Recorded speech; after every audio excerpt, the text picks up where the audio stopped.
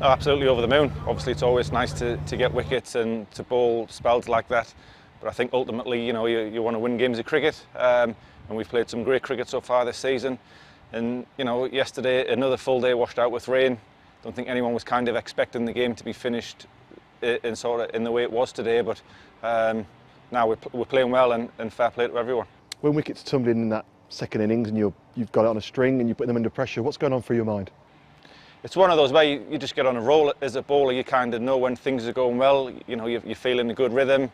The ball comes out exactly how you want it to, and just fortunate enough that, you know, lucky enough that they nicked them, the lads caught them, or they missed the straight one. So, you know, it's one of those days where it doesn't happen all the time. You've got to roll with it and make the most of it. Conditions were slightly in our favour, but you still had to bowl well, didn't you? That's full credit to you. No, definitely. I think the plan sort of changed this morning after half an hour or so. We were going to try and score a few more runs, but when we saw the overhead conditions as they were, we quickly changed that and said, you know, why not try and get bowling as quickly as possible. And when we went out after lunch, you could tell it was just that little bit flatter and drier. So thankful that we had that first spell of, you know, that spell the way it did. Fair to say that when you came from Durham, these were the performances and these were the matches you want to be a part of? Oh, no, definitely. Just sat in the dressing room there, I was just thinking to myself, you know, it was a really tough decision to leave. But I've 100% picked the right club, and we're playing some bloody good cricket. You know, I'm absolutely loving cricket at the minute. It's great to be part of, great bunch of lads, and you know, I'm having fun again, and that's what it's all about. I want to enjoy cricket, and when you're winning games of cricket, you're doing well, and you know, you're having fun. Do you set wicket totals, targets, or anything like that, or are you just going to go with the flow? Nah, just go with the flow. Try and win as many games as possible, pick up wickets along the way, and see what happens at the end. Look, it's a perfect win, isn't it, really? Frustrated by the weather yesterday, in such a dominant position, and you know, as we've been before, not only this season but in the past, you've got to play fast cricket to try and set up even an opportunity of a win.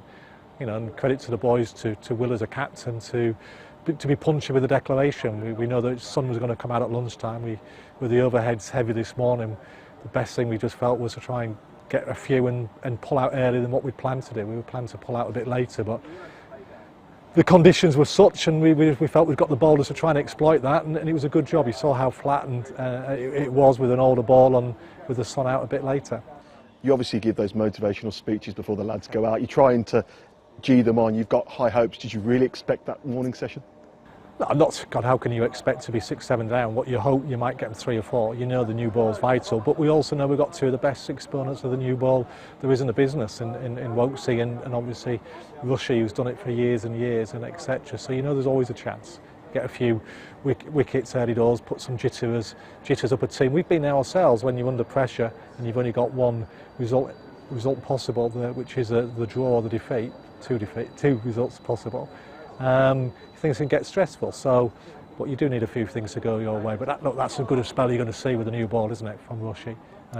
Great control of what he was trying to do, and the execution was immaculate.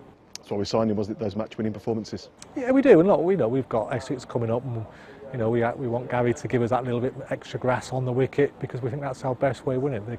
Essex have got good bowlers and Cook, etc. But you know, we feel at the moment, with the damage that we can do with a brand new ball, it's our best way of winning matches. As a coach, you was obviously really pleased with the response. Obviously, following last week, there was disappointments. Obviously, it didn't define our season, but then to come here and obviously overturn that pretty quickly is really impressive. Yeah, look, I think the important thing of the Surrey defeat was to take some good stuff out of it, because as I say, we were on the wrong end of all the weather, and we fought quite hard to stay in that match and to go into that day 3 right in there. And obviously the disappointment was that first hour where we lost all momentum and then a wicket. So, but it was hurtful to lose and to be on the wrong end of a collapse. But the key bit, as you say, you remember what you've done well, and we've played some good cricket this year, and we managed to back it up today. Like you said, the batting set it up. We played really well, yes, on the second day to get that extra bonus point. You know, Burgee and Barney's acceleration, you know, we just 1 point you're hoping to get 300, and then suddenly you're getting 350 against a blooming good attack. So a lot of things to be really happy about going into the next game. How much excitement do you get going into that next game against Essex? Oh, look, it's just confidence, isn't it? You've won 2 games now. You know, you're in a good position to have knocked over Somerset. Yes, we got beat by Surrey, but it's just confidence that you get. You know, that's Barney getting some runs, Burge getting another score to back up, you know, the rest of the order that's got some. So the more people you've got going into a match confident, the better you are as a team. But you know, Essex are a good team, Alistair Cook, etc.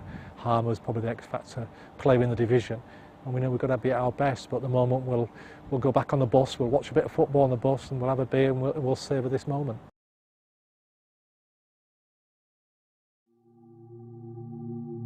Sensory rooms are incredibly important for us. Edgbaston wants to be for everyone, and we want anyone to be able to come and watch cricket and feel comfortable. So we came up with the idea that we needed to create 2 rooms, so that whether you're at the city end or the pavilion end, and you needed to take your child, young adult, into a safe space for a few hours, you'd have that capability here at Edgbaston. We don't want it to be a barrier to watching live sport. I think before sensory rooms we struggled, if we're honest. If we had a 2020 match, for instance, which is a few hours, that's a long time, especially for Stanley to not get overwhelmed or overstimulated, and not having a break or somewhere to go or somewhere to make it easier to get through them tough times is hard. So I know that Lindsay's boys and Celia can have a place to come, a safe space. Their times can be manageable now at the cricket, and we can last a lot longer. And they're my biggest supporters, so yeah, it's really good now. It's made a good change in our lives. Well, it was just all the time. It was just all over too overwhelming. Like the noise, because it's soundproof. Like there's no more noise anymore.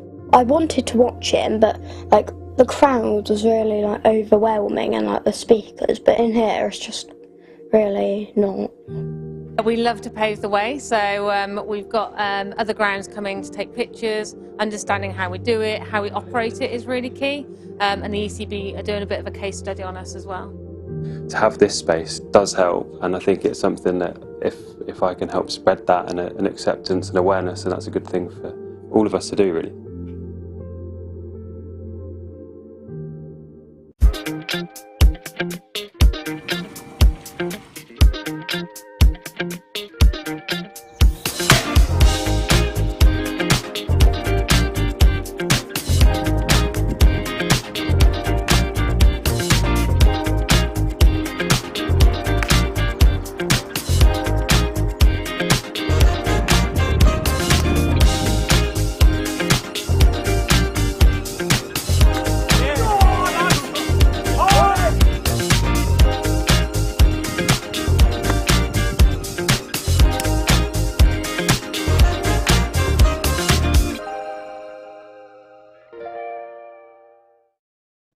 Vitality Blast Cricket is back. Just make sure you're ready for blast off.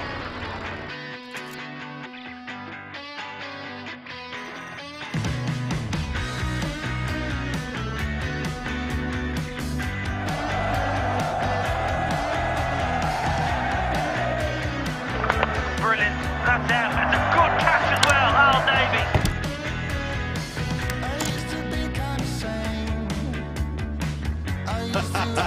They popped all their fireworks.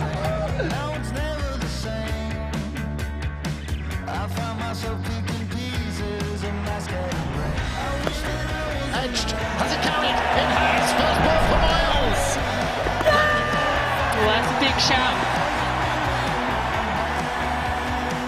In the air and out. Brilliant victory for the Birmingham Bears.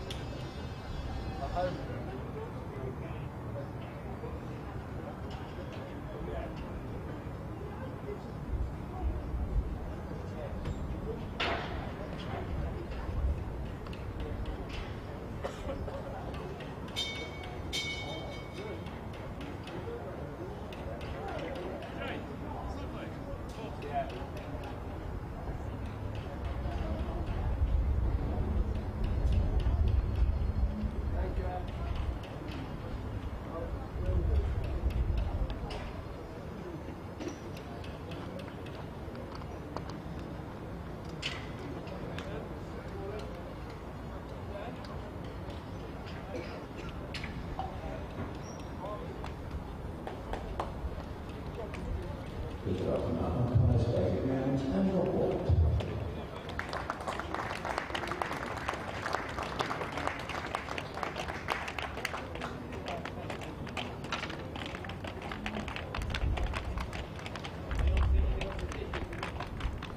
very good morning and welcome to Edgbaston for day 2 of the LV County Championship Division 1 game between Warwickshire and Essex. There may have been fewer than 50 overs bowled yesterday after rain delayed the start, certainly a very wet outfield delayed the start, but the game progressed rather rapidly. Essex bowled out for 126 in swing-friendly conditions. Tom Westley made 47, Dan Lawrence 29, 4 wickets apiece for Ollie Hannon-Dolby and Chris Rushworth. Warwickshire closing on 17 for 2, Jamie Porter getting rid of Rob Yates and Alex Davis to what was the final ball of the day. And it was a genuine final ball of the day situation, because it was the final ball of the 7th over. So we resume with the sky largely overcast, although there is a fleck of blue now over Edgbaston. There's a slight breeze, but really not an awful lot to it. And conditions you would imagine would still be fairly seam friendly. The commentary team today a little bit later, either at 11:30 or 12, depending on whether a guest arrives. You'll hear Phil Britt, who works for Warwickshire County Cricket Club, amongst other things as the curator of the fabulous museum here at Edgbaston. Don Topley will be with us once he's done his top of the hour report for BBC Radio Essex, and I'm Richard Wilford from BBC Radio WM and BBC CWR. So we're about to get underway, and I say it's only a light breeze, but as I say that, it buffets the umpire at the near end. Robert White and David Milnes are our 2 standing umpires today, and I would imagine it will be Sam Cook who will get us underway. Very good morning to you as well if you're watching on the live stream, whether it be through the Warwickshire or Essex websites or elsewhere. Good to welcome you aboard. Here's some of the work going on around Edgbaston in the background, which you could yesterday as well. Cook has a couple of practice deliveries to Westley, and now you will get us underway. It'll be Will Rhodes, the Bears skipper, 6 not out overnight, who's on strike. He's going to be joined by Sam Hain, 2 centuries and a near miss last week when he was out for 85 down at Southampton. He was beside himself to get out at that point, not least because his dad was watching. His dad was in attendance last week. Scoreboard yet to acknowledge the departure of Alex Davis, but it will do in a moment. 3 slips in place, little bit of sun, even a bit of a shadow in front of Cook as he comes in with the first bowl of the day, which is left alone outside off stump by Will Rhodes, and goes through the wicket-keeper Pepper, angling that one away from the left-hander. Sam Hain's name does now appear on the scoreboard. It's not the warmest of days. The temperature is expected to get better as the day progresses, and it will be a long day today. 104 overs are scheduled, which means that lunch is at the delayed time of 1:10 and tea at 4 o'clock. Cook in again, and once more left as it angles across, fuller of length that one.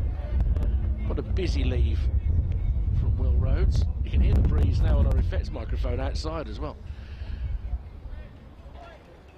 So the wind a bit stronger than I first thought. It's picked up for the start of play. Short boundaries, which the guys who were here yesterday noted, which you may see quite a bit this year given the speed of scoring that's required for bonus points these days. 250 for your first point. Cook in, back of a length, guided down into the ground by Rhodes. A bit of thigh pad about that as well, as it rolls away from the man under the helmet at short leg, which is Nick Brown. But short boundary is also fairly wise given how wet the outfield is here, so foreshortening it, it's not the end of the world. I think bowlers are going to have to get used to short boundaries around the circuit as well, as teams chase runs for batting points. Cook back of a length, a rather more solid looking defensive shot towards straight mid wicket, fielded there by Doug Bracewell. Jamie Porter down on the long leg boundary is jigging up and down at the moment, hopping on right leg, now on left leg, kicks his right leg forward. Gets ready to try and add to his 2 overnight wickets, 2 for 7 he took in his 4 overs yesterday evening before the close of play. As Rhodes just jabs this bat down up towards the top of his bat. Ball that was on the line of leg stump, and it has come back a bit off the seam, that for Cook. Rhodes was able to diligently get it down in front of him. To an update for listeners at BBC Radio WM and BBC CWR in just a moment. Should be able to describe the final ball of this first over before it, though. So he comes in again to Rhodes, who lined up as if to drive, but then rather more tentatively prods the ball back down the track, and it's picked up by Cook in his follow-through. So the first over of the morning is a maiden, and Warwickshire remains 17 for 2, trailing by 109 runs. Jamie Porter will come forward to bowl his first over from the Birmingham end of the ground.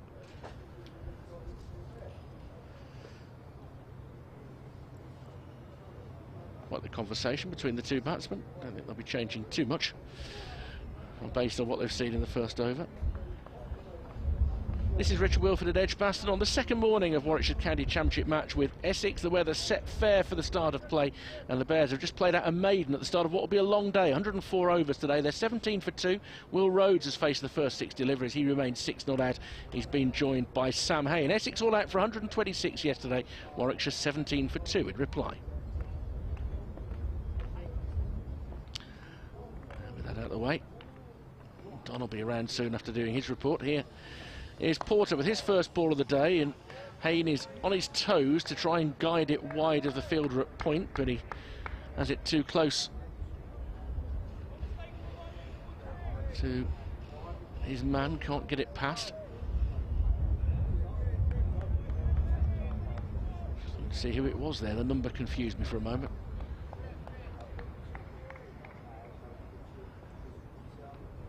So Mr. Cook is the first of 3 slips. There's 3 slips, a gully and a point here. As this one's straighter, it's a thick outside edge from Hain that will get him off the mark down towards third man. Sliding stop, and they come through for 2. Comfortably enough. And the Bears off the mark for the morning. They go to 19 for 2. I think it was Nick Brown who was fielding there, having taken the helmet off. So here's Cook at first slip, Harmer second slip, excellent catcher Harmer, Lawrence at third slip. Hain has picked something up and given it to the umpire. I don't know quite what it is.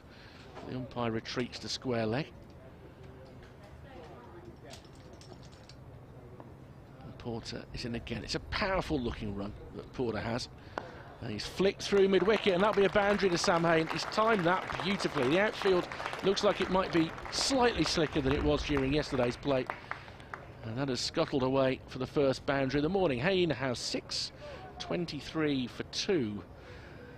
The Bears, they trail by 103. Porter just over-pitching that one in towards the pads of Sam Hain.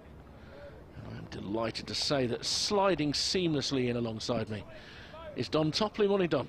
Good morning, Richard. It's great to be here. Day 2 of this championship encounter. Essex under a little bit of pressure, but we don't know really what this wicket is about until both sides bat. What sort of help are they going to get this morning, as this again is guided through the slip cord, and this time the chase will be in vain. A second boundary. It is a false shot from Sam Hain. The bounce was quite low, and he's played it with relatively soft hands, so it was never going to carry through to the slip cord. But as much as that's gone to the fence, that will be encouragement for Porter.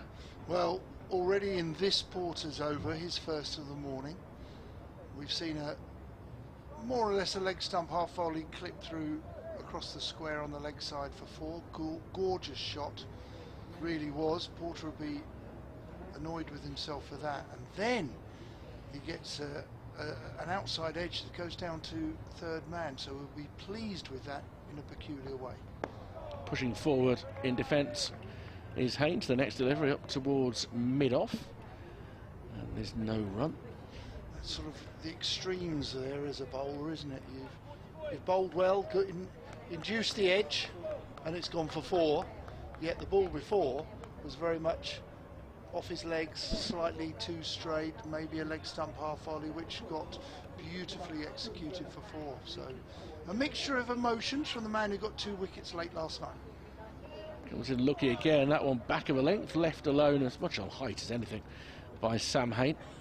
As Porter completes an over that conceded 10 runs, but 4 of them were a little bit fortuitous. 27 for 2 Warwickshire, 99 the gap between the two sides. We saw with Warwickshire's game at Hampshire last week that you can't take it for granted that the ball is going to do the same from one hour to the next. There were spells last week when the ball was talking, when Chris Rushworth was making the most of it, Kyle Abbott was making the most of it, and you know, new morning, you wait to see what's going to happen. Yeah, one particular ground which we all know, very famous ground in London called Lord's. You often look up rather than down at Lord's because of the atmospheric conditions, and it's going to be Cook on his way in from our end, which is the pavilion end, bowls a decent ball, where Rhodes comes forward, plays into the offside, no run. So Lord's, you often look up and not down to see the atmospheric conditions on how that will change the day's play. Here at Warwickshire, look, over my years I've never played on poor wickets here. They've always been pretty good, and you know, I'm concerned with 126 all out yesterday, but let's see how Essex bowled today. Cook on his way in to the captain, the Warwickshire captain, who watchfully allows it to go through outside off stump through to the keeper. There is no run. The wickets, when they did come, they came in bursts yesterday. Chris Rushworth's second spell created havoc just before the tea interval, and then Ollie Hannon-Dolby doing the job that he can do, tidying up the tail. But they did come in 2 clusters, didn't they? Yeah. I think there was swing yesterday, and there was a little bit of movement. I had a chat with Gary Barwell this morning as Cook is on the way in. 3 slips waiting, back pad, decent ball, but watchfully left outside off stump by the captain. Will Rhodes through to the keeper for no run. It was interesting, I went out there, because when you look at it here, there appears to be yesterday a little bit of greenness. But actually, when you get out next to the wicket, and we are high in the gods here, when you get down there and actually have a look, there isn't much greenness. The only bit of greenness there really is on the edges of the strip. Yeah. And it was only people like me who bowled on those bits. As Cook comes in, bowls, is played into the leg side, nice and straight, sensibly played there, well timed into the short mid wicket where there is no run. So listen, there isn't as much grass once you get out there, live grass. Once you get out there, when you look from up here, you think there's a little tinge. Yeah, what you've got at the moment is this broad light green frame that goes all the way around the pitch. Yes. And if you're looking on the TV stream at the moment, on the right hand side of it, it looks like that green goes onto the wicket, but when you look up here, it doesn't.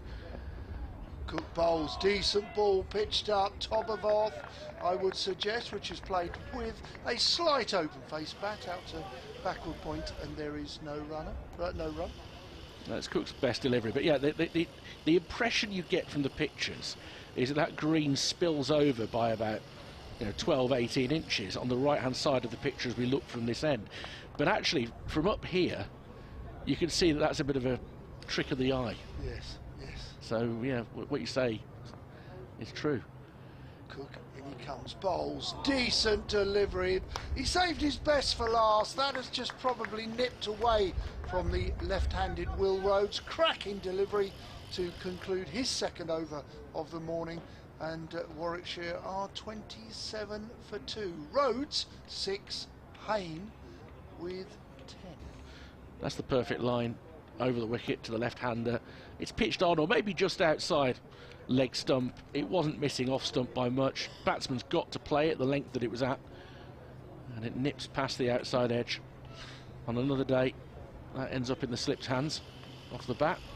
Talking to the head groundsman, interesting this particular strip since Sunday, last Sunday, has been uncovered for a maximum of 2.5 hours. Yeah, I can well believe it. Porter back of a length, up on his toes is Hayne to guide it back into the turf, and rolls up to Porter in his follow-through. I mean, I only live a couple, 3 miles away from here, and you would have had precious little time to work on this week, in that the rain has been heavy.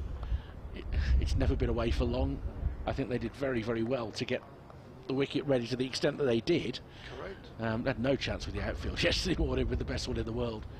The rain Wednesday into Thursday was quite something. Jamie Porter approaches once more, and that's left alone outside off stump with a bit of a stride across from Sam Hayne. It then indicates that with his hand that might have been moving a little bit. I think it's held its line, actually, that from Porter. Well, you're absolutely right. What about club cricket and the ground challenges for ground staff there? I really, and I said to Gary this morning, I said I thought you guys, together with and I tweeted it, I suggested that the officials and the ground staff were trying to get the game on yesterday. And we had a 2:30 toss and a 3 o'clock start. Back of a length, again onto his toes, outside off stump, and defending it back in his follow-through. Yeah, they couldn't have got it on any sooner, could they? No. It was saturated, and the main concern was, will it dry? Will it get drier out there? And they both, all the officials agreed that, look, we're going to try and get the game on, and it was good to see, led by the umpire David Mills. I was quite pleased, but they've only had the pitch uncovered for 2.5 hours since last Sunday.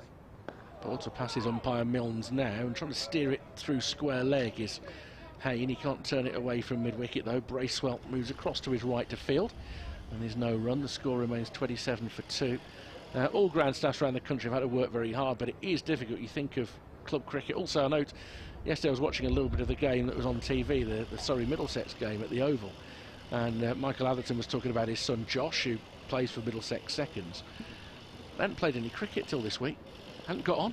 Every match had been abandoned. As again, Hayne turns the ball towards mid-wicket. He's coming across his stumps there, and you do get these oohs and ahs when Sam Hayne does that, because he always looks like he's making himself an LBW candidate. But generally, of course, it's a strong area for him. Well, risk and reward, absolutely, he is a good player. And he's had some form of, I believe, Lions recognition over the last couple of years. Yeah, he was away with them for a while in the winter for the 50-over games.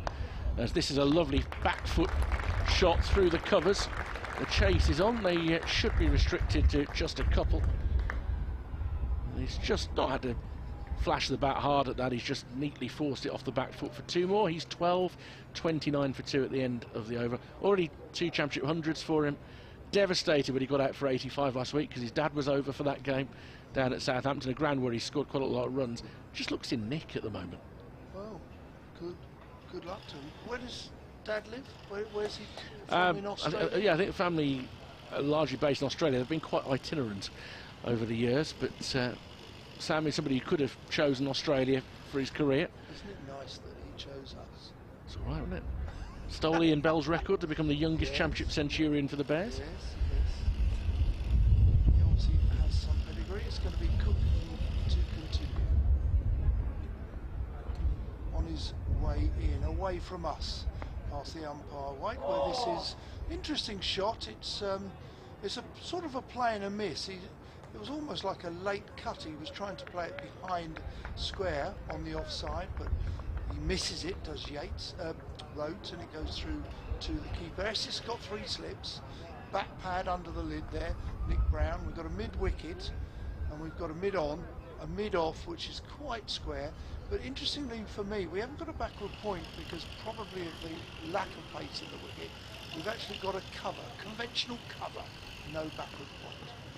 This is a genuine play and miss. It's pitched up by Cook.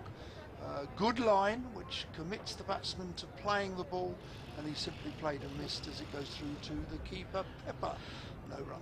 Will Rhodes is in, I would say, a fairly urgent need of a single here, in that he's faced all 14 deliveries that Cook has bowled this morning with increasing concern for his future safety, I think, in terms of yeah, I mean, he's playing and missing. It was a waft the ball before. It was, wasn't it? Yeah. Cook nice and close to the stumps, bowls, drags Rhodes forward, where he plays sensibly and smartly into the offside. Good forward defence, and there is no run. Took him a few balls to settle, but he's settled into a really good line, Cook, now. The closest the crowd can get to the pitch today is in the Hollies stand, and last count as I came on air with you, Richard, I counted 18 square of the wicket in the Hollies stand. In comes Cook, nice and tall, and this is another very, very good delivery where Rhodes has played and missed. I would suggest that just done a little bit. It's a great angle, great line, great length, and Cook walks away on his follow-through, looks to the heavens as if he's not having any luck this morning. Of course, the cognoscentia in the lower tier of what used to be referred to as the press box stand. The press box, of course, is nowhere near it these days, but just to the left of the main scoreboard as we look. That's the nearest they'll get to behind the arm. Cook is in, bowls a little too straight. That's gone for 4 as it races right across the square of the wicket on the leg side, and it goes over to the hover cover, which is about 10 yards beyond the boundary. Race across the square, Richard, super shot, and Cook will just kick himself by saying, did I just bowl? Allowing Warwickshire to relax the pressure and just bowl a little too straight. I mean, he did, but if he gets back on line in the next ball, he won't have to worry about that too much. Well, it's the next ball now, and this time it swings back, swings late from the right-hander Cook, and I have to say it was a good delivery. It was close to the stumps, it came back with the swing, but full credit to Rhodes, who was particularly watchful and disciplined that ball, and he allows it to come through for the end of the over, 33 for 2. Yeah, I think the majority of the swing on that came after it had passed the stumps, which tested Pepper behind the stumps, but he took it very well low down in the end. And I thought Nick Brown had got a bad back for a moment, but what he'd done, he'd taken his helmet off at short leg and he was reaching behind him with both hands, and rather than rubbing his back to say, oh, I'm sorry, he was just trying to dig his cap back out and pop that back on his head.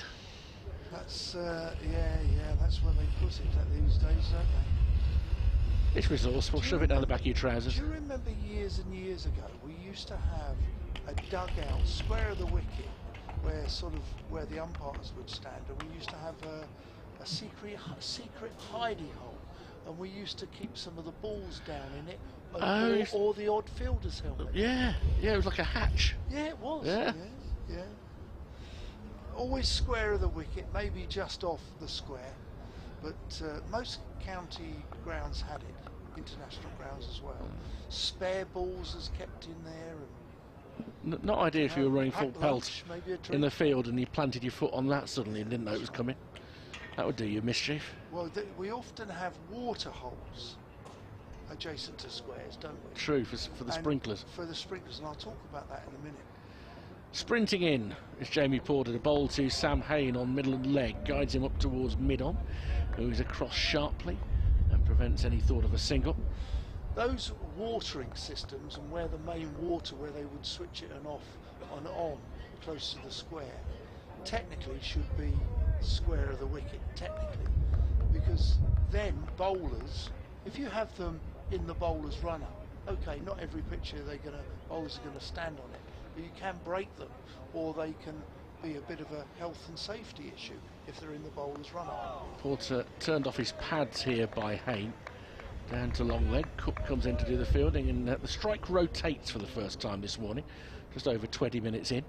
Hain to 13, 34 for 2.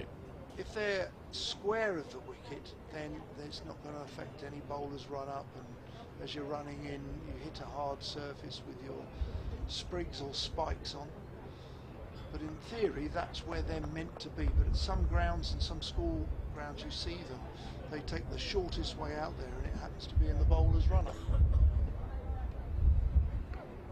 Yeah, to be fair, I can't tell where the sprinklers are looking at. I'm guessing there might be one, unless there's a hole that's close to the test wicket, which could be to do with IT and the cameras. I think it is to do with TV, yeah, I think it is. You see several in a line there. So Rhodes facing Porter for the first time this morning, and Porter having to adjust his line has just angled that a little bit too far across, so Rhodes shows no interest. And it goes through. There's not a lot happening in the air yet. We saw that swing after the ball had passed the stumps from Cook, but there's not a lot out of the hand right now. Little bit of seam movement offering, but not a lot for Essex to get their teeth into just at the moment. This ball is what, 12 and a half overs old. You'd be hoping it was doing a bit right now. As Rhodes covers up his next delivery around off stump, steers it towards mid-wicket. Mid-on comes in to do the fielding. That's Snater, and there's no run. We had a bit of sunshine at about 11 o'clock, but it's now, we've just got fairly highish cloud, no sign of rain imminently, but it's sort of filled in, but there is definition in the cloud, which is good to see. Angled away outside off stump again, this by Porter. The forecast suggests that there is a slim chance of rain today, in that it rarely goes above 12-13% chance of rain, so we'd be quite unlucky. Between 4 and 5 is the worst period. Is it? You know, that's where it goes up to 24%, but equally, you know, that means it's more likely than not that it stays dry. 73% chance of no rain. Yeah, we might take up your maths in a bit, but we'll work on that. As trying to drive but not quite reaching it is Rhodes, and it's miscued up towards mid-off end of the over, 34 for 2. We've got 24 plus 73 there, which is 97. Right, so there's 3% chance of something else. Locusts. I don't know. Fog. 3% of fog. Fog. Could be that. Sea fret. Birmingham. Probably not so much here. Actually, where's the nearest coast to Birmingham? Is that a silly question?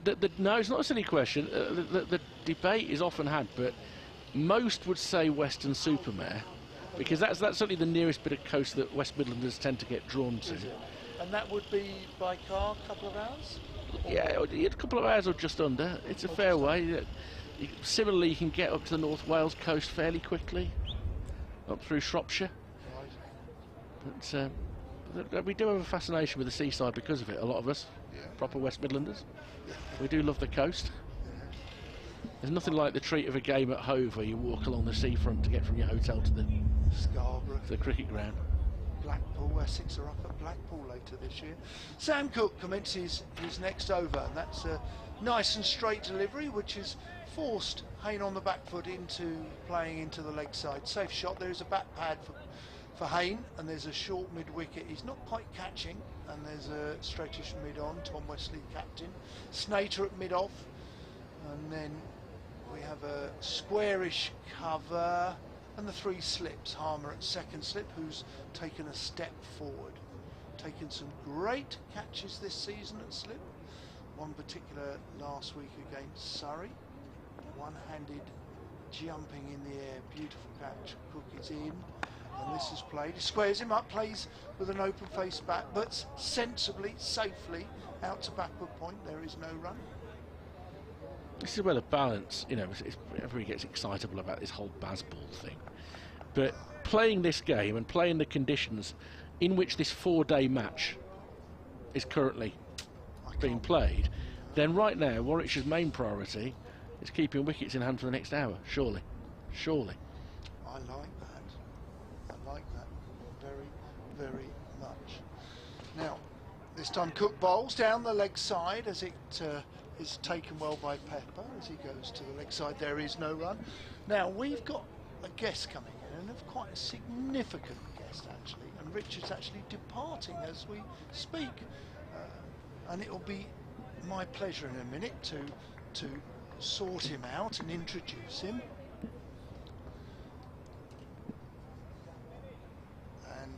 He's got his cans on, he's ready, and if I could introduce him as the head coach of Warwickshire. Sam Cook is in, bowls, good delivery, and he plays it sensibly, does Hayne, as he plays with slightly open face, good delivery, and he takes a quick 2 as it goes down, halfway down to the long boundary that is at third man. Sensibly played there, 36 or 38? Am I going to call it early or late? It is 36 for 2. And a very good morning to the head coach, I think I'm right. Head coach, yes. Mark Robinson, very good morning to you. Yeah, good morning. Delightful to have you in. Thank you for taking No problem. Very lucky to have me, the most superstitious coach on the circuit, coming in on a bowler-friendly day. You've got your fingers crossed. And Cook is in, bowls nice and straight, which is forced into the leg side, sensibly, smartly, but there is no run. He finds the fielder at mid-wicket, no run. I'm usually hiding at this point, trying to get a bit of calmness. Are you a nervous watcher? Not a nervous, superstition, so I like to try and find a lucky spot. A lucky spot? Lucky spots, yeah. Have you put your shoes on in the right order, or...? It's generally, to be fair, if I'm really serious, it's when we're bowling, I've got this thing where I need to be outside, and I can feel the atmosphere and hear the talk, and then I've got these spots around the ground at Birmingham where we seem to get more wickets than others. This time Cook goes for an LB. I'm not quite convinced, and nor is the umpire. There were a few LBs yesterday with the way you guys bowled yesterday. Certainly Rushworth early doors.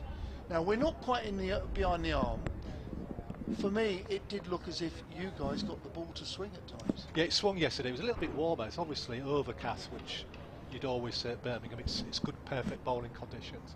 But we had a bit of sunshine, but what we had is that little bit of humidity, a bit of moisture around because of all the recent rain, and it swung. It didn't so much seem, but it swung, and obviously Rushy has that great ability to get the ball full and catches people. He's a little bit quicker off the pitch, which I think is one of his great attributes. He's not the quickest through the air, but he seems to gather pace off the pitch.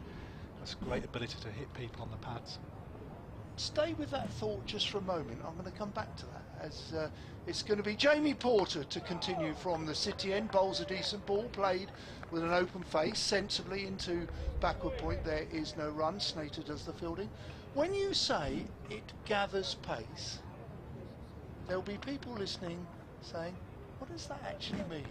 Can you explain that? I think it just seems to hit batters before they're quite ready. So would you say he's quicker than he looks, bowls a heavy ball? No, he's not. It's that ability to gather pace on a fullish length and hit people a little bit quicker. Kissing the deck? Yeah. Is that a fair...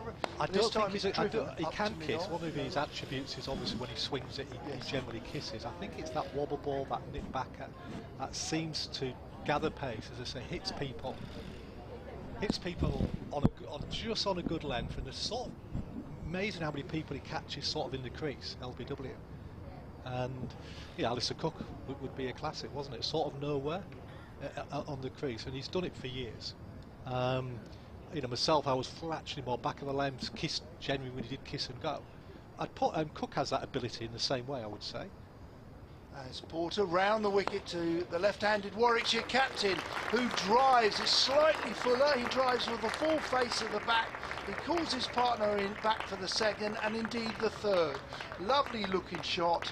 He made the most of Porter's length there as he just push drove it all the way out to long off for 3, 39 for 2. You mentioned yourself actually. You know, you had a distinguished career with Northamptonshire, Sussex. I remember playing against you. Tell me about your own bowling and how, if at all, it's changed. The wickets haven't changed, top of off hasn't changed. No. But how has bowling changed since you played to today? As Porter on the way in, right-handed, Hayne facing, 4 slipped. And this time with the keeper standing up, which, like yesterday with Michael Burgess, has made the batsman come back into the crease. He wanted to play and take his stance outside of the crease, but with the keeper standing up, he can't because he could be stumped. Sorry, it was a long... No. How's it changed for you? Like you said, top of off stump never moves. My type of bowler would have done well in this type of era because the accurate bowlers sort of went out of fashion a little bit. Everybody wanted to be 6'4", express pace. An hour. Porter bowls. This is played off the back foot into the offside, no run. So we've had a bit of a resurgence of the Cooks, the Porters, Rushworths, etc. These very accurate, skillful, you'd have to say fast medium bowlers. But I think the biggest difference is that, one, the wobble ball. You know, we had bowlers back in our day who would miss the seam on a frequent basis, but you'd be frustrated by them. Because they hit the shiny side. And it would catch it and everything. While now the art is just to catch the edge of the seam, maybe scuff one side and get this ball to nip. Porter in bowls, this time Hayne comes forward, keeper standing up, play back to Porter to conclude his over, 39 for 2. So the wobble ball is the biggest change, and then the other one is the amount, because of the wobble ball again, how much time bowlers spend around the wicket to left-handers. Yes. You know, and let's talk about it. What about you? For me, bowling around the wicket to a left-hander, for me, was often a last resort or plan C. Absolutely. Because the way I bowled, I wanted to swing it back in, get him LB or bowl through the gate. Yeah. And yourself? Well, exactly the same. I was lucky that I got so close I could pitch on the stumps a lot, but you're right, I was looking for LB's bowl or that thin nick that went through to the keeper. Which didn't swing. Yeah, which didn't swing and just went naturally on the out. But with the invention of the wobble ball, and Stuart Broad really shows off at a test match level at round the wicket and getting that ball to leave the left-handers, and it's the left-handers overall haven't really worked out the best way of combating it. Some go quite a long way over to try and get into the channel. Sam Cook on his way in bowls. A decent ball. I think that looks to me as if it's just swung back in, but it's been played well by Rhodes, who's going to collect 2. It's pulled up just inside the boundary, a metre inside the boundary at third man. So good looking shot there, well bowled by Cook. Good cricket all round, 41 for 2. Yeah, and as I say, it's interesting to hear Cook's going over the wicket to Will Rhodes. He's had a little bit of a go around, he's come back over. As I say, the bowlers nowadays are a little bit more adept than probably what we were. We were probably more fixated. And that's the evolution of the game, isn't it? That's what's exciting in that sense. So there's been some definite improvements, and there's obviously some things that probably we'd look back and hark on back to is better in our day.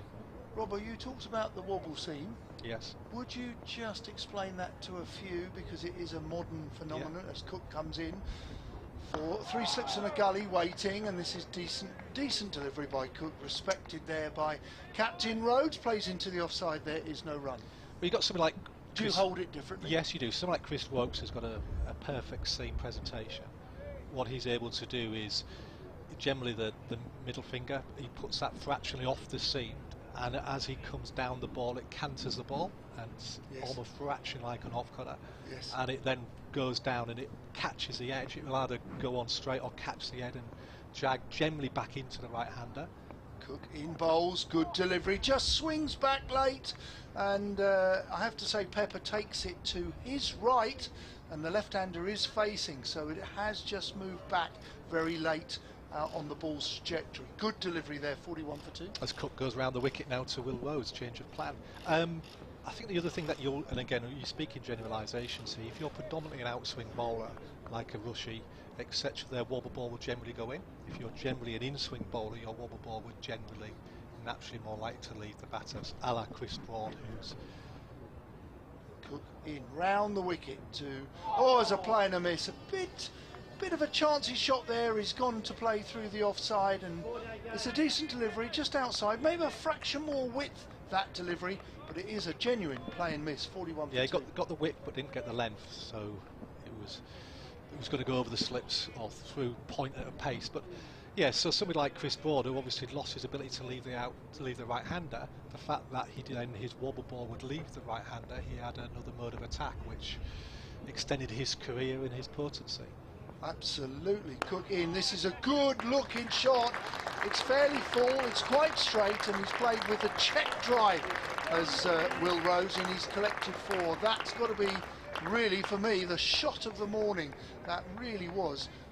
It was class, it was executed well with the full face of the bat, and what we would term a check drive. Yeah, and it's a big innings this for Willie. He puts a lot of pressure on himself. He wants to lead from the front with performance as well as off the pitch.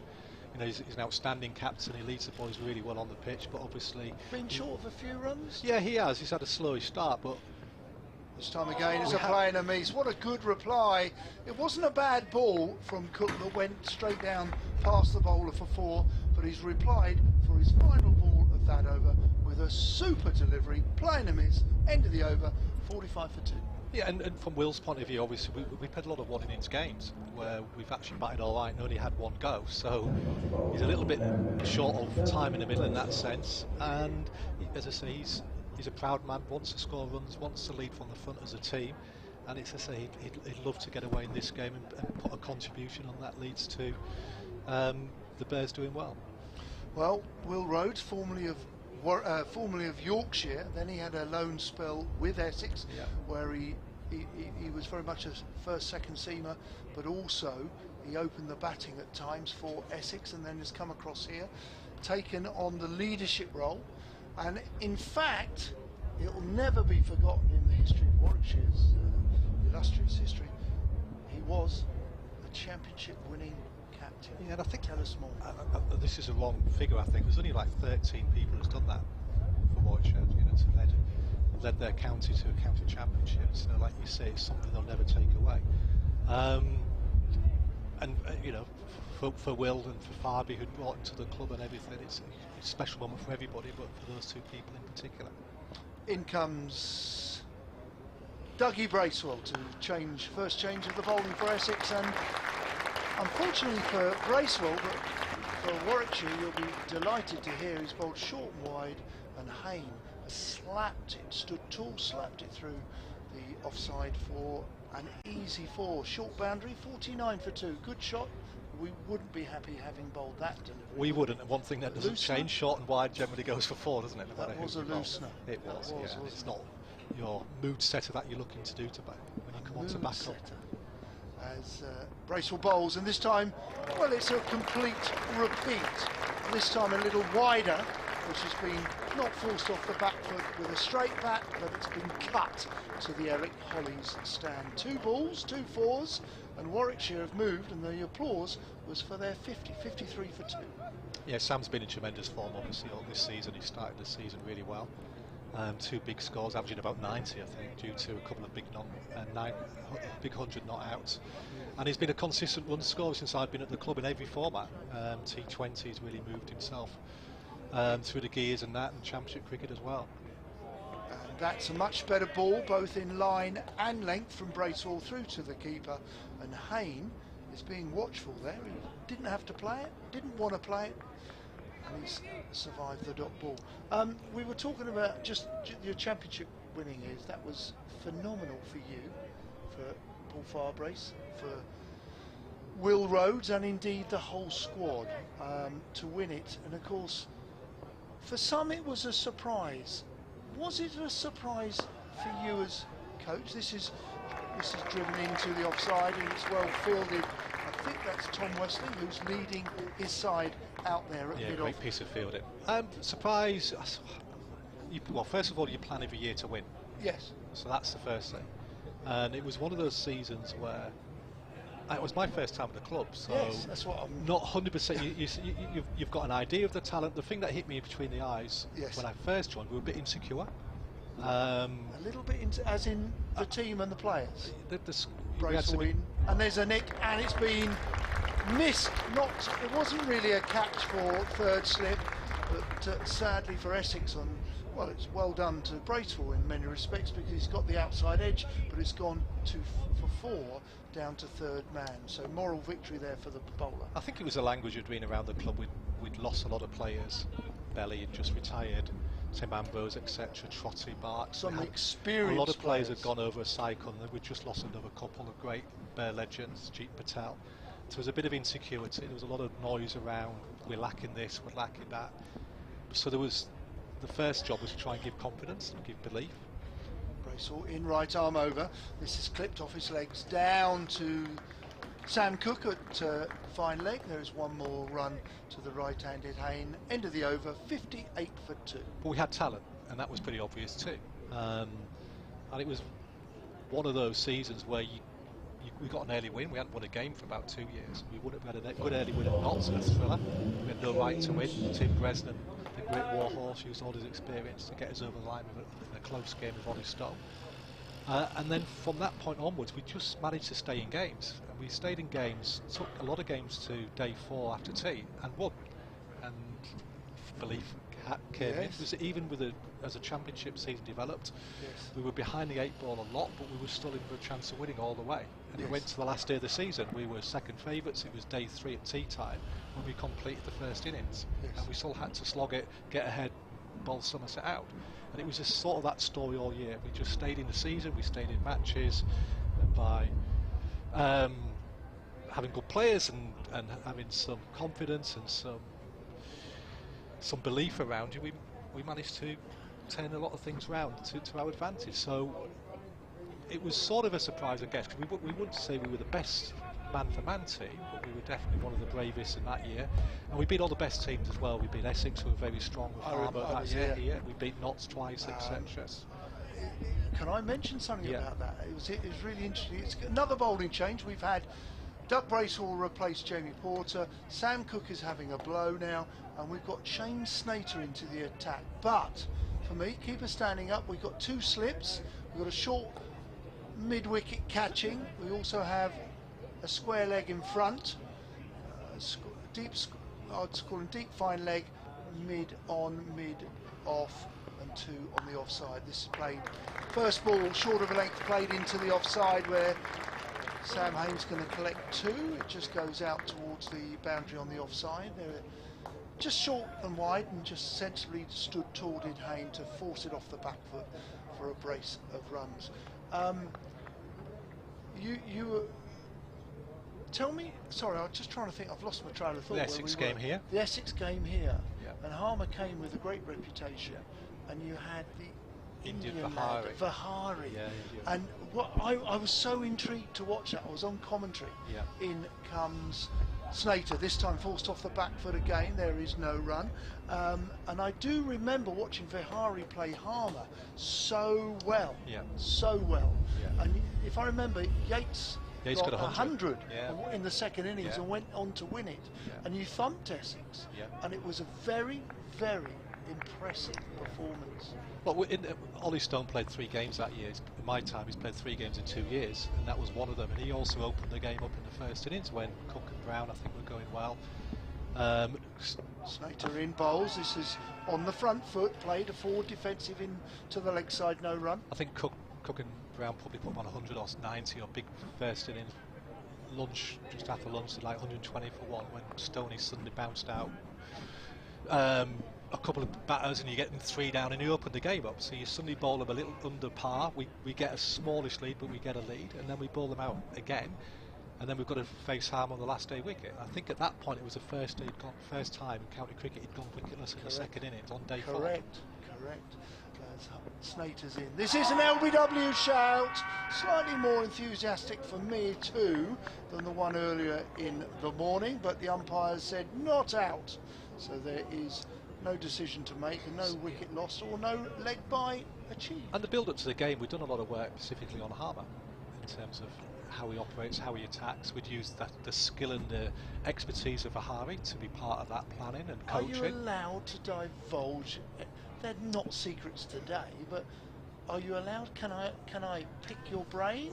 What did Vihari say? Well, it wasn't so much Vihari, it was the coaches, but Vihari would be part of.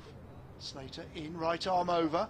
Oh, that's a decent delivery there, which is, I don't know if it kept a little low, Robbo, but it's cannoned off. It's just a Jaffa, I think, isn't it? It's angled in and nipped away. Good looking delivery Got there a good length from ball. Snater. Sorry, go on. No, look, the planning and everything would have come from myself and the coaches, and Vihari was part of that execution planning. So we'd take Merlin into the nets, etc. So, you know, it's Merlin being the bowling machine. The bowling machine that replicates spin. So we were talking about how often he has a leg slip on or short leg, how best to combat and take those out of the game if you can. Snater in, this is forced off the back foot into the leg side, no run, end of the over, 60 for 2. How to use your guard to cleverly to try and mitigate risk. Vihari talked a lot about how everybody goes back and tries to get down, but Vihari really hits him. He doesn't just work, he hits it almost through short leg, etc. So he talked heavily about that. One of the things that we learned in that game in the first innings, what Harmer would do, his plan B would be to go to quite wide into the footholes. So we'd had to change our guard to actually just straighten him up a little bit because he was bowling wide. We were possibly a bit in danger of being too leg side. So a little bit of cat and mouse, of the game. With the bowler. Exactly, that's it. And having been proactive and looking to score. Now it was. Sorry, Robbo. Just can I ask you? Just explain that again, and in a little bit more detail, if possible. So Harmer would come wider of the wicket. So his first plan would be to probably bowl quite straight, and he's got a short leg, maybe a leg slip. So what the danger is, if you're too far over, you're turning the ball into them. So we'd talk about maybe being a bit more off leg side of the ball to open up the offside of scoring opportunities, maybe combat his dismissal. Because that's the biggest thing you're trying to preach as a coach. You're trying to preach you're trying to combat their best ball, but you're trying to score. So you're not just all about survival, you're about scoring. So that was one of the plans. You don't want to get stuck in a bunker against a spinner. Oh, any bowler. And then what we learned from the first innings, he would actually go quite wide to footholds, which were probably not traditional what an off spinner would do because they were a bit wider, but he had this great ability to hit them and visit. Yes. So again, if we were a bit leg side, I think Lammy got ball through the gate. So we then had to talk about making sure as he adapts, you adapt with him. You might have to think about going further over because it also again opens up scoring opportunities and starts to take out his wicket taking his best ball. Bracewell bowls a ball that just comes back, and it's well watched and good discipline there from Hayne. And I think the other bit you've got to remember, secondly, you've got to be able to execute those plans, and it wasn't a Raging Bunsen, so it didn't actually. It spun, of course, and it's a last day wicket, 4, and he's a quality bowler, but it wasn't a Raging Bunsen where Harmer can make any team look silly no matter what planning you've done. But the key bit as a team, as a coach, your team is planned and have got a method and in how they want to play, and that always gives you half a chance. That's a great insight there. Dougie Bracewell on his way in from the city end. This is Force again. Good looking shot. Not the greatest delivery from Bracewell. He's bowled a couple of mooses earlier when he first came on from that city end, and I'm afraid that was not a great delivery as Hayne invests in another 4 short and forced it into the offside to the short boundary for 4. You plan for every team, but some teams have somebody a little bit different to the norm. So I think Harmer's the X factor in the championship. When we played, it could be a Marsh and a Walsh. We had Mushtaq Ahmed at Sussex. There hasn't been that in county cricket for quite a while. Yes. But the one bloke who's a bit different and a bit how his figures would suggest he is as well is Harmer. He's that X factor player that if you've got him in the team, you're probably not getting relegated. It's whether the rest of your team wins you the championship. No, I like it. I commended and suggested about how well you played Harmer that particular game, and I remember it vividly. And we were talking about the Indian player that was here for a few games. Bracewell bowls nice and straight, much better delivery as the sun tries to come out. Which is no run. Beauty of an overseas player giving back, educating and helping when you get the right overseas player. How didn't have the greatest season for us. He got a 50 in that game to help us win. But the contribution he makes on helping educating how to play spin is enormous. He helped Rob Yates to get 100, get settled at a pressurised part of the game, etc. Turns from the city end. Dougie Bracewell bowls outside off stump, maybe a slight bit of a way swing through to the keeper. End of the over, 65 for 2. Offside sweeper gone out, which is nice for us because it gives a ability to rotate the strike. Obviously protects the boundary for Essex. It does indeed. Very happy if you're rotating the strike in this environment. One thing I do remember for this game, and I'll pick your brain from that game in where you won the championship that season, and we just talked about Bihari, Harmer. There was a dismissal of Dan Lawrence, and I don't know if you remember. Brilliant catch mid-wicket. Mid-wicket. Will Rhodes again. Correct. Brilliant catch. And that took a little bit of air out of Essex. Absolutely, because Cook and Brown had played so well that day, and then they lost Dan Lawrence, and it just opened it up a little bit for Warwickshire. Definitely. I mean, I think the second innings we just worked our way through the batting order, and Cook and I think it was Harmer batted for a long time. Really held us a lot. I think the tender starters in the first innings, Cook and Harmer. It was a great game of cricket, and we had a lot of games in that season where we won on the last day in the last hour. We beat Notts in the last hour, which is a testament to the wickets we were playing. That's a happy knack, isn't it, as well? Snater bowls. This time it's played into the leg side. He's going to look for two. He's the left-handed captain, and he turns and calls his partner back through, and that is the 50 runs there for Will Rhodes. 50 runs from 73 balls, and you can hear the applause from the Birmingham public here at Edgbaston. So Tim Bresman would have been a big part of, but a big part of our success as well. When you've got good old pro, sort of a big part in the team. It was sort of him and Rhodesy would share the overs, a little bit of the four-seamer.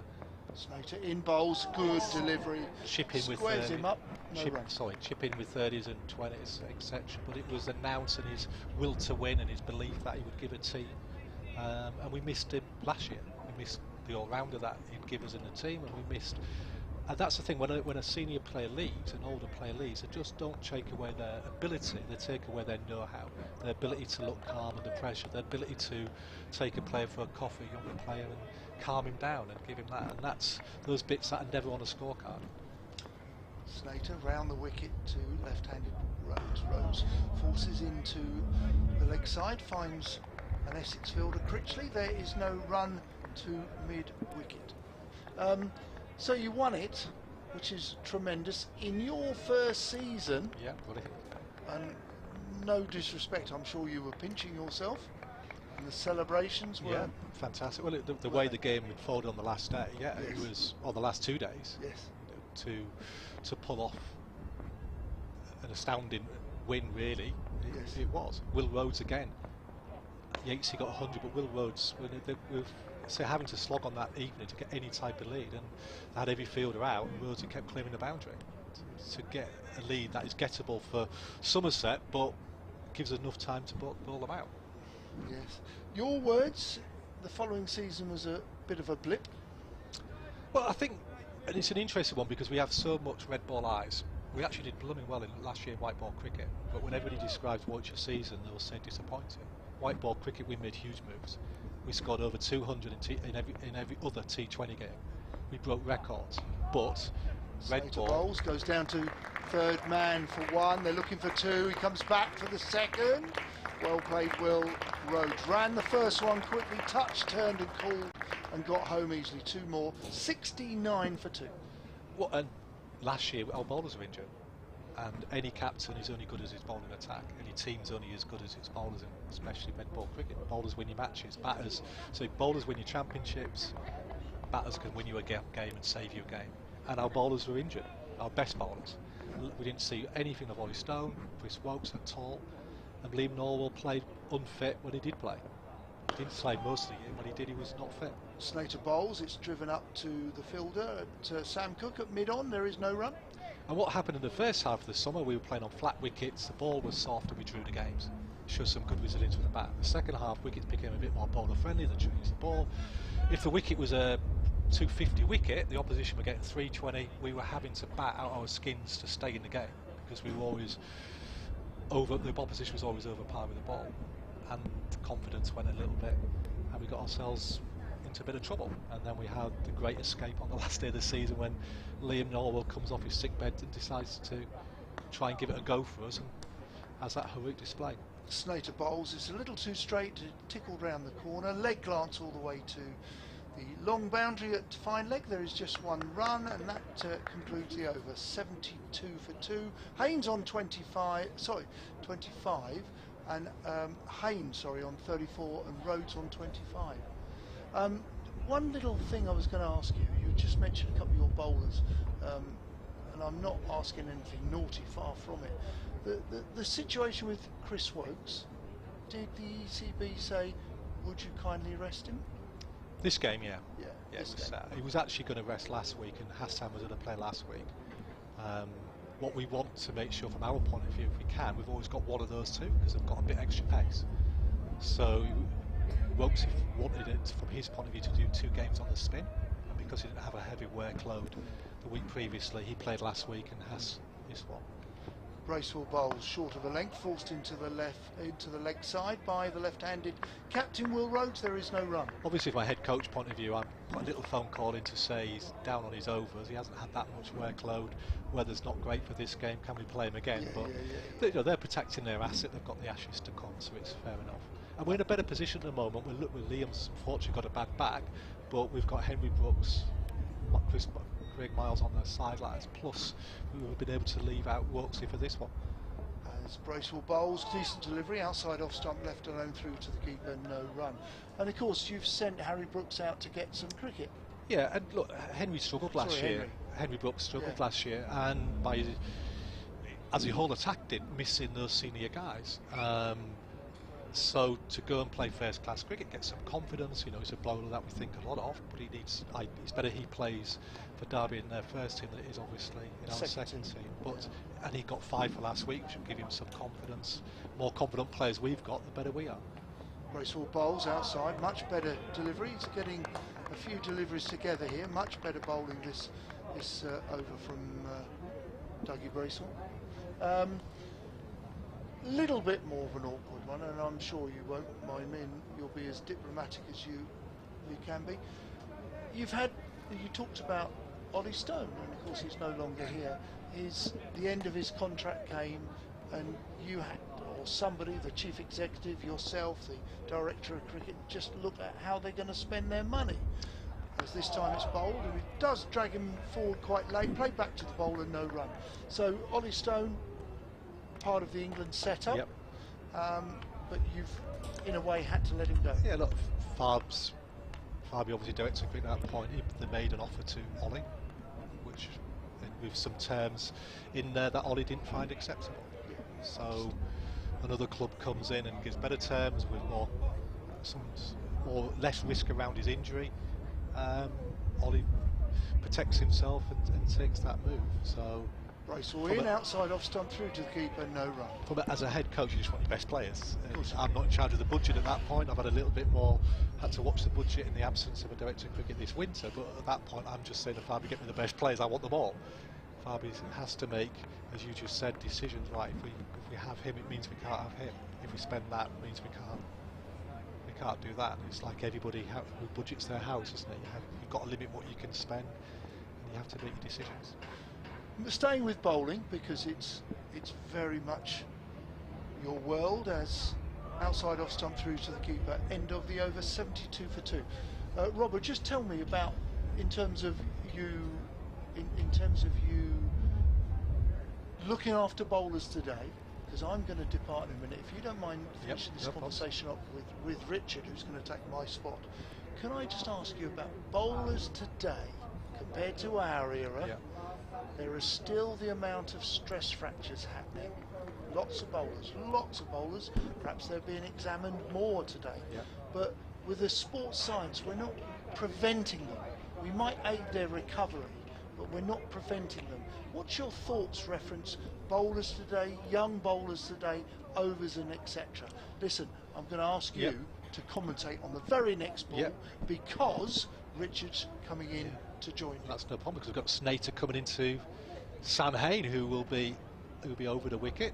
We're quite happy at the second from a Warwickshire point of view, but a little bit of partnership. The dressing room will be feeling a little bit calmer than it has been. The head coach definitely is sat here. But we know on this wicket, and with the bowling conditions you've got, you can lose one and you can lose two quite quickly. There we go. We've managed to make the switch around, and Snater is in to bowl to Hain outside off stump. Wicketkeeper standing up. Seeing a lot of that this year with the desire to stop batsmen taking a pace down the wicket, which is very in vogue, isn't it, at the moment? Very in vogue, and it has been something that was done before. It's not a new thing, but we've seen it a lot more. So keepers coming up to the wicket to try and combat it quite right. The skill of the wicket-keeper keeps on improving year in, year out. You will hear a news bulletin in the background now. Don't worry about that too much, because I'll be doing a report at 3 minutes past. Snader comes in, quite a bounce about his stride, and that one's cut back, and having to dig down onto it is Hain, who turns it out into the leg side, and there's no run. I think that we had a question about how we look after bowlers. I think, first of all, to my era, the bowlers, I was a bit of a cart horse. The bowlers are now a lot more athletic. The more athletic you are, the more of a thoroughbred you are, the more you are prone to pick up injuries. We expect our bowlers to dive full length. We expect our bowlers to throw themselves around. So I think there's more heavy duty on them in that sense, more expectation. Snater once more, right elbow out as he pumps his arm forward and bowls to Hayne, who just squirts it out behind point for a single. He's to 35, 73 for 2. And I think the other thing as well, with one of the lines that I had from one of my S&Cs, a player will never thank you for the injury you prevented. That we never knew that would have happened if it wasn't for the good interventions and the good physical work. I think there's definitely an argument sometimes to our bowlers bowl enough. What is definitely happening now, the belief is you're better off keeping on bowling than having big gaps in your programme. So to bowl continuously is less at risk than it is to suddenly have spikes where you've had 3 weeks no bowling and suddenly you go through the roof. But it's not an exact science. The body's prone. It's not a natural thing that we do when we run in as hard as we can. We jump in the air, we hit the ground, and we hurl our arms over on different type of surfaces. This surface is today, the ground's so heavy at the moment. Snater in round the wicket to Rhodes and off a thick outside edge. You'll probably get 4 for that.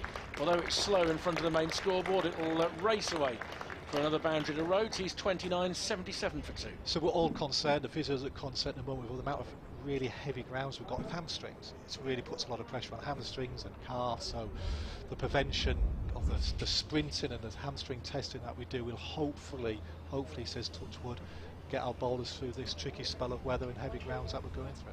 Yeah, it has been a very, very wet April and May, that's for certain.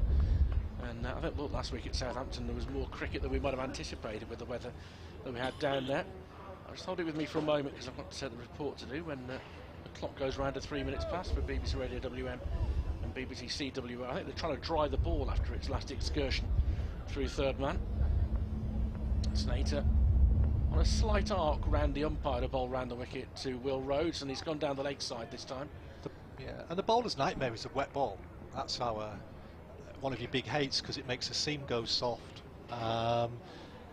So you're trying to stop it going in puddles or anything. There's nothing worse than when you continue to play in drizzle and the ball gets soft, the batters get through it, and you're starting to negate that seam movement that you're desperate to get as a bowler.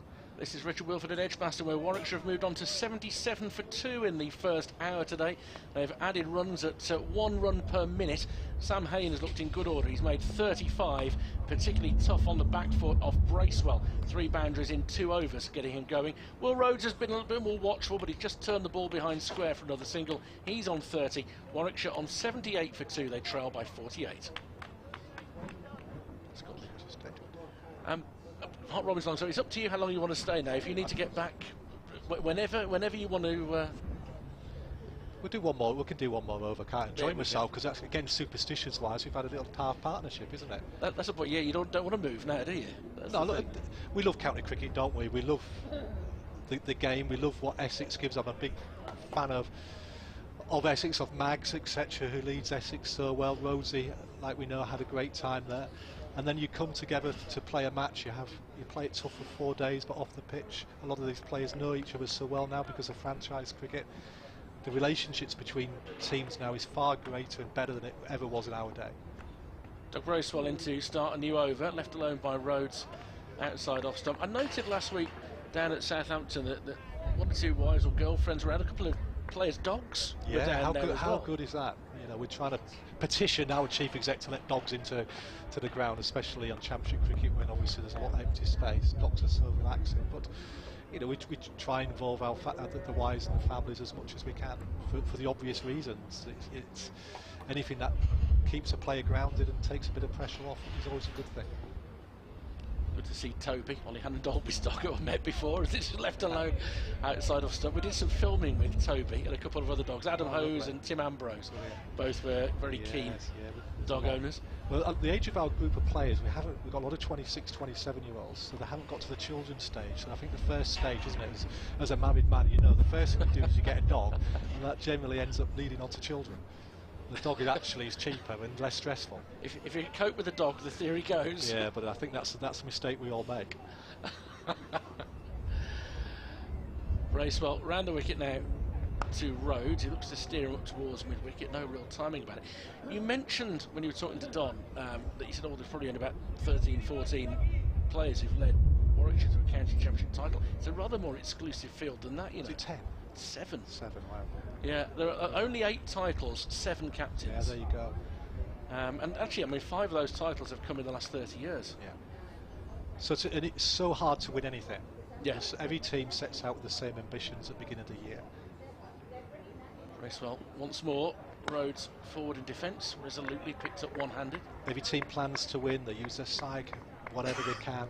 Every team is doing very similar things. To get over the line and win a competition is the hardest thing. So when you have a year like that, where we were man for man the best team, it doesn't matter what we were the best team that year, showed the best resilience, and Will Rhodes will go down in that, as you said, in that history, in the history books. Exactly. For those who are curious, I will give the list in just a moment as Bracewell comes in. Once more to Rhodes, who's steering this round the corner. Will he split the fielders? No, he's just going to get a single down to fine leg.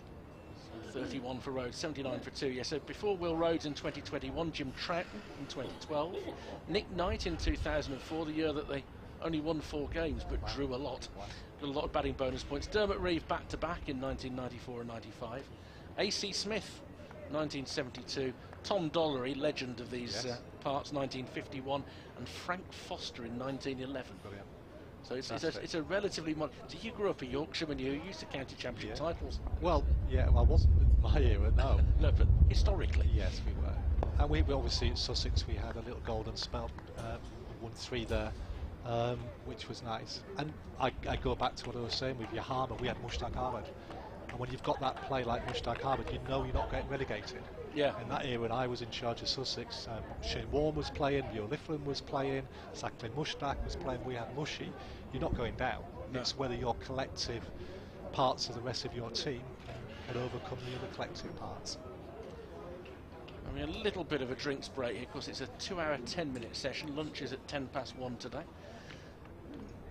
So I'll steal you for one more over. Yeah. You look comfortable, and no wickets have gone down. Absolutely. I sense that you know, that bit of you that relies on good fortune and fate and all that doesn't want to move. No, I do. I mean, look, from my point of view, how I generally play the dressing room, if we're calm and we're good, I don't really need to be there. I generally go up here if it looks a bit, there's a danger it might be hectic or a bit panicky or we're not in a good position, because you're just trying to make sure the mood stays calm. When you've got good senior players, same in a T20 game, I look at the dugout, my captain's there and I've got good senior players, I don't need to be down there. Yeah. If there's a bit of chances we might need to be changing the batting order or something like that, or we're in a bit of a collapse, I'd go down just to make sure the mood is okay. New over for Snater, turned towards square leg by Rhodes, but can't beat the fielder. So as we look out the ground now to the left, I love it when we're on that side of the boundary. Sitting on that hover craft is my favourite spot in a 4-day game when we're bowling. When you can hear everything that's being said, you get a feel for the atmosphere. And generally I'm in the sunshine, because we know in the pavilion we just sit in the cold. And is it still clockwise for runs and anti-clockwise for wickets? It is. I've only just learned that bizarrely as well, so I've only just learned that, yes. I noticed you doing it at Southampton last week. You had a little wonder. Yeah, well, she took me for a lap and everything. It's generally more at home games, I'll spend more time outside. Snater wants more to Rhodes, and that one does go past the outside edge. He was walking into an attempted flick through mid-wicket. The ball has held its line. Saw Snater for the first time last year, really, when he came onto the scene against us anyway in the championship game here. Good cricketer, obviously dangerous low order batter, but a really good cricketer. And it's that Cook, Porter, Snater type of bowler. It'd be interesting to find out how tall Allison is. They're all sort of that similar height, not that tall, not small by any means, and that rush will hit the seam and be able to move the ball both ways at will. He's got an energy about him as this one angled in towards leg stump, and Rhodes a little bit high on the bat, turns it into the leg side. And they're not quick, but they're not slow. They're able to just hurry you up in their own right. Just really good county bowlers, and obviously Cook over the last couple of years is probably arguably he's gone past that, just being a good county bowler. You'd be thinking maybe have I got a chance of any international honours with the record that he's got. Well, there's going to be at some point a bit of a changing of the guard when it comes to senior England seamers, because I mean surely they can't go on literally forever, but they've been quite extraordinary, Anderson and Broad. Snater bowls outside off stump, left alone. I mean, the best of the world, Chris Wokes, who probably would have had another 30 tests if he'd been in a different era.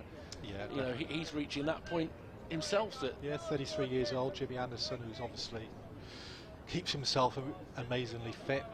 Brody, who's, well, I find with the senior players in my time as a coach, it's not their skill that goes, it's not their eyes that go, it's their desire to do the rehab, their desire to do the hard yards to get fit. That's the bit that generally goes. Slater turned around the corner by Rhodes. He's got that nice and square. The outfield is quick there. They'll comfortably come back for 2. He's reeled in before he can get to the fence by Bracewell. And the Bears into the 80s. 81 for 2. Rhodes to 33. I think of a long career, it's that, as I say, that desire to keep going and doing the unglamorous things behind the scenes. That's the bit that generally players have had enough of, and they want to just spend more time with the family, etc. They love the dressing room, they love the contest. It's just that the work you need to do to put yourself in that position to shine when the lights are on. Also reach that point where you fear that the next injury could be the one. That's the concern, I guess, as I think Slater draws him half forward. Rhodes defends, no run. I think it's more the ability to come back from the injury and all the dirty work, the lonely work you have to do. I mean, Liam Norwell's going through it now, bless him.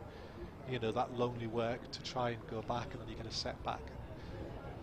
There's a point where I think with a lot of the players have had enough of it. So Tim Bresman last year retired. Obviously there was other things going on as well with the Rafik thing, but that desire to go back to that well and put yourself through it mentally and physically, and then he decides to call it a day.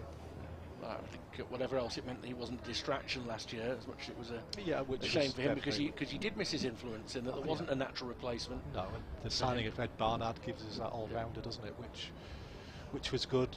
I mean, Will hasn't actually bowled much this season, but Will is more comfortable being the 5th seamer, support seamer, than the front line before.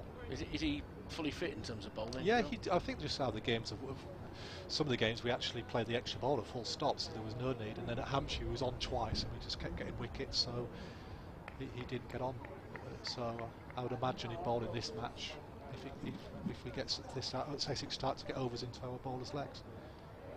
And he's got a good record. The gap between the two sides. No, he's got a good record against Essex. Yeah, he likes the left-handers in particular. He got a 5 for down at Chelmsford a few years back. His first season, as the ball from Bracewell, just back of a length, is left alone by Sam Hain. Before I let you go, Sunday morning was quite something, wasn't it? It was, and we spoke about this, where the original plan was to bat about 40 minutes before lunch, and then the overheads were as they were, and we knew it was going to crack the flags from lunchtime. So we took this gamble of declaring early to try and get them 3 or 4 down for lunch, maybe 3 if you're really optimistic, 4. And then Russia goes and gets some 7, which was amazing. It was an unbelievable spell. It was a bit wider outside of stump and left alone. It may be offered to seem late, but too much. So I just love the fact you use the phrase cracking the flags. My in-laws were from the southern side of the Humber. Yeah, okay, yeah. And it's that sort of area. That's a very familiar phrase in my family. That's it. We had an interesting weekend actually with the football, digressing, because Alex Davis Blackburn's team was plummeting but still had a chance of qualifying for the playoffs. Bracewell turns again and bowls to Hain, defends it out to the offside, picks up a cover. Our physio's family were Coventry City, obviously local connection. Didn't particularly work hopeful going into Sunday's matches, but still had a chance of the playoffs. And Chris Rushworth as well, all relying on who was a Sunderland fan, all relying on Millwall slipping up, and then the results going that way. So I think a few of them met up to commiserate and celebrate in each other's faces as it went on that way. That's how football has you, doesn't it? Bracewell once more into Hain, steers it through straight mid-wicket for a single. 36 to him, 82 for 2. So somebody who earns their living through the vast majority of the year following Birmingham City home and away. The fact that the news of the takeover broke on Monday was no bad news either. No, it's Westy in Westwood, our assistant coach, big Birmingham City fan. And myself as a whole City fan, I can share anybody's pain. I know Alex Davis is pain. I know what our clubs do is they give us this hope, don't they? And they generally let us down at some point. But that's sport. That's why we love sport, for those great moments that it gives us. They've done all right. They've got a good young coach in as well, Hull City. Bracewell round the wicket to the left-handed Rhodes, driving firmly up to mid-off. Gets down and makes the stop. So he's got to be a little bit careful. He gets a little bit, sometimes those hands go a bit in front of him, and that's where he can bring out the nick.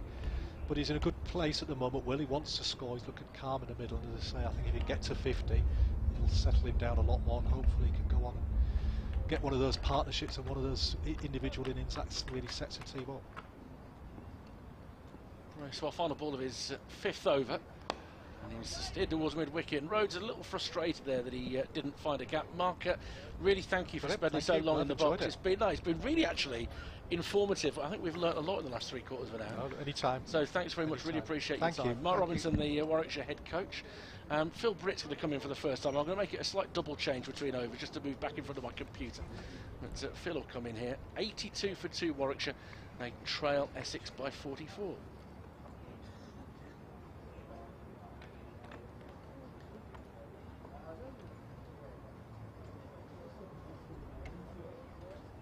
There we go, I've got the other headphones on now. Oh, there we go. That was Mark talking to Don was some of the most informative stuff I've heard for a long time during cricket commentary. Phil Britt from Warwickshire County Cricket Club alongside me now. Don will be back as well at half-past, but or thereabouts. Probably 22 with the delayed, but I really enjoyed that, listening into that. And we watch it and we do the commentary on the games, but to actually listen to what Mark was saying, how open and honest he was in terms of what he was saying. Really good. Very interesting, just the impact that Vihari had. Yeah. He struggled as a player. So bowled one of the stiffest overs I've ever seen in first-class cricket. So, continuing his snater, and he wraps Hayne on the pads. There's an appeal for LBW, but the wicket-keeper's position rather gives the game away, because Michael Pepper was outside leg stump. Yeah, just watching on the replay there, that ball was always missing leg stump.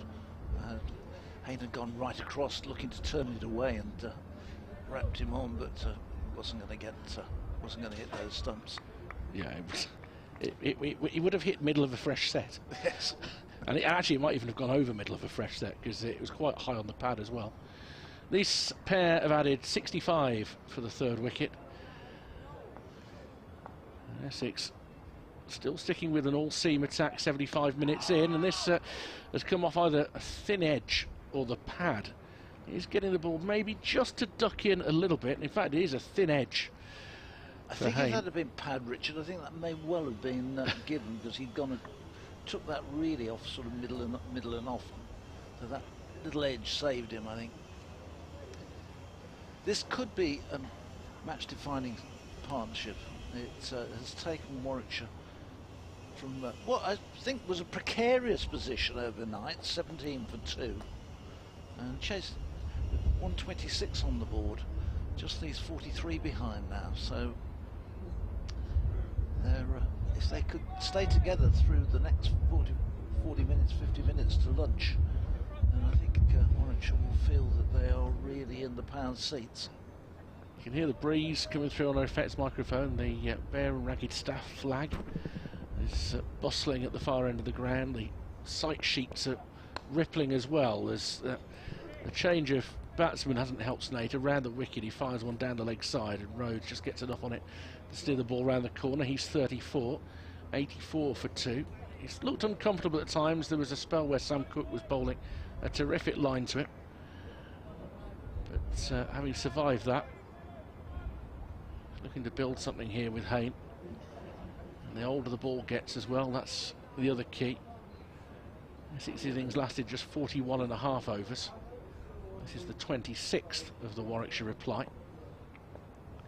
Not be long before we see Simon Harmer, as Snater is in, and striding forward in defence is Rhodes, fielded by Snater in his follow-through, with the wicket-keeper standing up to the stumps again. Sam Hayne now gone past 400 runs for the season. This is his 7th knock. So he's got those 2 centuries against Somerset and Kent, and that 85 against Hampshire. So he's been in pretty good form this season. He batted very nicely last week, as indeed did Ed Barnard, who fell short of his 100, chasing quick runs on the final morning. Onto the back foot, Hayne steers it out towards cover. And again, there's no run.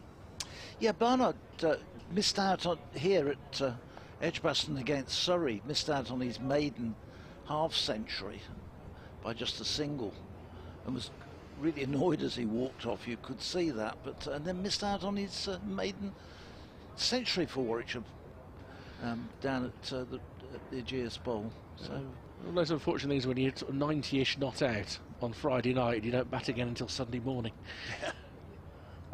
Snater just back of a length, guided around the corner by Hayne, didn't get his square as he wanted, and the square leg fielder is halfway towards being mid-wicket. He's halfway between the two positions, so there's no run.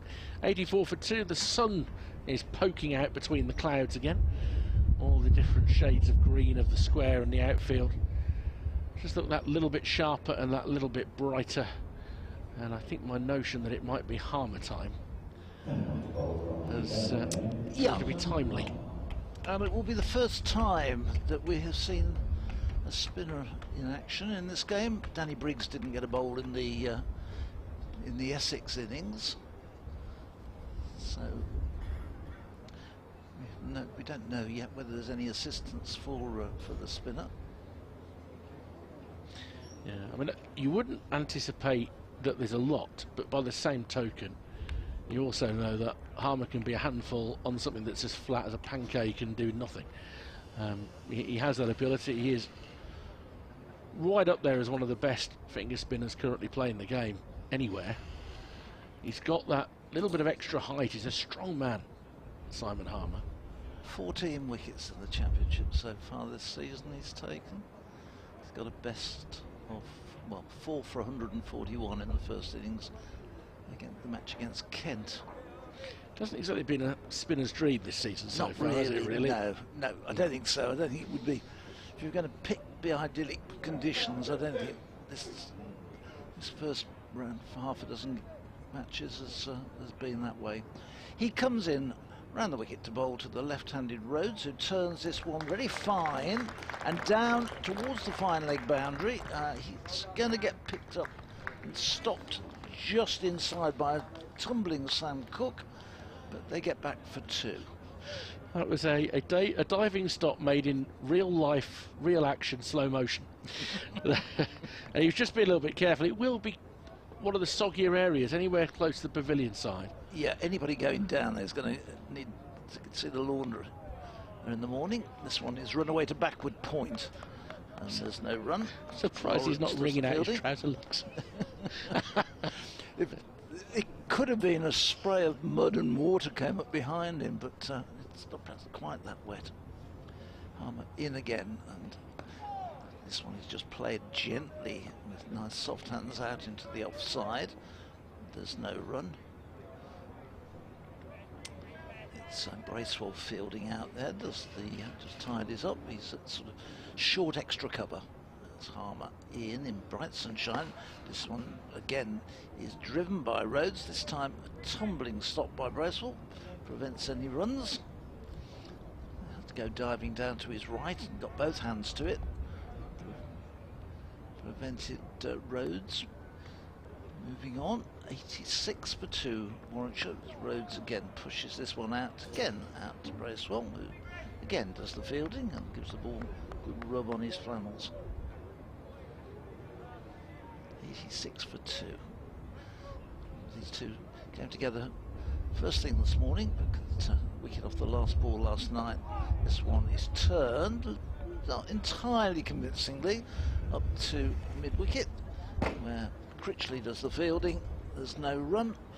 It's the end of Harmer's first over, which was negotiated for just the 2 runs. And Warwickshire are 86 for 2 after 27 overs. Things have become rather becalmed in the last 20 minutes. They were going a run a minute for the first hour, but 69 added to the overnight score of 17 for 2 in 20 overs so far this morning. Still 45 minutes to go until lunch, so probably another dozen overs in there. That will leave us a touch behind schedule, actually. But it had been all seen. Simon Harmer will speed things up a bit. Snater turns and comes in. He's got a lot of energy about him. So the right-handed Hayne, who's driving this through point, and that's a good one-handed stop, and it then decided against a single, even though it burst through the hands of the fielder. Is it Bracewell there? It's either Bracewell or Porter. It's got a 4 as the second digit. a good stop. Really good stop. But if he was helpful, he'd just turn his back now. That'd be good. But no run. It remains 86 for 2. Hayne waits once more, leaves this ball alone outside off stump. No run. I was listening to Robbo just saying about the football there, and the Millwall game had affected all those people. My son got caught in the trouble outside the ground. He was in his car, innocently going up the Old Kent Road, and ended up behind the Blackburn coach, which was being attacked, and he was the car immediately behind. He said he's never been. There was nothing he could do, and never been so frightened in his life. Yeah, not a lot you can do when things are getting a bit angry. That's too far outside of stump from Snater, left alone, well taken by Michael Pepper. Josh got in touch just before Mark Robinson came in for that fascinating spell. Really uncovering a lot of what's gone on the last 2 years at the county, which is extraordinary, really. I was talking about the fact that you know, the need to score runs so quickly with 250 as the low mark for picking up a batting bonus point, 450 for maximum in 110 overs, so more than 4 and over is your target in 110 overs this season for maximum batting points. It seems a bit extreme to me. Snater bowls, steering to the leg side. Josh tweeted in to say, 100% agree with your thoughts on Bazball. I hate that term, even if I enjoy and appreciate what Brendan has brought to the England side. The best brand of cricket has nothing to do with how quickly you score runs or how, but winning cricket, that's all that counts. It is, it's about playing the conditions and the circumstances, isn't it? Yep. Yep. You know, for either team to be gung-ho here, and I know there's a bit of a counter-attack from Essex yesterday in that session immediately after tea, but you can't give anything away lightly here. Well, outside off stump again, very full from Snater. Another very tidy piece of keeping by Pepper, and no run. I think it's a lot of runs to get, and I think it's already seen in the first 5 rounds how few teams have actually reached that maximum 450 target. But very few cases where people have picked up the 5 batting points, and I just wonder whether we're going to see more and more of the boundaries pulled in to try and compensate a little bit, to try and help teams towards it. Full onto the pads from Snater and steered square by Hayne. Has he got enough on that to get it to 4? Good diving stop in the outfield there. They'll come back for 2. That's a terrific piece of work, that is, Porter, on the boundary edge. That was a really awkward one to stop, you know. Yeah. And that's great support for your teammate when you go to that length, because I thought he was odds against to stop that for quite a long time. Kept it down to 2. Hayne has 39 now, 88 for 2 at Warwickshire. Yes, terrific fielding down there, not diving down. Now, as Mark Robinson was saying, you're expecting your fast bowlers to be just as athletic as your middle order batsmen or anybody in the team. They've all got to dive, they're all expected to do it, and there you've got Porter doing exactly that and saving a couple of runs. I do sometimes wonder about the wisdom of frontline bowlers who field in slip and gully. That's the one thing I would argue against. Harmer in and bowls, and this one is pushed down to the other side. I also just wonder, is that 2 runs worth your fast bowler who's 6'7" being out for the rest of the season because he might just have ripped his shoulder or his knee? You know, so I think I'd want a bit more value from his stop. Anyway, that's thinking, as this one is played away to point, and there's no run. Snater does the fielding there and then whips it in. He's actually at the, not point, he was fielded at a point, but he's out in the covers. Harmer in, the sun goes in as Harmer bowls and Rhodes pushes this one back. Harmer fields off his own bowling. It's so far no real signs of any turn to help Harmer. 88 for 2, 126 Essex made, as this one is sees Rhodes pushing it out to Bracewell out of that short extra cover position. It's not warm out there, is it? Dan Lawrence has got his hands firmly anchored in his pockets at backward point. Harmer in, and this one pushes it through a little, and Rhodes comes forward and turns it away to mid-wicket. There's no run, there's Critchley out there, does the fielding. Earlier in the over, Sir Alistair Cook was hands across his chest, anchoring them in front of him, like sort of hugging himself. Yeah. Now his hands are in his pockets.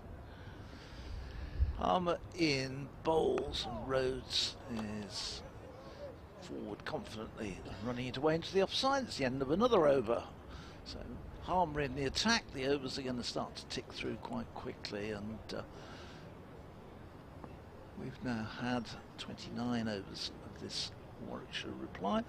We've played an hour and a half this morning. Warwickshire have added 71 runs for the loss of no wickets. They've reduced that deficit from 109 down to now just 38. Sam Cook's going to return from the pavilion end. Bowled a good line against Will Rhodes earlier without any reward. Elsewhere, no play yet today between Kent and Hampshire at Canterbury, where overnight Hampshire were 89 without loss in reply to Kent's 95. No play yet today at the Oval, where Surrey were 26 without loss in reply to Middlesex's 209. At Old Trafford, Somerset have moved on to 149 for 5 against Lancashire. James Rue is 52 not out. He's having a very good season, isn't he? Yeah, he's a very promising young player. Yep. Northamptonshire 127 for 6 against Nottinghamshire. Ricardo Vasconcelos is still there, having opened the batting. He's on 60. A couple of wickets for Brett Hutton, who's having the best start to a season that he's had. In Division 2, further inspection at Derby at 1:10 today. They haven't got on at all yet in the first 4 sessions between Derbyshire and Gloucestershire, where Henry Brooks may well be playing again for Derbyshire. As Cook's first ball is just steered up towards mid-on by Sam Hain, with the wicketkeeper standing up. Gloucestershire having a dreadful start to the season because they had that 4-day game against Yorkshire at Bristol completely washed out. And they've lost, I would think they probably lost about 7 full days cricket this season already. Chester Street, Durham 111 for 5 in reply to Yorkshire's 254. Ollie Robinson is on 24. And Graham Clark 16, 3 wickets for Jordan Thompson. So that one has turned Hain round. There's a appeal for LBW, but I'm pretty sure it's come off the bat. But as it's straightened on him, let's just see where that one's pitching. No, it's rattled in towards the pad, going down the leg side. Wasn't quite worth the use and ours. Glamorgan 240 for 9, lead Worcestershire by 131. Michael Neser, who can do no wrong, is 81 not out after all those wickets in the hat-trick last week. Yeah. 5 wickets, though, there for Adam Finch. He's taken 5 for 74. Again, talented young seamers that Worcestershire produce. And Sussex 64 for 2 at Leicester, 2 wickets for Wian Mulder in a game that didn't see any play yesterday. So this one onto the pads of Hain again. Will squirt out behind square on the leg side for a leg bite. 89 for 2, not quite got his line right in this over. Sam Cook, who was a sharp bowler. We heard Mark Robinson earlier saying that Cook now is moving towards a point where he can start thinking, am I going to get a chance to get into the England setup? Yeah.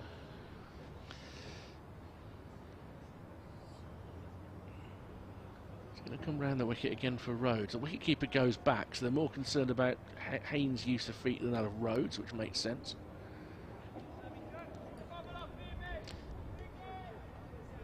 It isn't it? Interesting one. I think it was you who raised it. How long? Who's going to replace Anderson and Broad? Cook back of a length, left alone outside off stump. When at some stage they have to hang the boots up, particularly with Anderson, who, interesting enough, I just say this: Chris Wokes is being played 3 games, of which Mark said, you know, 1 he didn't have to bowl in the second innings because Warwickshire won by the innings. He's been rested, but Anderson's played 4 on the trot, I think, for Lancashire. He has got a better injury record, though, in recent years, Anderson, which will be part of the calculation. Yeah, just a few more years on the under the belt. Another 8 seasons. Cook, Fuller, striding forward is Rhodes, defends it back to the bowler, who flicks it to one side. So it can be picked up by a teammate. That's Bracewell who picked it up in the end. But you know, if you assume that Broad, Anderson and Robinson will play in the first test. Wokes, Waite and Wood waiting in the wings. Archer looks like injury is going to cause him further problems. Whether we see him again in the test arena, I think, becomes a debate if that elbow is causing him problems. Matthew Potts certainly is going to be in the equation. I think Potts would be, yes. Wood, it's always a little bit questionable whether he's fit. Cook short, pulled round the corner by Rhodes, didn't time it. Will get a single. He's to 37.90 for 2. Yeah, but I mean, you know that you're not going to get a 5-match series out of Mark Wood, but you might get him available for 1 or 2. I think Potts may well play a test match during this Ashes series. There's nothing to slow him down. Matthew Fisher is fit and bowling for Yorkshire. Ollie Stone? Ollie Stone, but he broke down last week. Yeah. So I haven't looked to see whether he's playing this week. I presume he isn't. In fact, I think I did look and he isn't, is the answer to that. In the game against Northamptonshire. I'm thinking of a real out-and-out pace. Stone, Archer and Wood would be the 3 quick ones, but not one of those 2. Can you say you're going to get anything like a 5-match series out of them? And the way that test matches are stacked these days, I don't think you ever would necessarily. No, probably not. Harmer starts a new over. Rhodes pushes this first delivery back down the wicket, and it's fielded by the bowler. And Australia have got to play India at the Oval ahead of the Ashes series as well. That's a tight turnaround. Harmer in again. Rhodes goes for the sweep and doesn't get anything on it. The ball hits wicket keeper Pepper and bounces up in the air, and he looks around as to where's that gone. It drops down behind him. Both tall wicket keepers in this match, aren't they? 6'1" is Michael Burgess. I'm not quite sure how tall Pepper is. I've got my book here. Do you want me to have a look? Race you. Okay. You probably beat me actually, because I've got to stretch round and pick it up. He is 6'2". So you beat me. That's really disappointing. This next one, run away out into the offside, and there's no run. So he's an inch taller than the Warwickshire wicketkeeper. At least my initial thesis that they're 2 tall wicketkeepers has worked. Anybody over 5'8" is tall to me. This next one is driven into the offside. Again, Bracewell has been brought into play at that short extra cover position. He's a busy man as he rubs down the marks on his trousers. Harmer in, Rhodes waits and just plays this one. Nice soft hands into the onside. Harmer goes and picks it up, end of another over.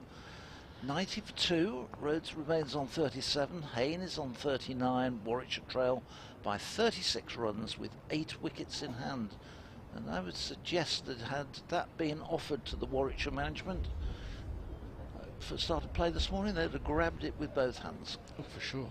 Andy on Twitter says, great work getting Mark Robinson on the comms for the stream. Really interesting and informative. Love listening to that. All the credit for that I have to say to Dom Topley. Yep.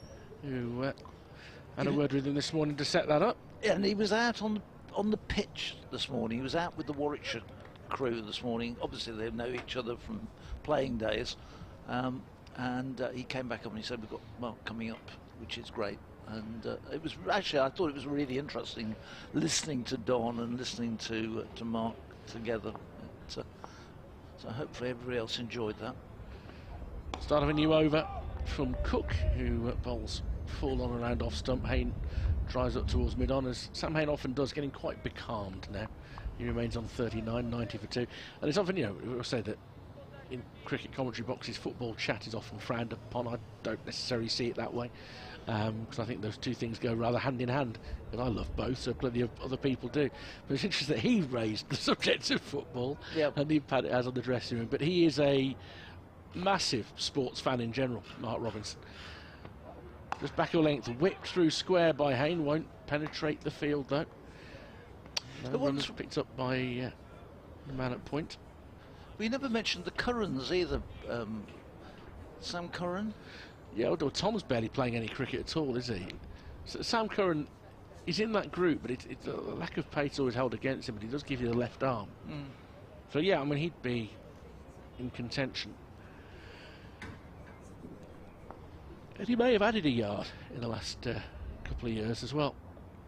Thick inside edge from Hayne as he tries to drive towards short mid-wicket. Matt Critchley does the fielding. And the previous ball, it was Nick Brown who picked it up, wasn't it? Looking around the field, trying to recognise who's who.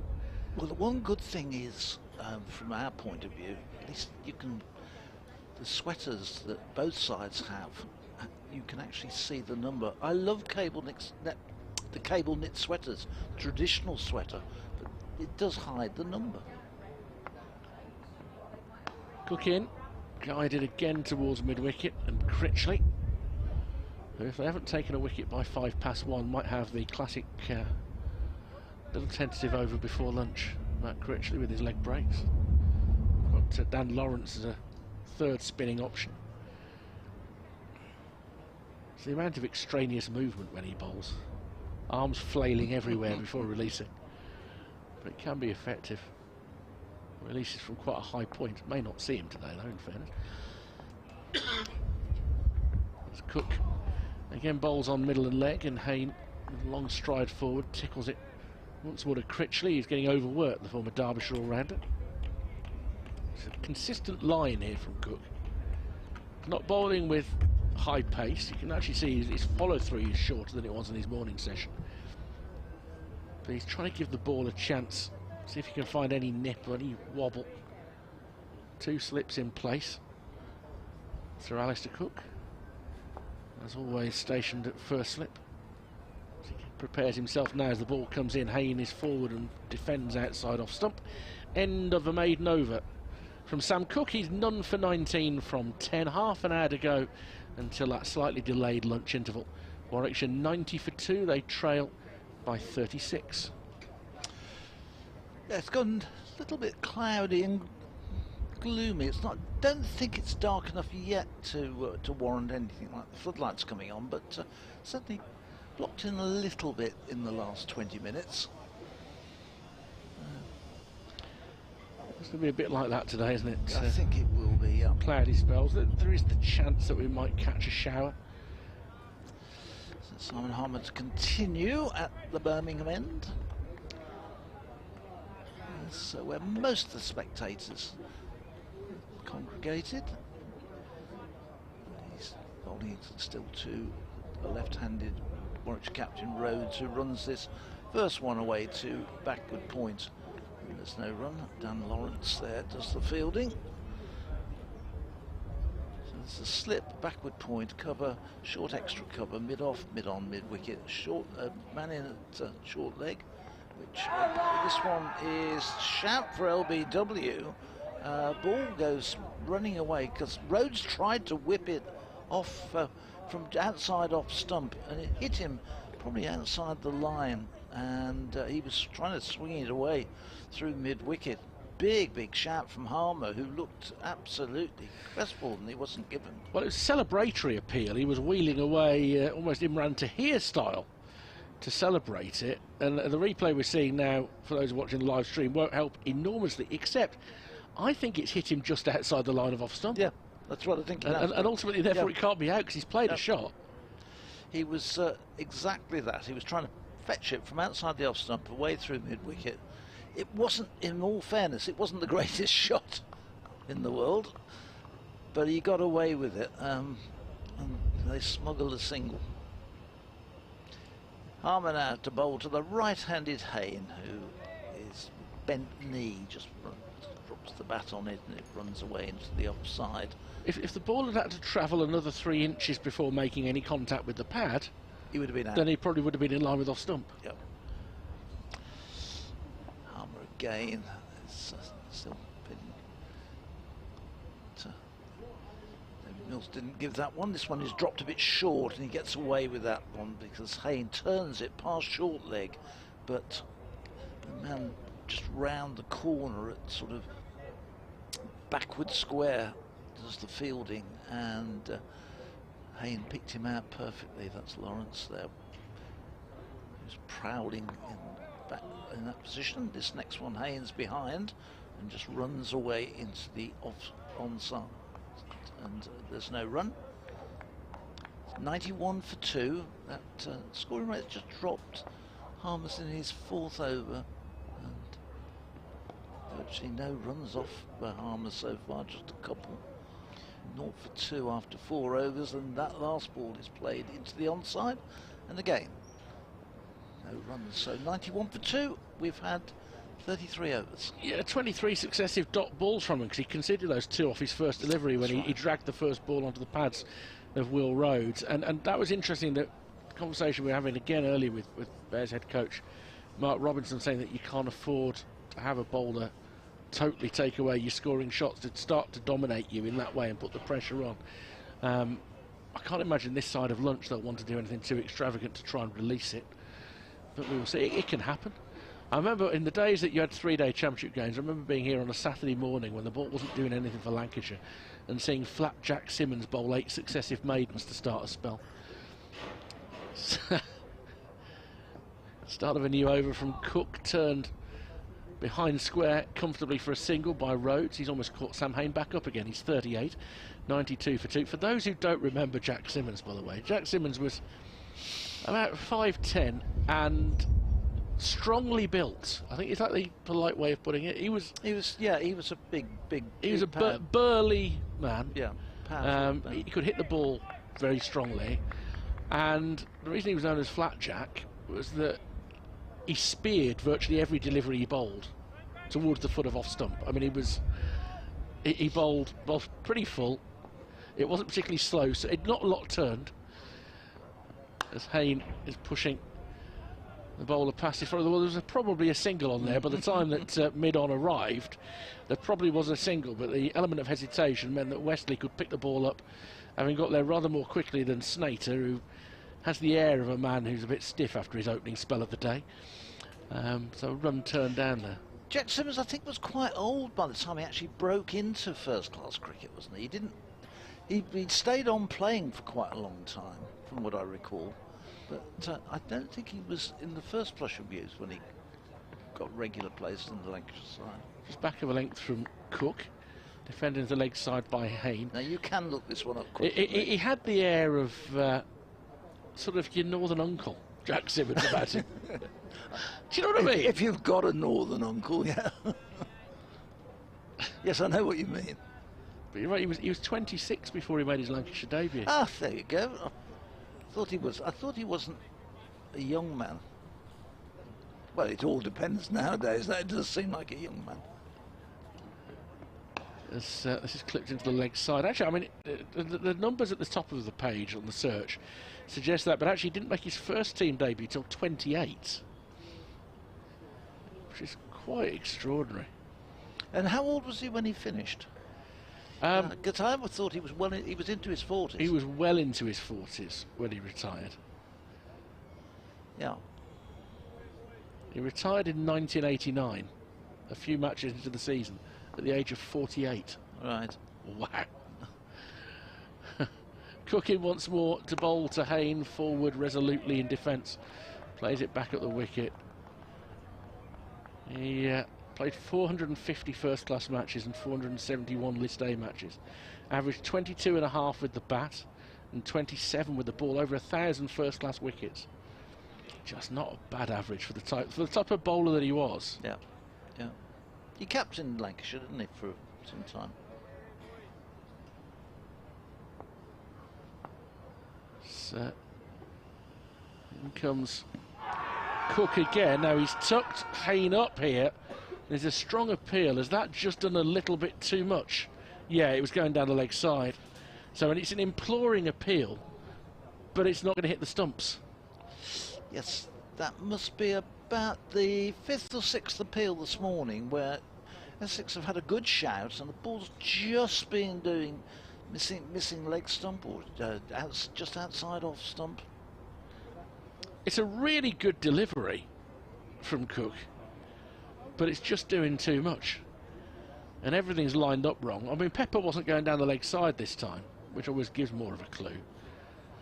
He certainly got through Hain toppling over there and almost about to crash down. But 92 for 2, 38 to Rhodes, 39 to Hain, and it will be Rhodes who is going to face Harmer, who's Harmer's 5th over coming up. Run rate for the day's gone under 3 and over now, which is interesting. Here's Harmer round the wicket to bowl to Rhodes, who is stroking this one away into the offside to short extra cover. There's no run. He stays on 38. His top score this season is in the opening match of the season against Kent, where he made 39, and after that he's had 4 single-figure scores. Rhodes, as he tucks this one away for a single down to deep backward square leg. Our online colleague Jed Scott, who is a Lancastrian, says Flatjack was sturdy. Sturdy was the word he's gone for. I love that. He was like just a regular fixture in the Lancashire side. This one, next one is turned down to short leg. They had quite a few what I'd call bits and pieces players. I mean, likes of David Hughes or John Abrams, who captained the side very well, but really was a bit of a specialist fielder at times. Ian Hayne covers this one up and just runs it back up the wicket. There's no run.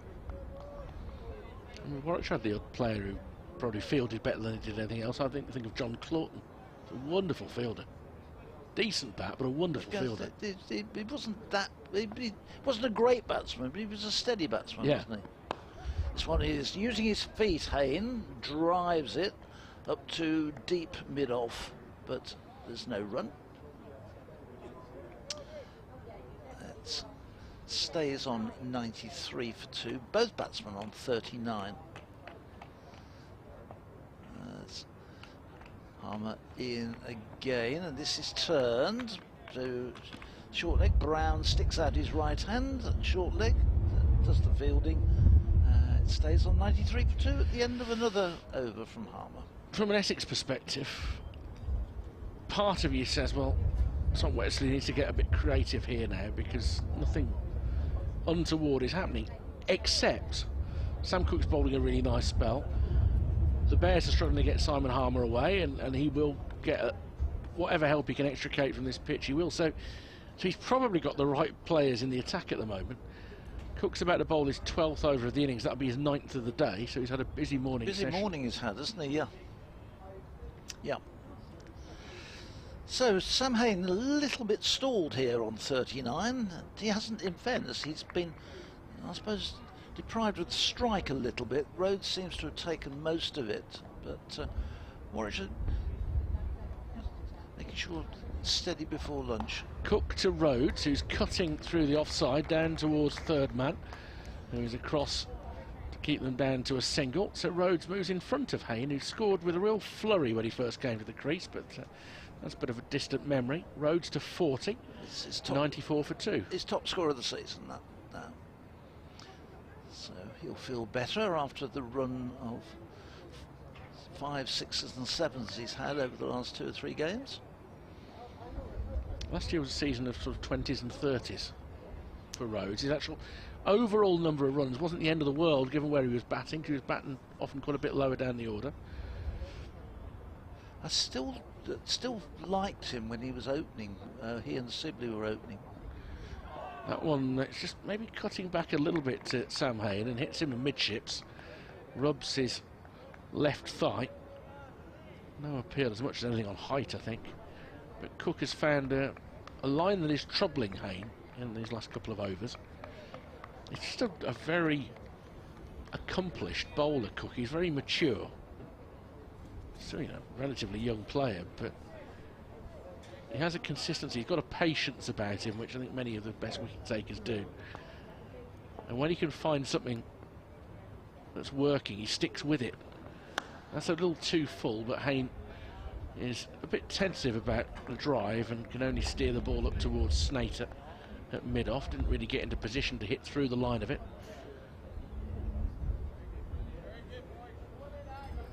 94 for 2.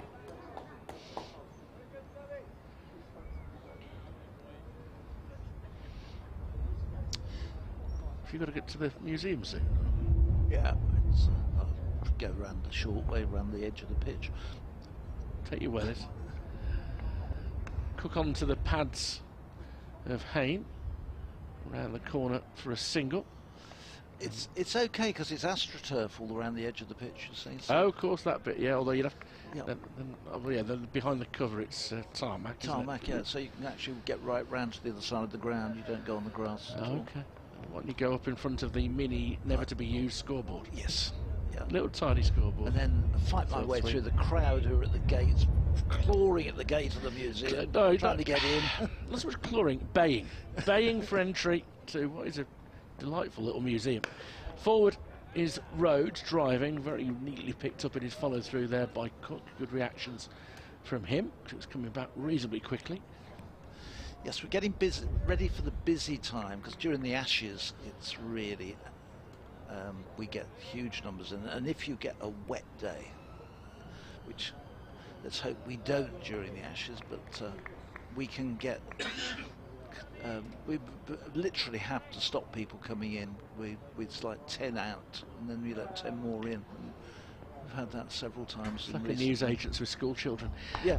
Around the wicket comes Cook, pushing forward defensively is Rhodes. And instead of there's no run. Well, we've had, over the years, we've had to stop gentlemen walking out with paintings under their arms.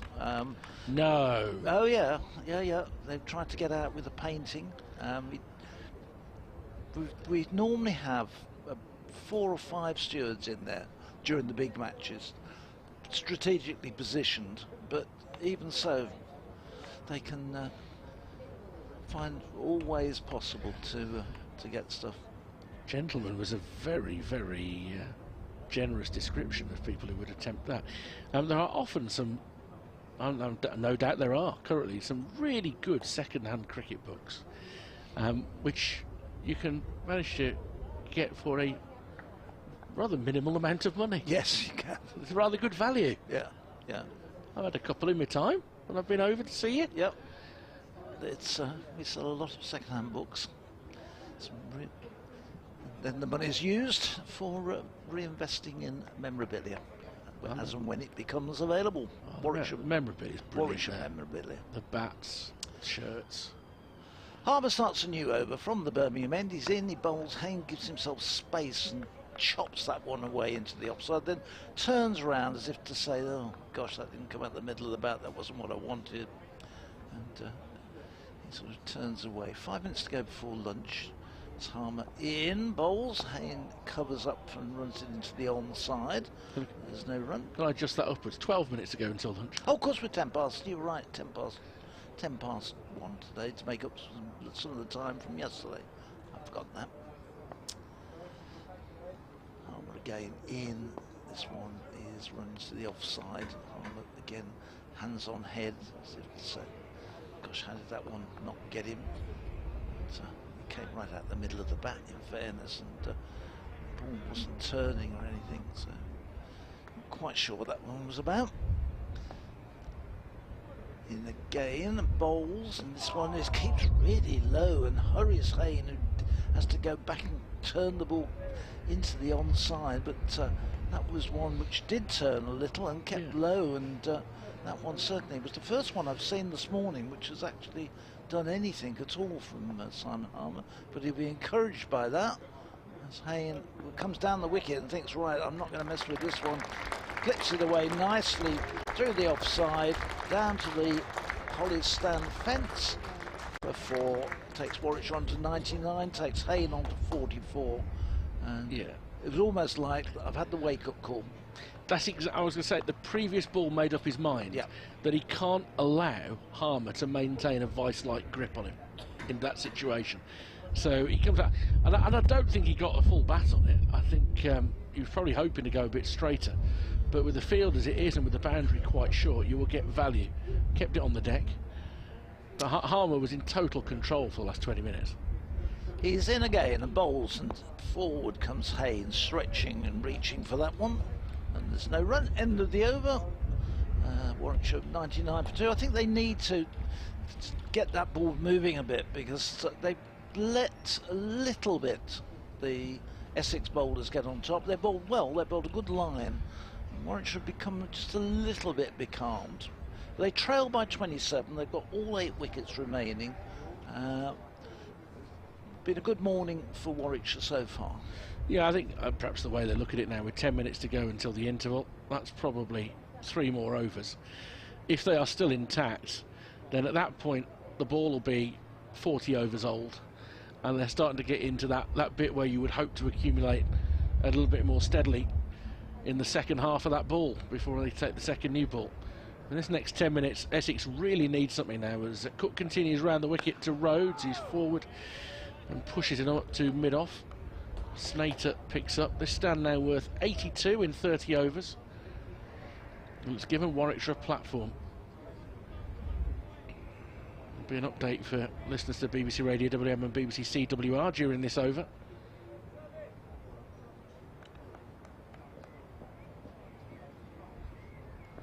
Cook, well-built, athletic bowler, not tall. That's a lovely ball towards off stump, just outside, and that's the leave of a man who's been out there for 2 hours. As Will Rhodes has got that right. And it's pretty full and it's angled in. If it had come in any more off the seam, he'd have been in a bit of bother. It's a good line. Yeah.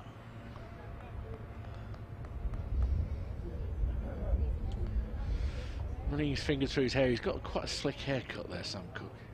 I'm always jealous of people with hair, as you know, and bearded as well, strong shoulders, and he bands in once more, and Rhodes turns it off middle and leg towards mid-wicket. Fielder is quick to pounce upon it, and there's no run. Score remains 99 for 2. Critchley it was doing the honours.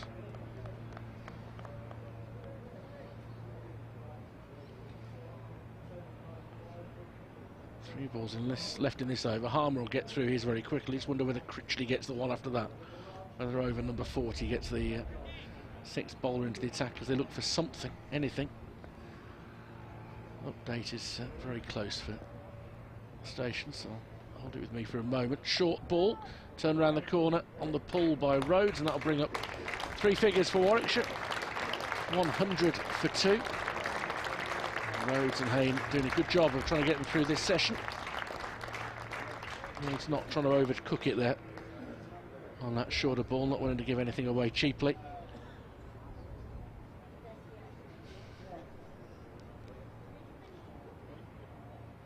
This is Richard Wilford at Edgbaston, where Warwickshire have progressed serenely, relatively speaking, this morning. They're 100 for 2 in their first innings, trailing Essex by just 26. A partnership now worth 83 between skipper Will Rhodes, who was tested early on by the line of Sam Cook, he's on 41, and Sam Hayne, who was very positive against Doug Bracewell, got 3 boundaries early against the New Zealand seamer, and has now just slowed down a bit, but he's on 44. Good morning so far for the Bears, 100 for 2, trail by 26.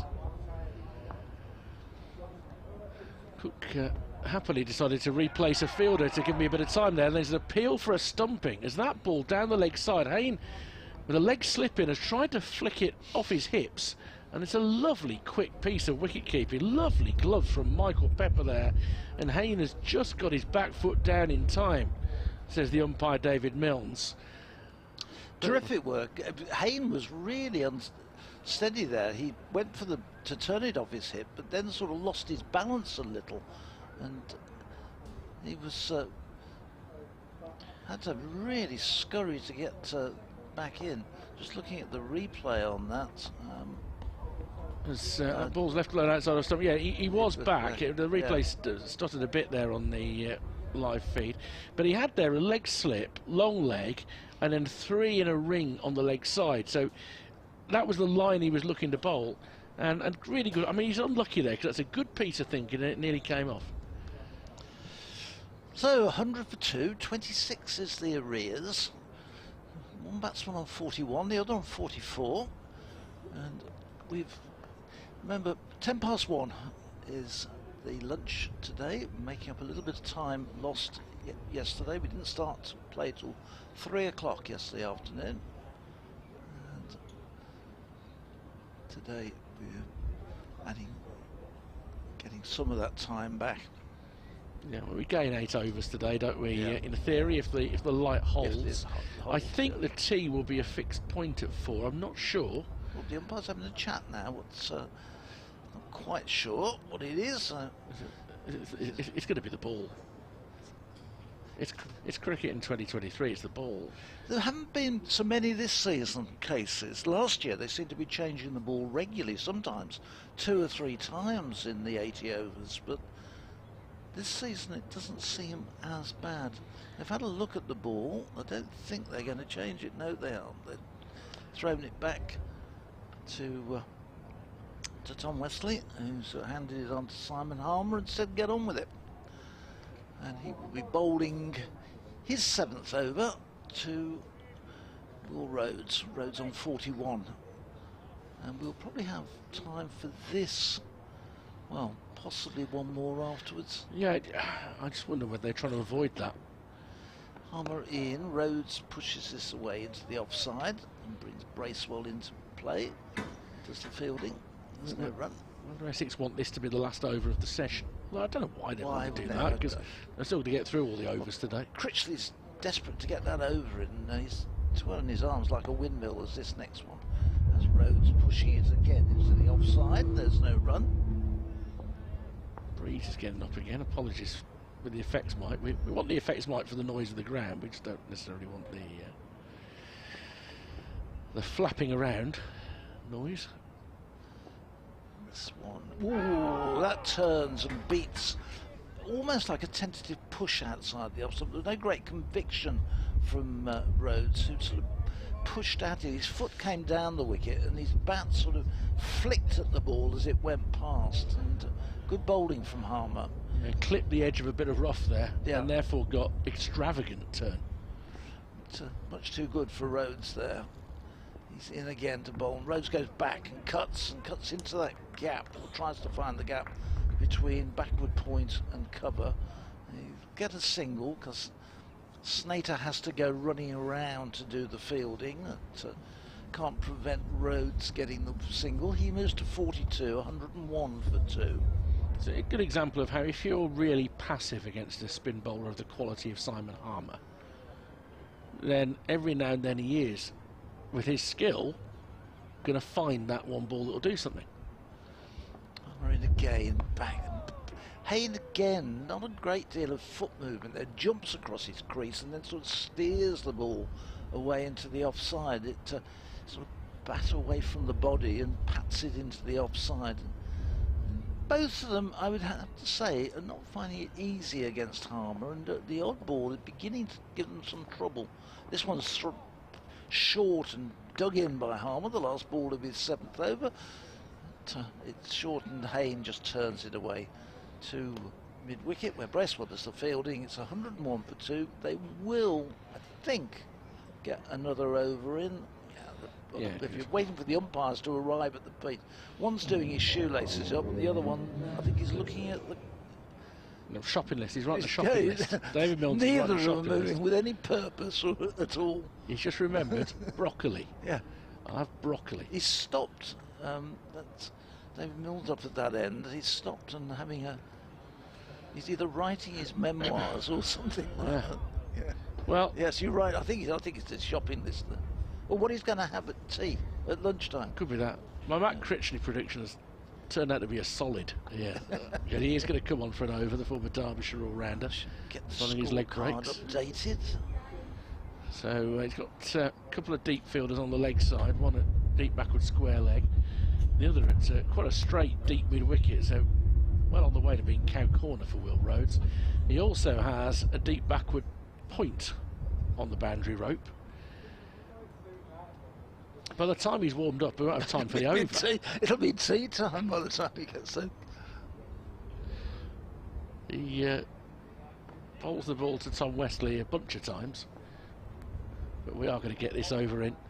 And he bowls to Rhodes, and Rhodes just guides the ball into the vacant area in front of deep backward point for a single. His 43rd run, 102 for 2. He's bowled 4 times prior to this season. He's taken 2 wickets. And those 2 wickets have cost him 20 runs. So actually, sparingly. He's being used to get. He got 4 for 1 in the Middlesex second innings, and 1 for 12 against Lancashire. Against Kent, rather. But his wickets were in the final over before lunch. I would imagine, yes. They could be. They could be. I mean, it could happen again. He's not had long spells, that's for sure. Hayne waits. Oh, and that one has hurried him. And he would have been in line. He needed to stab a bat down on that. It's pitched on leg, and it might even have been a topspin, I'm not sure, but it's a really good delivery from Critchley. Excellent. Especially just before lunch, and you're desperate to get in intact. That'll have Hayne in 2 minds. This is too full, though, so Hayne can just lean forward and drive the ball through point for a single. 103 for 2. It's consistency with Critchley a little bit with the ball, and he won't have bowled heavy overs this season because in April, with the weather that we've had and the seam attack that Essex had, and a rather handy lead spin bowler to say the least, you wouldn't expect him to have had a lot of bowling. But he has got some real ability. That is no doubt. He's round the wicket to the left-handed Rhodes, who again will use that opportunity to push the ball into the vacant point area. It's a trade-off. You're giving a single, but you're able to set quite an attacking field as a result, but give the bowler a bit of protection. 104 for 2. He's got plenty of first-class wickets, Critchley. No, he's a good bowler. 135 first-class wickets. In once more, that's again a bit too full, so driven up towards mid-off by Hayne. 1 ball left in this session. A session in which Warwickshire have probably done better than they dared hope at the start of play. They've got themselves in a good position, especially if they see off this final ball. Critchley bowls now off the back foot. Hayne can't get it past backward point, and that means we reach lunch with Warwickshire on 104 for 2 after 40 overs. They've added 87 this morning without any loss. Will Rhodes, the skipper, is on 44. Sam Hayne with him on 45. Really useful partnership between those two. They trail by 22, and from an Essex perspective, they haven't done an awful lot wrong. They've asked plenty of questions today. A couple of LBW appeals that almost hasn't been hitting, or it's been striking the batsman outside off stump, but they haven't really done too much wrong. No, not at all. I think they'll consider themselves a little unlucky that they haven't been able to break this partnership. They've stuck to their task well. They've made Warwickshire, particularly in the last hour and a quarter, really have to fight for virtually every run. They've given very little away. It's been tight, and you know, the luck goes. It's the sort of thing that you come out after lunch and you pick up a couple of wickets and bang, back in the game. But it's been overall Warwickshire's morning. Back with you at 10 to 2. That'll be the resumption. 10 to 2 for the afternoon session here at Edgbaston. Warwickshire taking lunch on 104 for 2. Essex's lead now just 22 runs.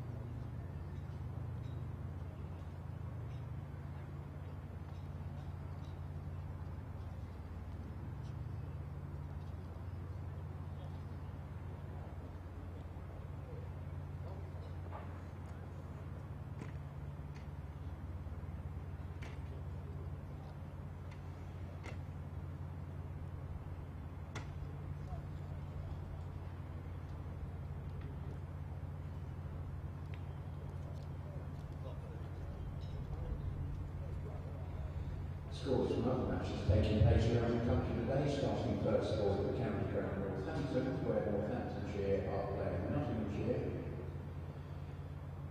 Northamptonshire at lunch were 137 for 9. At Chester Street, the match between Durham and Yorkshire. Yorkshire in their first innings were dismissed at 254. Durham in reply are currently 128 for 5. Supply Gardens, the match between Glamorgan and Worcestershire. Worcestershire in their first innings were dismissed for 109, and in reply, Glamorgan were then dismissed at 258. Worcestershire in their second innings at lunch were 0 for 0. At Upton Steel County Ground, Leicester, the match between Leicestershire and Sussex. Leicestershire won the toss and was elected to bowl. And at lunch, Sussex were 91 for 2. On the Saturday, the match at the Court County Ground Derby between Derbyshire and Gloucestershire. There has been no play so far, although Gloucestershire have won the toss and elected to bowl. At the Kia Oval, the match between Surrey and Middlesex. Middlesex were dismissed in their first innings for 209. And Surrey are currently 26 without loss. At the Emirates Old Trafford, the match between Somerset and Lancashire. Somerset in their first innings are currently 181 for 5. At Spitfire Ground, Canterbury, the match between Kent and Hampshire. Kent in their first innings were dismissed for 95. Hampshire in reply 89 without loss, although there's been no play this morning due to rain.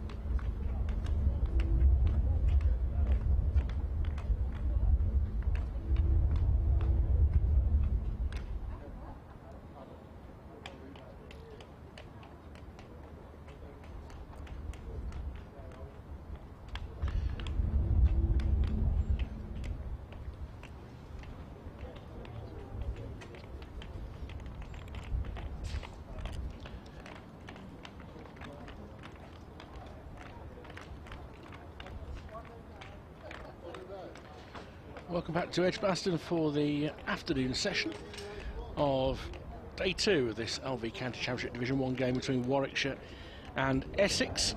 Warwickshire took lunch on 104 for 2 after the slightly extended session. And we got through the morning intact. Essex didn't do an awful lot wrong with the ball, but they didn't get a lot of help either. Didn't do too much in the air for them. Simon Harmer showed some real control in the last 45 minutes of the session, but out come Will Rhodes, 44, and Sam Hain, 45. I'm Richard Wilford from BBC Radio WM. Alongside me is from BBC Essex, and of course former Essex seamer Don Topley. Don, frustrating session for Essex, but we were finding it hard in that lead up to lunch to really say they'd done an awful lot wrong. Yes, I think they would have felt they bowled quite well. A couple of things didn't go their way. Warwickshire have played quite nicely, but we do have to be a little bit honest. Maybe this wicket wasn't 126 all out in reality. And but you know, they did have the toughest conditions. There was that bit of swing that Mark Robinson was referring to when he spoke to you earlier today. But nonetheless, Warwickshire did a good job. They were patient. Will Rhodes had some tough spells, particularly against Sam Cook, but managed to get through to the interval. Jamie Porter is going to bowl the first over after lunch. It is a bit darker than it's been for much of the day. There's some heavier, darker cloud above us. It doesn't look immediately threatening, and the ground staff aren't sitting over the hover cover in anticipation of anything going awry. So hopefully everything will be fine. Well, these two have batted well and put on 80, so 24 for 2 last night, I think it was, and yeah, well, 17 for 2. So they've they've put on a few more than that. So they've played really well. But listen, any lead, but a substantial lead in the first innings would be terrific for the home county. As it's going to be Jamie Porter who bowls. This is played off the back foot out to backward point. There is no run. So Essex have got 2 slips. Probably a point, third man, fine leg, mid off, mid on, and then Essex have employed 2 fellas, one at a straight, well, short mid wicket, and one at a conventional square leg, simply just in front of square. So they've only got the 2 men catching. It's Sir Alistair Cook and indeed Simon Harmer. They need a wicket. Can Porter get it? He's on his way in from the city end. He bowls. This is forced into the leg side, and Nick Brown fields very well at square leg, where he goes in front of square and he dives onto his right hand side and prevents actually a good shot for 4, and they don't get a run. So well done, Nick Brown. Yeah, it's one of those with a short boundary on the Holly stand side. If that gets under him, then it's not going to get stopped. It's only had another 20 yards to go, and he is fielding what would be inside the ring in a one-day game. Porter round the wicket. The left-handed Warwickshire captain Rhodes plays off the back foot into the mid-wicket area. Porter employing a fairly straight line here against Warwickshire after lunch. Making them play, bowling at those 3 pieces of wood. Grey cloud, no sunshine now. Sporadic sunshine earlier this morning, but not now. It's pretty grey as Porter bowls. This is a nick, and it's gone short of Harmer. Harmer dives to his left. There is no third slip. It wouldn't have carried anyway, and Warwickshire prosper with another boundary, this time down to third man for 4. Fortuitous but safe, because he played with soft hands. Score 108 for 2. It would have required a forward dive for a third slip very quickly to scoop that up. So yeah, effectively it wouldn't be carrying, would it? They say imitation is the sincere. Well, I can't even say it now. I don't know why they say it, because it's hard to say. It's the sincerest form of flattery. But I noticed Will Rhodes wiggles his shoulders as he takes his stance, Joss Butler style. Yes. This time he plays sensibly on the front foot out to mid-off. There is no run. Yes, Butler, it's pretty obvious, isn't it, when we see him bat on television. It's interesting how he does that. He almost throws it and wobbles and wiggles as you. It's a little shimmy like he's going to be in Strictly when he retires. Mark Ramprakash used to do that when he was about to do the salsa. A lot of cricketers can dance, eh? Footwork, key part of the game. I certainly can't. Porter bowls round the wicket. This is played on, well, slightly shuffled forward, but there is no run, and that concludes the first over after lunch. We had roast turkey for lunch today here, and it's 5-2. Gray, I'm looking to our left. Doesn't look to me as if we're going to get imminent rain, but we are worried a little bit that there could be a shower about this afternoon. There's always a slight chance of catching a shower today. There are one or two that are coming over. But it being a Friday at Edgbaston, no, they're starting at 2. Are they? They're starting at 2. They've had the toss. The teams have been named. I don't know Matthew Lamb, who left Warwickshire last winter. He's been left out of the Derbyshire side. Well, Alex Thompson is playing his first championship match of the season. First for him, former player of this parish as well, Staffordshire lad. So is that a frequented route then up to Derby? There have been a few. I think Tim Grunewald left here. Graham Welsh did, yeah. There have been a few over the years. Had a couple go to Leicestershire. Chris Wright with great success as well at the vintage end of his career. Gordon Parsons. Oh, true. Adrian Pearson. Yes. They're coming off the tongue now, aren't they? Yeah, Gordon Parsons came this way though. Yeah. He came from Leicester to here. As Shane Snater is going to take up the attack from the pavilion end this afternoon and bowl into Sam Hayne, who's on 45. He pushes forward in defence. There is just the one slip now and quite a close gully because there isn't a lot of pace about this track. So they're looking at alternative ways of finding wickets. The attempted stumping just before lunch was very close. Lovely piece of work behind the stumps from Michael Pepper, that was. He's kept very well. It's asking, you know, they're asked to keep up to the stumps a lot more at the moment, wicket keepers. And we were saying while you're off air that there are 2 very tall wicket keepers in this game. As that one has bowled him. That's a beauty from Snater. And Hayne has gone for 45. A ball that has pitched, angled in towards middle and off, and it's just cut a little bit and hit the outside of off stump. Hayne is gone for 45. Crucial breakthrough for Essex. Warwickshire 108 for 3. What a delivery, cracking delivery from Shane Snater. Essex needed that, 108 for 3. Well, they've opened the door. Can they invest in knock over a couple of more Warwickshire batsmen? There's a gentle applause, and rightly so. Sam Hayne has played nicely. 45 in the best part of 100 deliveries. He's had to return. The left-handed captain still out there on 48 not out, 108 for 3. And Essex will be so pleased to see the back of one batsman, and in walks Mousley. Do you pronounce him? Mosley. Mosley. Yeah, as in the district, half a mile up the road. Yes, Mosley. Rugby club, cricket club. There's a few Warwickshire old boys here today. I don't know if you're aware. No, there often are, but who's here today? Well, today, yesterday we had John Jameson and Tim Monkton. Today we've got Jason Ratcliffe and Asif Din around. Two chaps I know very, very well. Oh, Asif Din is great company, really enthusiast for the game. Yes. Wonderful wristy batsman.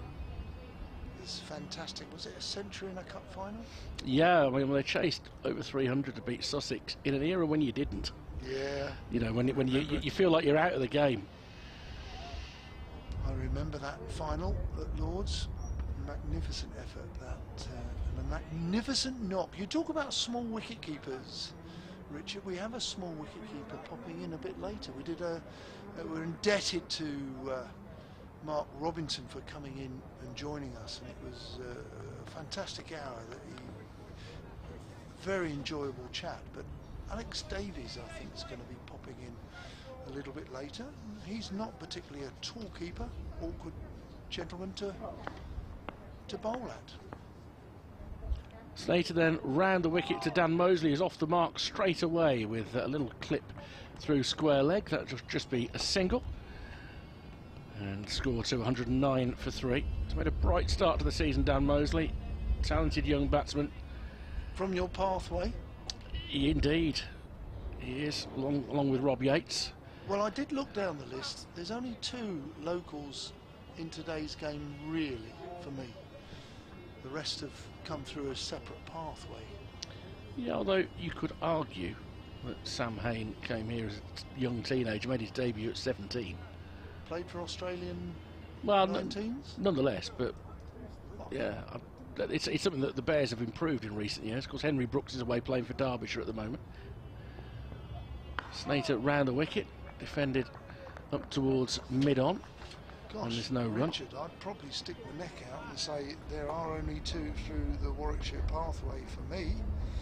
Yates, Davies is Lancashire, Will Rhodes is Yorkshire, Hain from Australia, Barnard Worcester, Burgess Surrey, Sussex, Leicester, Briggs Sussex and Hampshire, Asin Ali Pakistan, Rushworth up north, Anand Dolby up north. Slater driven up towards mid-off and there's no run.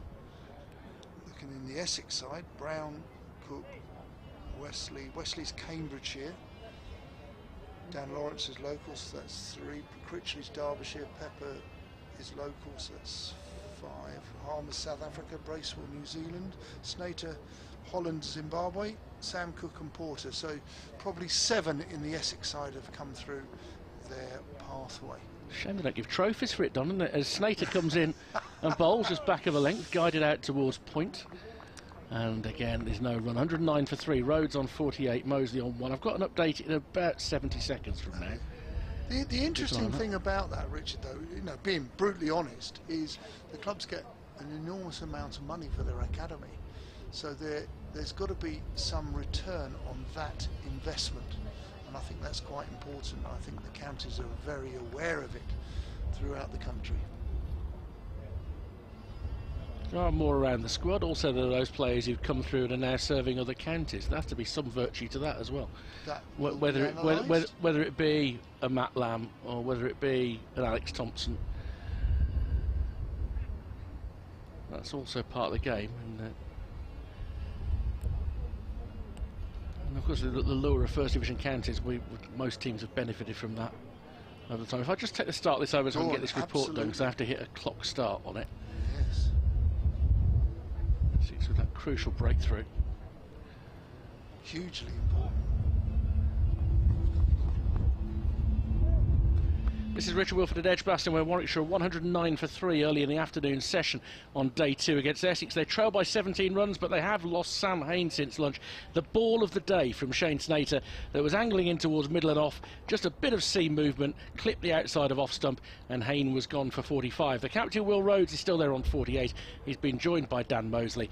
Warwickshire 109 for 3. So that's sorted. Excellent update there. And can't stress that the captain is playing a leading role in anchoring this innings. He's going to ensure that he doesn't give his wicket away. He's on 48 not out, and much needed not this for Rhodes.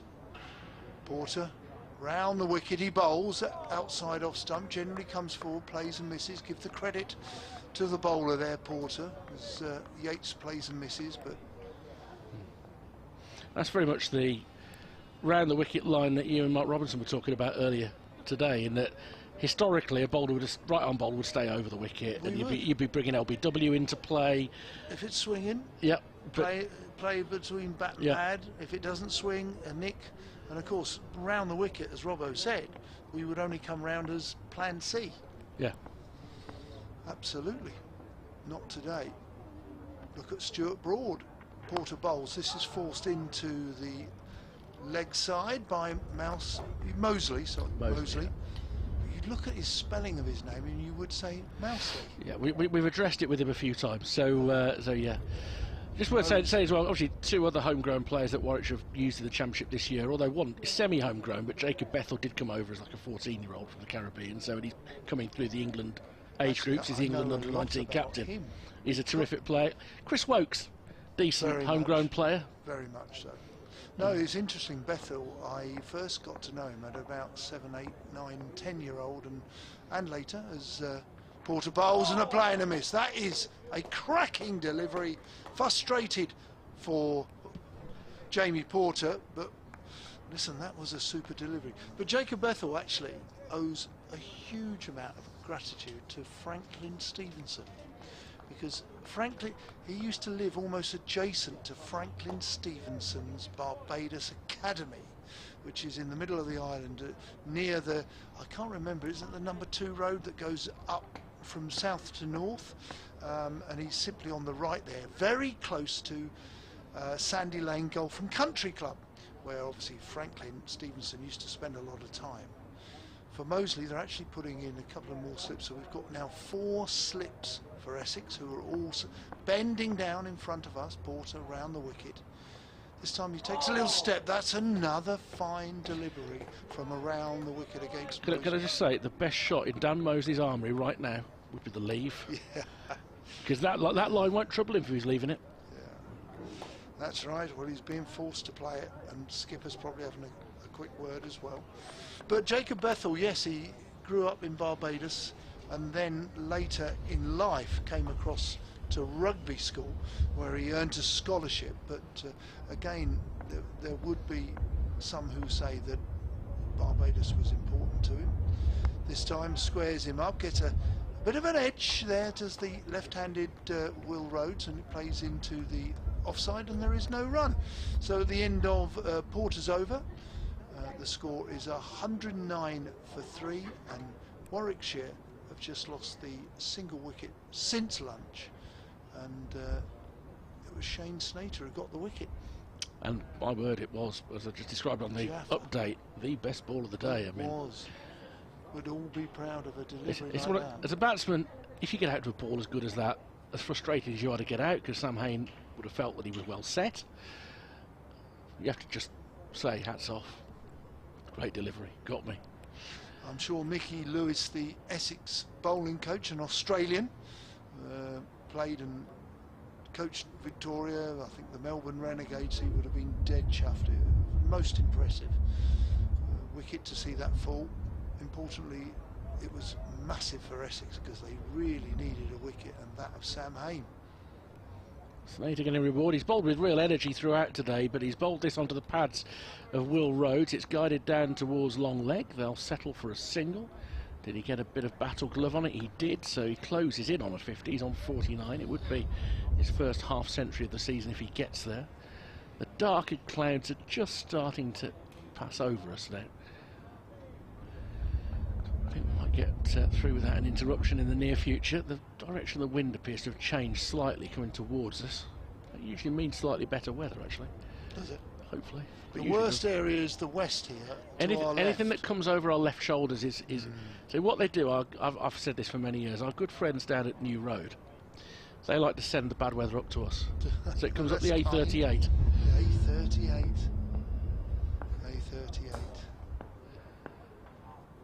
Once more, Snater round the wicket, this time to Moseley. There's an appeal for LBW, and then there's an appeal for a catch. I think he's been given for the catch. I think he's got a little bit of a nick on that. It's floated off his pad into the slip cordon, and my suspicion would be that he's been given caught. We'll get confirmation at some point in the next couple of minutes, but Snater with 2 rewards in quick succession. Excellent spell coming out of the lunch interval. Moseley is gone for 1. It's 110 for 4. And as we take another look at it, I've got a feeling that is caught at third slip. Is it an inside edge onto I think pad? so. I think so, because I'm not liking it as an LBW shout. Right. Because I think it's hit him outside the line, but I think he's got a little nick on it. Well described. We'll confirm or otherwise in a moment, but there's a saying in cricket, 1 can bring 2, and it indeed has for Shane Snater, who's got 2 since lunch and doubled Essex's wicket tally. It was 2 wickets down, it's now 4, and they've opened the door and allowed Essex to attack and brings Ed Barnard, I think it is, to the wicket. Yep. From previously at Worcestershire, who's a most capable, genuine all-rounder.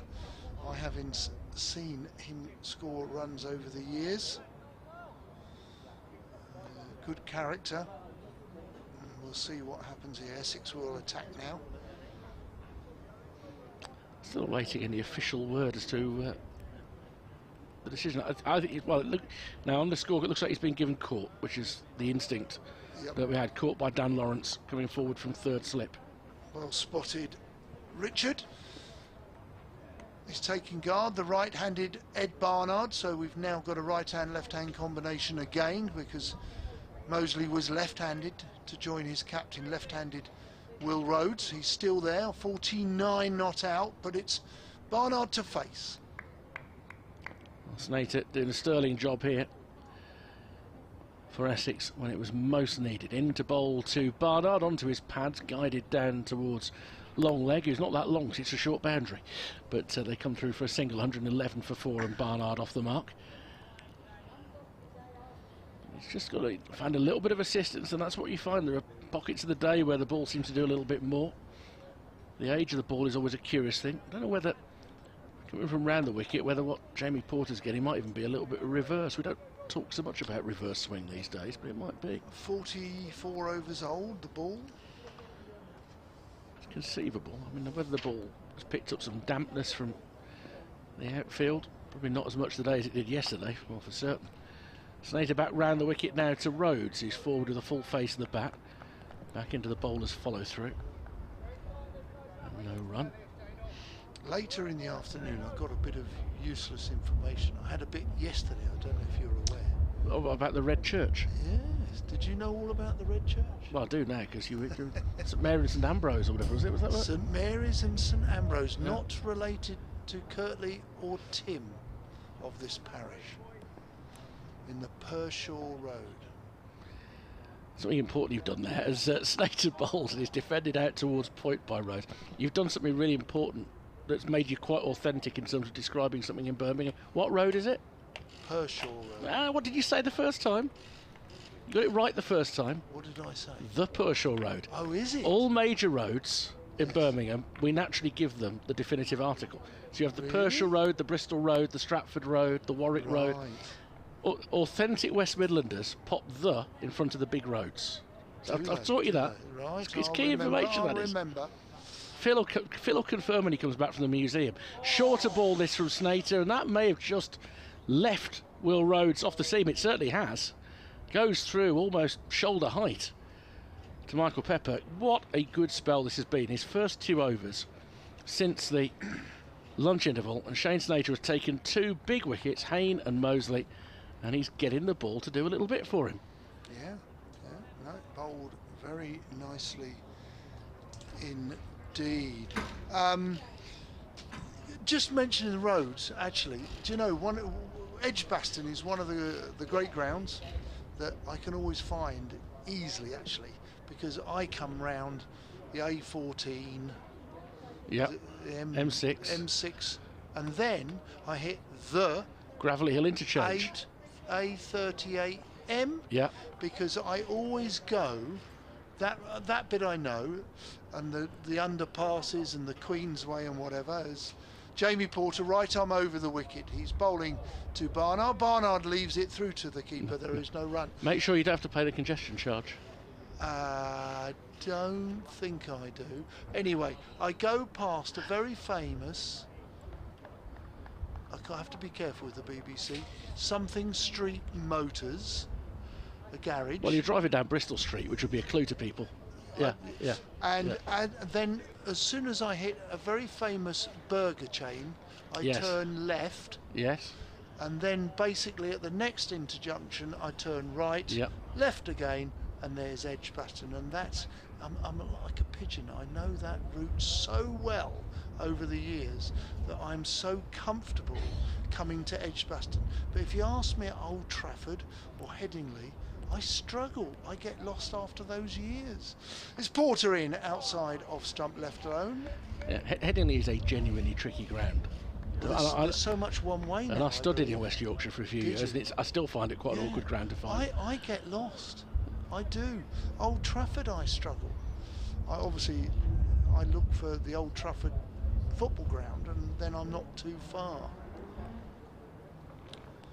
Yes, but Edgbaston, I'm really comfortable coming here. It's always a great treat and an easy drive, really. As a Porter on his way in bowls, this is played on the front foot, played sensibly out into the gully area. There is no run. I've only ever done 2 days at Chelmsford, so I'm a bit undercooked with Chelmsford. Although very early in my broadcasting career. Yeah, no. I would say it's a lovely ground. I mean, the atmosphere, even for Championship cricket, is terrific. Well, it makes a difference. The size of the ground makes a difference. But one of my very first assignments, some 30 years ago, for the BBC, was for both a Championship day and a one-day game at Ilford. Oh, yeah. Porter in bowls. This is driven out to mid off, where he fumbles, but he recovers. That is the captain, Tom Wesley, had sort of extra cover mid off, no run. And in those days, your broadcast as the away station was a disused scorer's hut, sort of a little scoreboard that was at deep backward square leg. It's still there. Is it still there? No, that's the main scoreboard today at club cricket. We used to plug in there. Yes. And it was an interesting view, and they weren't afraid to say what they thought about you. What year was that? Porter in bowls, forced off the back foot, slightly wide, played through the vacant backward point area, and it crosses towards the Holly stand. That's 4 runs. That's an easy scoring shot for Ed Barnard, and Warwickshire have moved to 115 for 4. I want it to be 1994. For the Sunday League game, I was joined by the then Warwickshire slow left armer Richard Davis, sadly no longer with us. He was terrific company. I remember him so well, formerly at Kent as well. Very tall man, left arm spin bowler. As Porter's on his way in, 3 slips and a gully awaiting. This is driven in towards the gully, where it's fielded by Critchley there, and there is no run. End of the over. 115 for 4. Rhodes on 49. He's been on 49 for a little while. Barnard on 5, and I'm going to hunt that game out. So that was your first experience at Ilford? That was my only weekend at Ilford. So it was a day's Championship cricket on the Saturday and the Sunday League the day after. Brook Road. Yeah, and a lot of West Ham shirts in the crowd. Oh, a lot of West Ham shirts. Many. Yeah, in the Sunday League game. Yes. Alan Donald was part of the Warwickshire team at the time. Mark Waugh was certainly part of the Essex team. Not the Mark Waugh that played for. No. Yeah, no. I reckon I'm going to have a little look at that. You're not sure what year though. It's got to be either 94 or 95. It was very, very early in my career, and it was in those days when the local TV Saturday evening broadcast would take a 30-second recorded piece from the cricket. And Snater comes into bowl to Rhodes. He's 1 away from a half century. He won't get it here as he just guides the ball up towards mid-on, where Cook does the fielding. So the first caption, it was one of those where it would be a picture of you with a phone, and the caption read Richard Wilford at Ilford, which I thought was quite a way to make your debut.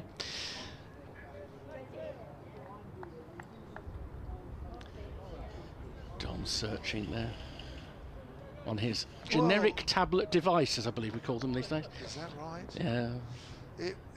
Ilford was the most enjoyable. It's the first of our festival grounds. Now Rhodes will reach his 50 because Snater has dragged that onto the Bears skipper's pads, and it's becoming an increasingly important innings with the 2 wickets since lunch. But Rhodes 50 comes off 135 balls. He's hit 5 fours, and he now needs to guide them to a decent lead in this game. They trail by 10 on 116 for 4, but a very welcome first half century of the season for the captain. Yeah, well played. He's played nicely. He's been watchful, he's been disciplined, he's been patient, and he's certainly leading his side. When I said Ilford was our first festival ground, it was always in sort of June, so it was always the first of Ilford, Colchester and Southend. Forward comes Barnard, sends Rhodes back when they contemplate a single. I seem to think this was late May, early June as well. I think it was not long after the end of the football season. Yeah, because he had Southend and Colchester. Well, what the one thing we remember about Ilford,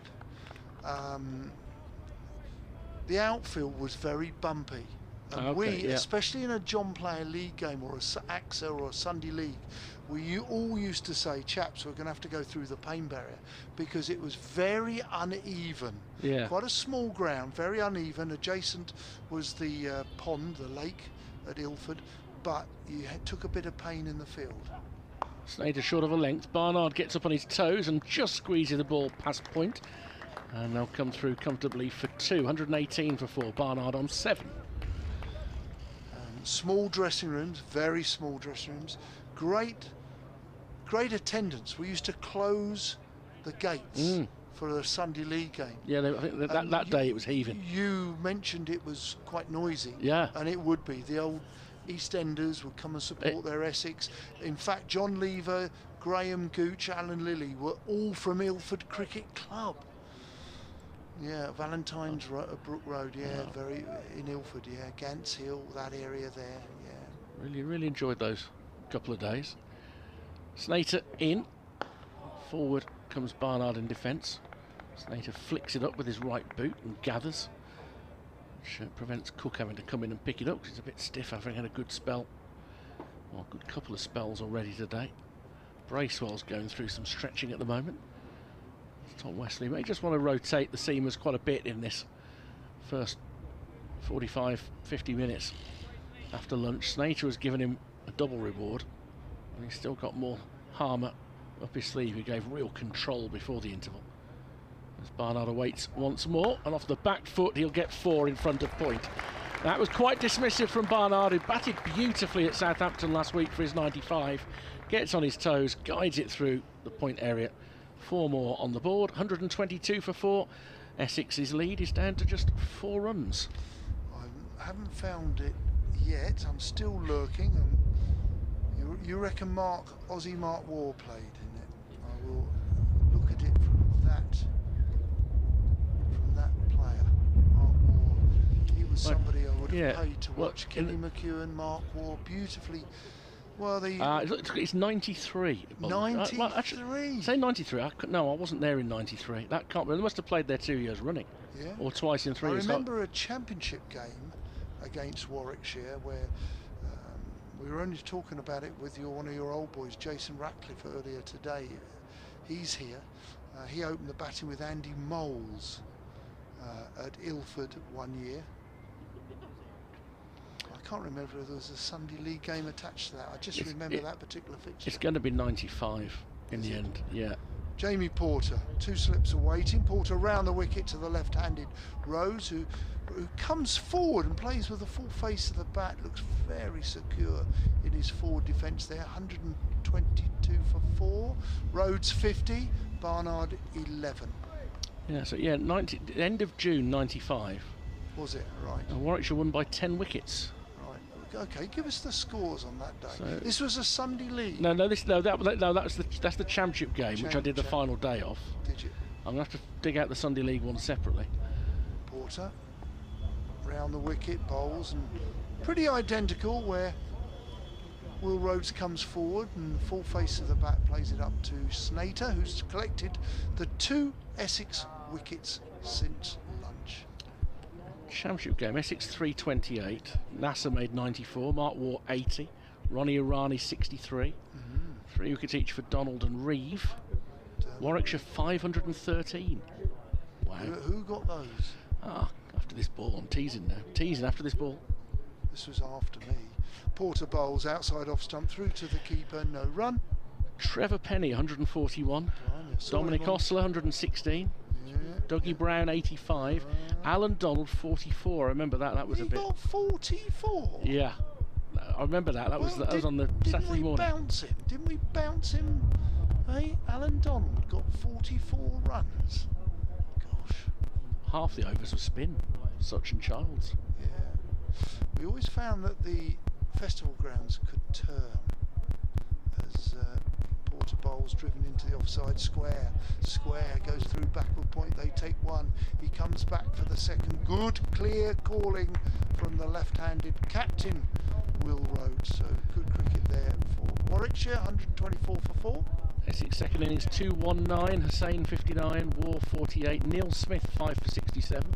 Yeah, 3 more for Donald. Warwickshire knocked off the 35 in 4 overs and 4 balls to get it done before the close of play. Can you continue, stay on that page, can you give me the Warwickshire side that day as Essex change a little bit of field play? It's in poor water, the 12th man is wandering around the boundary, I think with the drink or shoes.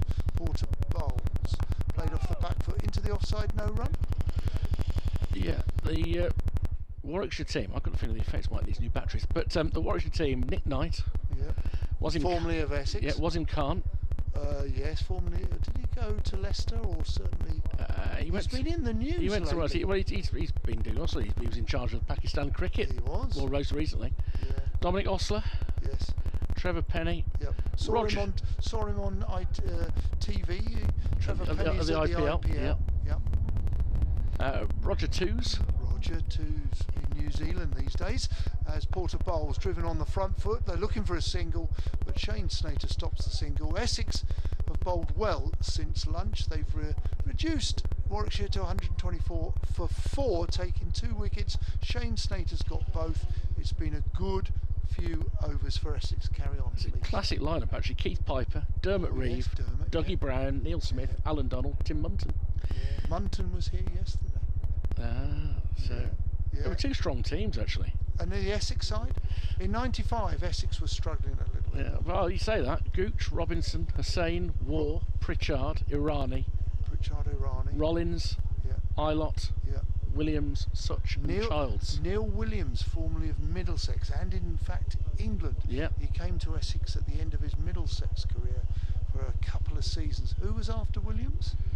I did just go off it then, but it was Such and Childs. Yeah. The twin spinning pair. Snater coming into bowl to Barnard and goes past the outside edge of that and through to the wicket keeper. Apologies for that new noise, which I think I could actually. Is it a helicopter landing? It could actually be work. I thought it might be a fault with the effects mic, but I'm turning up to now. I just think it's building site. It's a judder cement mixer. Could be something like that, couldn't it? A lot of buildings being created here at Edgbaston. We've got a new set of flats to our left. Left alone outside off stump by Barnard shows good judgment there. 124 for 4 between the 2 sides. Just 2 runs now. You're good at researching for games like that, aren't you? Very good. There was a game against Warwickshire at Guildford. It was either, I think it was the early 90s, which was a terrific game. Slater back up a length, defended out to the offside by Barnard, and there's no run. Essex won it. I think a D.R. Pringle.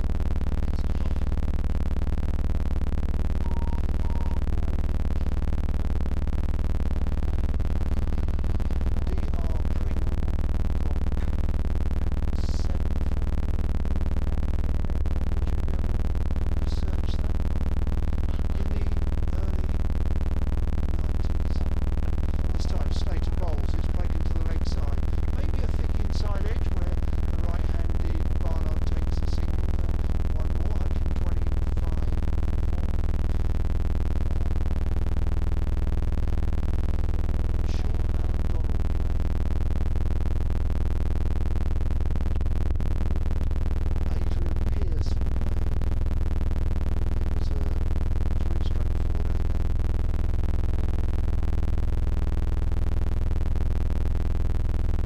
Trying to dig it out. 25 for 4. Barnard pushed a single there whilst I was trying to do some odd technology. It's a bit dark out at the moment. I'm going to pass the buck to Phil Britt so I can try and adjust something with that microphone in case that's what I'm hearing. As Slater bowls around the wicket, driven beautifully here by Rhodes, crisply past the bowler. chase is on, but Cook will give up. That's 4 more, and Warwickshire into the lead. 129 for 4 they are. That's a lead of 3 runs. So I'm just looking for another match. Ilford in 93. Was it 93? Which Essex won by 3 wickets. There you go. But I don't think. And Pringle only took 1 wicket in the match. Go through that game. Slater in again, turn around the corner, will be no run picked up at square leg. Warwickshire 448, Osler 174, Ratcliffe 80. Newcastle clearly like batting there. Essex 384 for 4 declared, so declared behind a century for Nasser Hussain, 90 for Salim Malik. Oh, he was quite a good player. And then Salim Malik and John Stevenson bowled Warwickshire out for 206 with 5 wickets each. Essex 273 for 7 to win by 3 wickets. Gooch and Stevenson with 50s. That was a terrific game. There was another one as well. We'll have to find it. There was another victory, I'm sure, for Essex. We were under pressure from Alan Donald at Ilford. And we survived, and I think we went on to win the game. And I'm sure it was Derek Pringle who got a 6-stroke 7-wicket haul, bowling them out. We'll have a little look. I wonder if Phil can remember that. And it's a warm welcome back to Phil Britt, who joins us. Porter, right arm over the wicket, outside off stump. Barnard leaves alone through to the keeper. Dot ball. Sorry, I wasn't Afternoon. Good afternoon. We were talking about Ilford. Oh, right, okay. Were you supporting or watching? No, I was working. You were I was doing a proper job. I was working. Go on, as a? Oh, just involved in industry, that was all.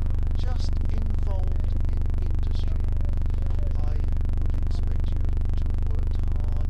You're industrious. What kind of industry? Motor. Oh, in Birmingham must have been very important. This is forced off the back foot through backward points for possibly just showing signs of a little tiredness here for Porter after lunch. It certainly was. It was a run scoring opportunity for the right-handed Barnard. No, I wasn't based in Birmingham. I was. You weren't, No. but Birmingham was famous for the motor industry. Well, it wasn't was, and then it collapsed. To be honest. Morris Leyland, no. Well, it was British Leyland. Yeah, it wasn't just the final product; it was all the manufacturing companies that bought the components. Porter bowls, and this has got an outside edge, but it goes down to the vacant third man. The short boundary here at the pavilion, and Essex will be absolutely. Well, Porter will be disappointed by going for 4. If he bowls a bad ball, he understands that, but that was a pretty good ball that also has gone for 4. Yeah, it's surprising once you get into the lead, how quickly that lead builds up, and these sort of sneaks down through the slips and stuff have given just push Warwickshire already onto an 11 run, and of course now required a third man to come in place, which is unusual these days. Porter in, 2 slips now. This time Barnard's played that, and he goes down onto his knees almost to suggest that that ball kept a little bit low. That's something that Essex won't want. Floodlights coming on. Are they? Yes, the Edgbaston E will light up. And they are a fine set of. Yeah, they're good. They They're good. are. They're very effective. But just for the first time in this match, we've needed them. Yesterday, it brightened up and we had a bright sunny afternoon. Porter bowls, played off the back foot, nice and straight, back to the bowler, there is no run. Rhodes 56, but the man on strike. Ed Barnard on 20, he's got to 20 quite quickly. He has. Barnard in good form the last couple of games. Got 49 here against Surrey and then scored 95 down at the Aegeus Bowl last week. So beginning to settle into this side. Sorry, it's Porter bowls. There goes out to backward point. There is no run. End of the over. Umpire gives Porter his jumper. It may be, for me, that could be the end of Porter's spell. We shall see. But the score is 137 for 4. So there's 2 wickets after lunch, quickly after lunch, getting rid of Sam Hain. He went for 45, and then Dan Mousley coming in and going for a single. 110 for 4. Essex right back in, and eyes on being able to get rid of through the Warwickshire innings without too much of a deficit. But these two settled in, and Barnard, as Don said, quickly moved on to 20. He scores quickly. Warwickshire, I think, became becalmed before lunch.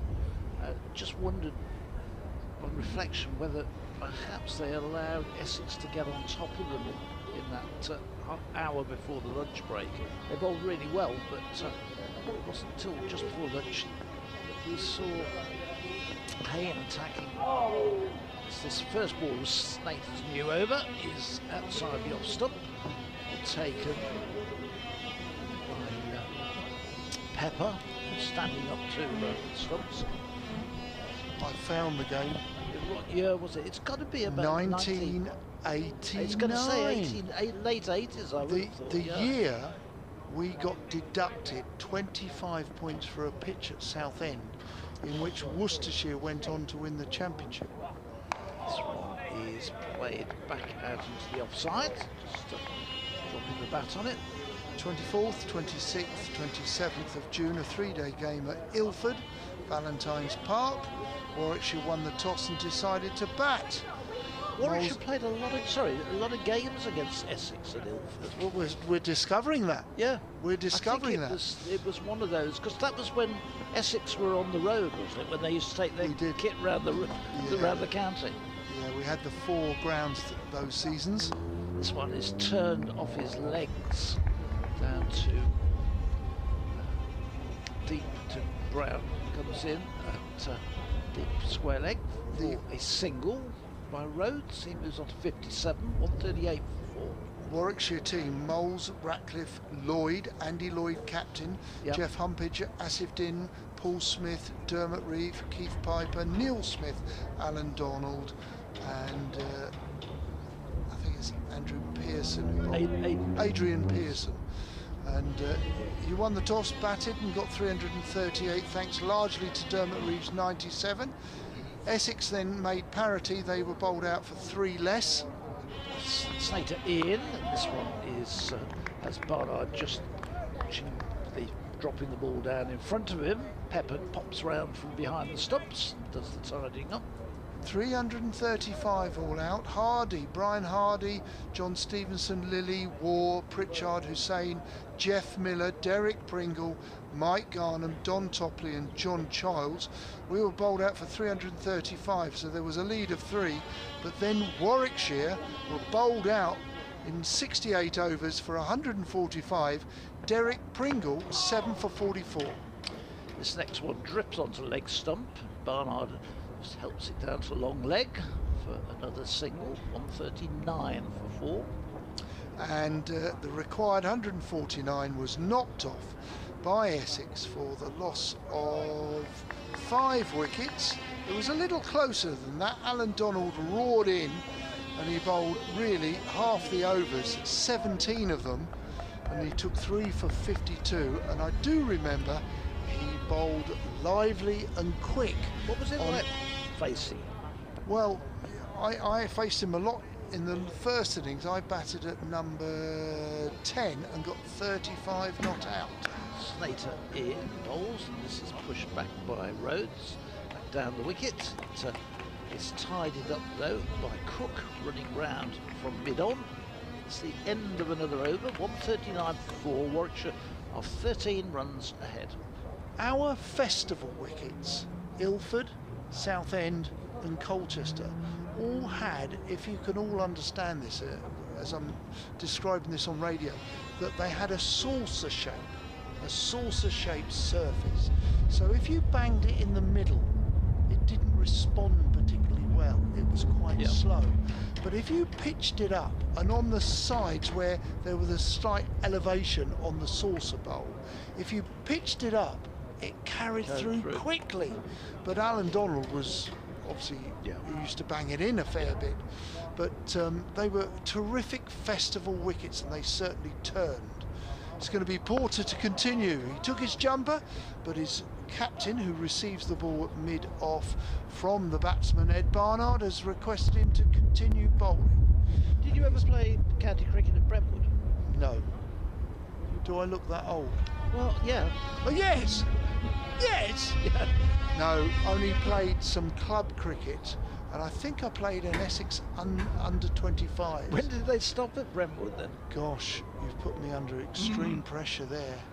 I would say 70s. This is driven wide of cover. He's played that shot beautifully, as Ed Barnard. He collects forward to the Eric Hollis stand, just slightly a bit over pitched, and played with an into out and a slightly open face bat.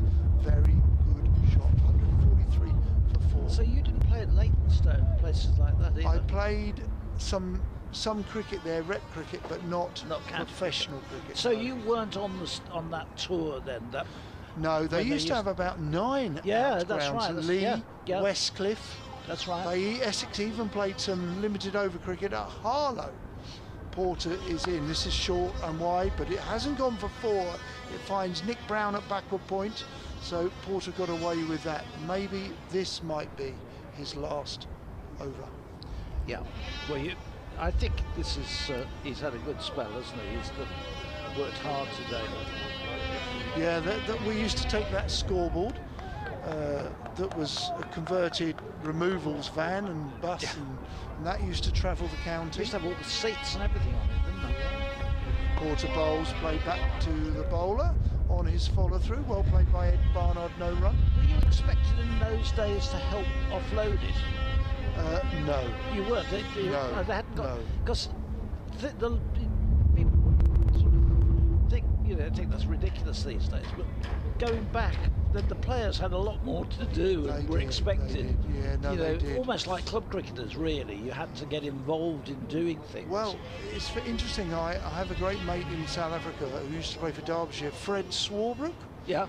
As Porter bowls, this is going to go for just the one down to third man, as there is 2 slips waiting, no gully, but there is a third man in place, and that is 1 more run to Barnard.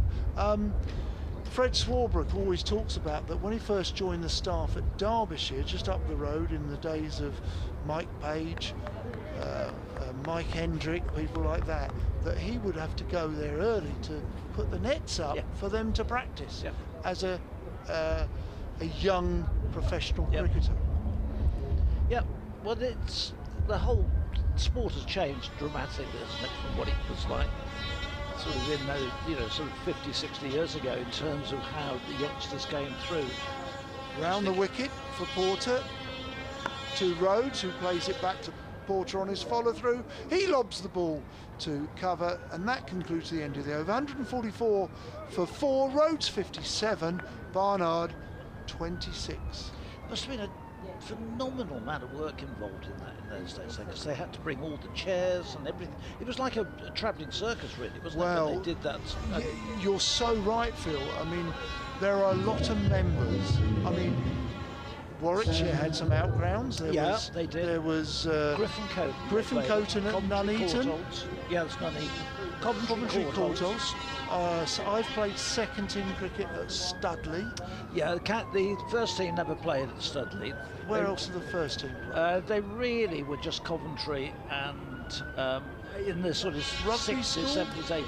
Didn't play any first team cricket there until they played some one-day cricket in the last 20 years, but going back to the sort of 80s, 90s, no, it would have been Griff, and Courthouse dropped off as well. Coulton, replacing Snater at the pavilion end, and his first delivery outside the off stump has an ugly looking shot from Barnard, trying to force it away through the offside. In the end, it's almost caught, stuck in the crease, pushing the bat away from the body. Essex. No, they haven't had that many outgrounds which they've used in recent times. No. They used Stratford-on-Avon in the early 2000 period for a couple of years. For what? White ball? No, for Red Ball. We played Lancashire and Hampshire there in county championship games.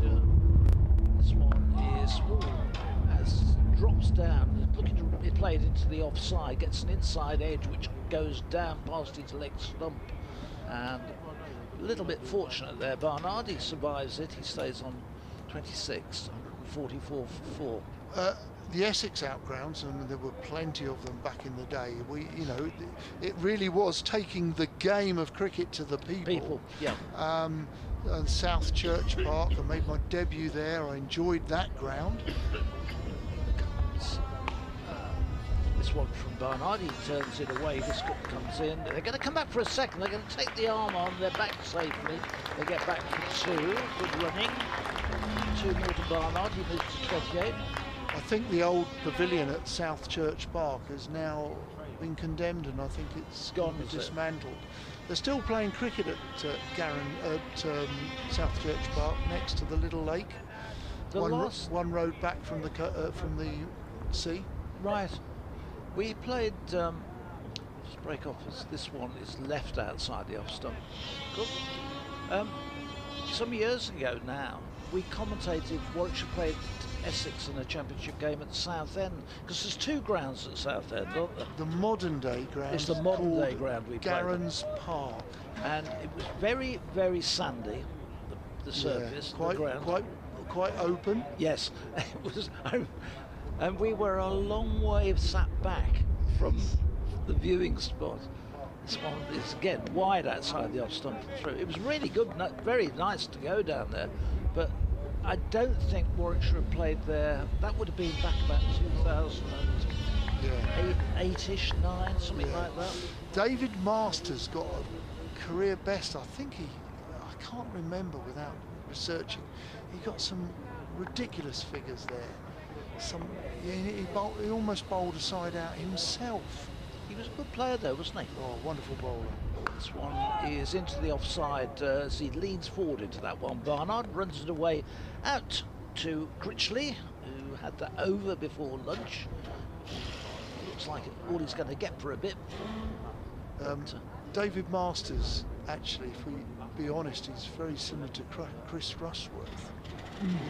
Yes. Not huge pace, fantastic work ethic, swings it, seams it, on the money, awkward. Yeah. Typical English county bowler. Got to play virtually every ball. You have to play it because it's there. You get very little given to you. David Masters played for Kent, for Leicestershire. Yeah. And then he had a long career and a benefit at Essex, and very loved, respected individual. Yeah, good cricketer, really good cricketer. His father, Kevin Masters, both were called Hoddy, because they were Hoddies, Hod carriers. And his father played for Kent for many years. And I think the great story about old man Hoddy Masters was he got awarded the Young Player of Year at Kent, I don't know what year, 1989, 1987. He got the Young Player of the Year, and he also got the sack because they didn't think he was going to make a career. It's going to be Dougie Bracewell, who follows Jamie Porter in. He bowls a shortish ball played out into the leg side for the left-handed Will Rhodes, and it's fielded on the scout, the defender on the boundary on the Hollies stand. They pick up a single, 147 for 4. Yeah, that lead just already stretched to 21. Essex need to keep an eye on this lead. Don't want to get too far behind. Warwick's still got those 6 wickets in hand. Right arm over the wicket, Bracewell's in. This time Barnard leaves it through to the keeper. Pepper, there is no run. You're absolutely right. I mean, there was me thinking, blimey, if he could bowl Warwickshire out for 190, 180, am I being greedy? But giving them a lead, well, any lead, but now Warwickshire will be becoming greedy now.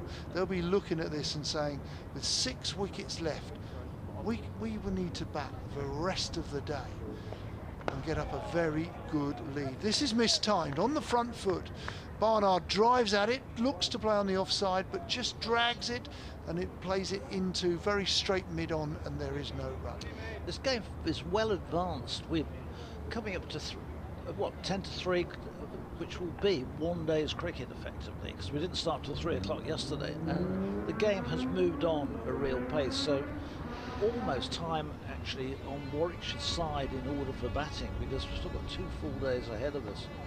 Outside off stump, Bracewell bowls, left alone through to the keeper. Barnard's not interested in playing that.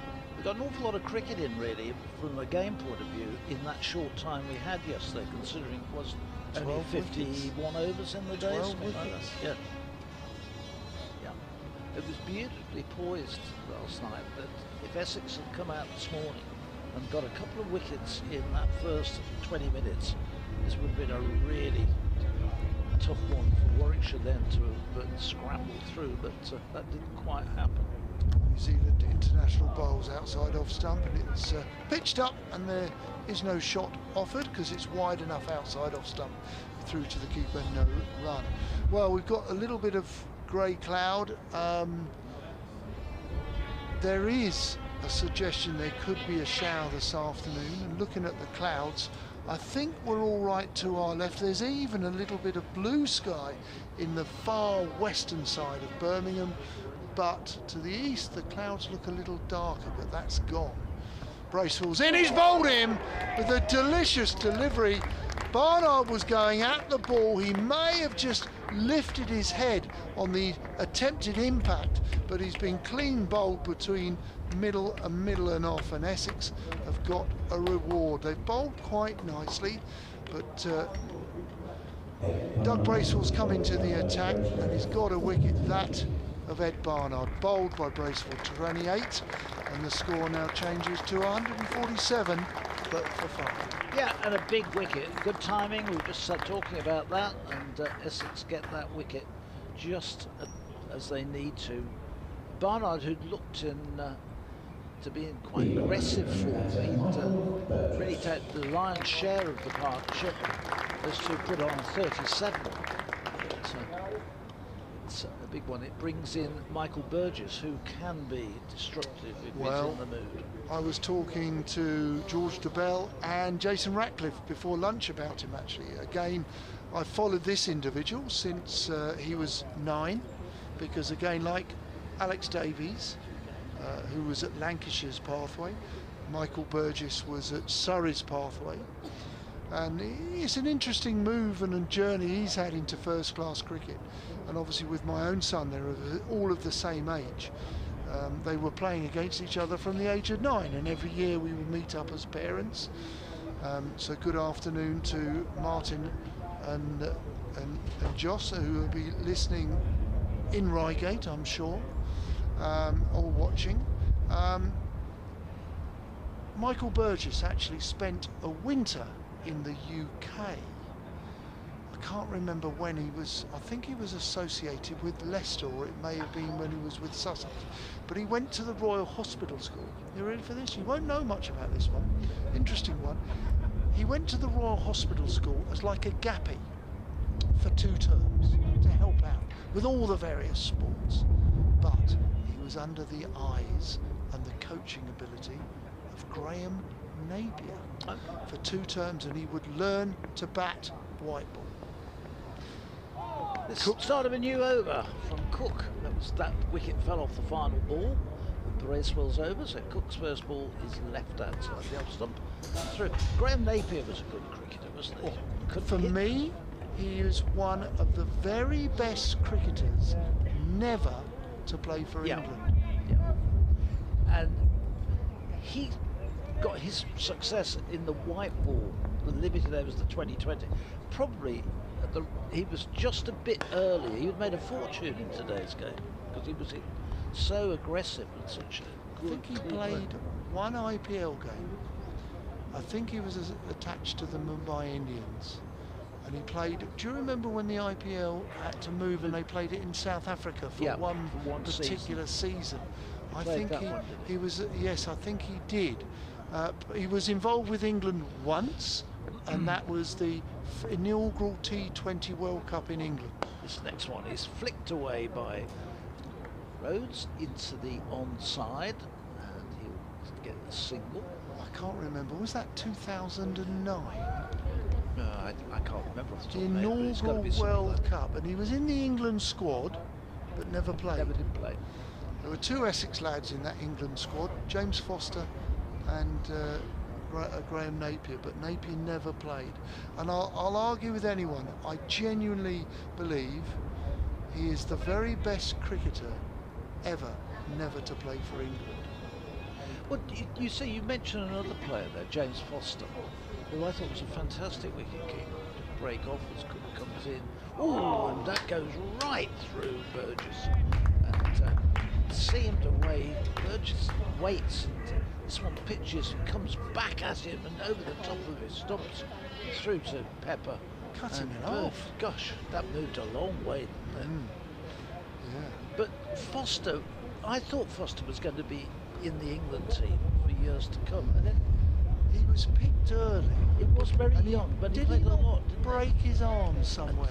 I think that's, yes. He broke his arm somewhere. Was it in Zimbabwe? He played, was it under David Lloyd's England team in Zimbabwe? Yes, it could well have been. This one is turned into the onside. There's no room.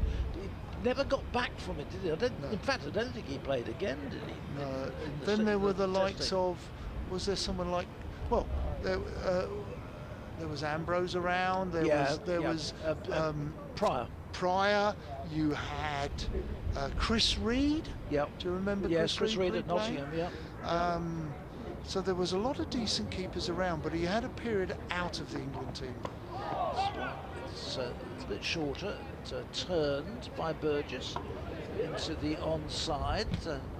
Very hostile reception there for Burgess as he arrives at the wicket. Yet to score, it's 148 for 5, 3 wickets since lunch. Warwickshire went through the morning session without losing a wicket with Rhodes and Hayne, but since lunch, Hayne went virtually straight after lunch. Mosley followed quickly for a single, and we've just lost Ed Barnard, bowled by Bracewell for 28 in Bracewell's previous over. And the lead is 22. Richard Wilford is going to take over because he's going to need to come. Right, if you'd like to commentate. Right. All right, now I'll commentate. You're going to depart for this over. Richard's coming into your seat, and you're taking over, Phil, from me as Bracewell bowls outside off stump through to the keeper. That is a dot ball. Now, your coach came in earlier today, didn't he? And what a great chap he was. Did you notice how superstitious he advertised he was? I think Phil Britt is. Not Phil Britt, Richard is, because he likes to play on the right wing. Is that right? Just more comfortable with that because my computer's here. As Bracewell bowls, played down the ground sensibly by Rhodes, 59 not out. He's played, well, he's been the glue for Warwickshire today. Played really nicely. His 59 have taken 154 balls, and I'm going to invite you to take over the rest of this commentary, and I shall vacate for Phil. Is that okay? Okay, that's fine. We may be off soon because I note that the ground staff are on the hover cover as this is driven through the offside with real timing here by Rhodes. The outfield might slow it up, so Jamie Porter should prevent it going for 4, but they will come back for 3, and Rhodes makes the 60s. He's 62 not out, and the Bears get past the 150 mark. They're 151 for 5. So only 25 runs ahead. There's still plenty of work to do. But ground staff are always a good clue to the fact that there might be a little bit of rain in the air at some point soon, and we're expecting quite a bit of dark cloud. You can hear the wind again, and the wind has changed direction. It is coming from a slightly more difficult area in terms of where the weather comes from, but more than once it's changed direction today. As the flag flaps at the far side. Bracewell took a wicket in his last over, stands Burgess up, he defends it out into the offside, and there's no run. An update for BBC Radio WM and BBC Commentary. Warwickshire in the next couple of minutes. Phil is back in position there. It's been a very competitive day's cricket, and you know, Essex unlucky not to get any reward in the first session, and they've managed to grab them in this second. That's the key. Bracewell approaches once more, and defensively Burgess just plays it out into the offside, and there's no run. See if the radar gives us any clues as to what might happen in the next 5 or 10 minutes. It's taken a while to find it. Let's have a look. I'm still set to Southampton on it. That tells you where I was recently. Yeah, there's a little bit of weather skirting just down below us actually, which might just clip South Birmingham. There's not a lot in it. It's coming more from the southeast, which is unusual for here. As that one goes through, and it's taken a nick, and oh well, the umpire initially looked like he was suggesting that it might not have carried, and whether he got a shout from square leg or not I don't know, but Burgess has gone for a duck. Bracewell, like Snater earlier in the session, gets 2 wickets in successive overs, and Warwickshire are 151 for 6.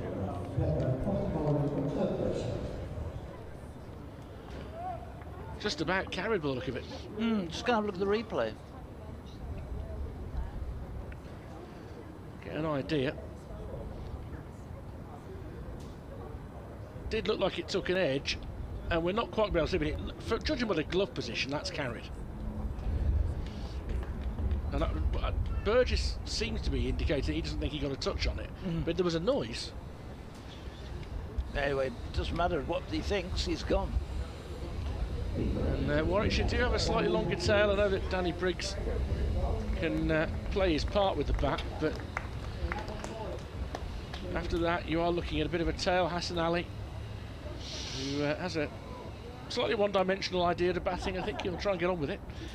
And then Rushworth and Hannon Dolby. They've fought back really well since lunch. Essex, they've come back strongly at Warwickshire, taken 4 wickets. And interesting habit. Gosh, that wind is getting strong. That might be a suggestion that the weather's going to be worse in a moment. Yeah, Bracewell's taken a wicket in the final ball of each of his last 2 overs. Which is nice. You can go and stand in the deep now thinking, oh, that's good. The wickets have come in batches in this innings. Just hold it with me for this next delivery, Phil, just because the report is coming up in the next 30 seconds or so. Cook is continuing in quite murky light. Floodlights on. And that does help the seamers a little bit, and they've plugged away. They've stuck at it here, Essex. Cook short ball, left alone by Rhodes. There is a leg slip in. Quite a short in, actually, for a miscued pull. So just wait for this report. This is Richard Wilford at Edgbaston, where Warwickshire are now 151 for 6. They lead Essex by 25 runs, but the visitors have battled back really well. 2 wickets in successive overs for Shane Snater just after lunch, and now Doug Bracewell, the New Zealander, has chipped in, bowling Ed Barnard for a bright 28, and then having Michael Burgess caught low down by the wicketkeeper Michael Pepper for a duck. Will Rhodes is still there, he's on 63. Danny Briggs is the new man joining him. Warwickshire 152 for 6.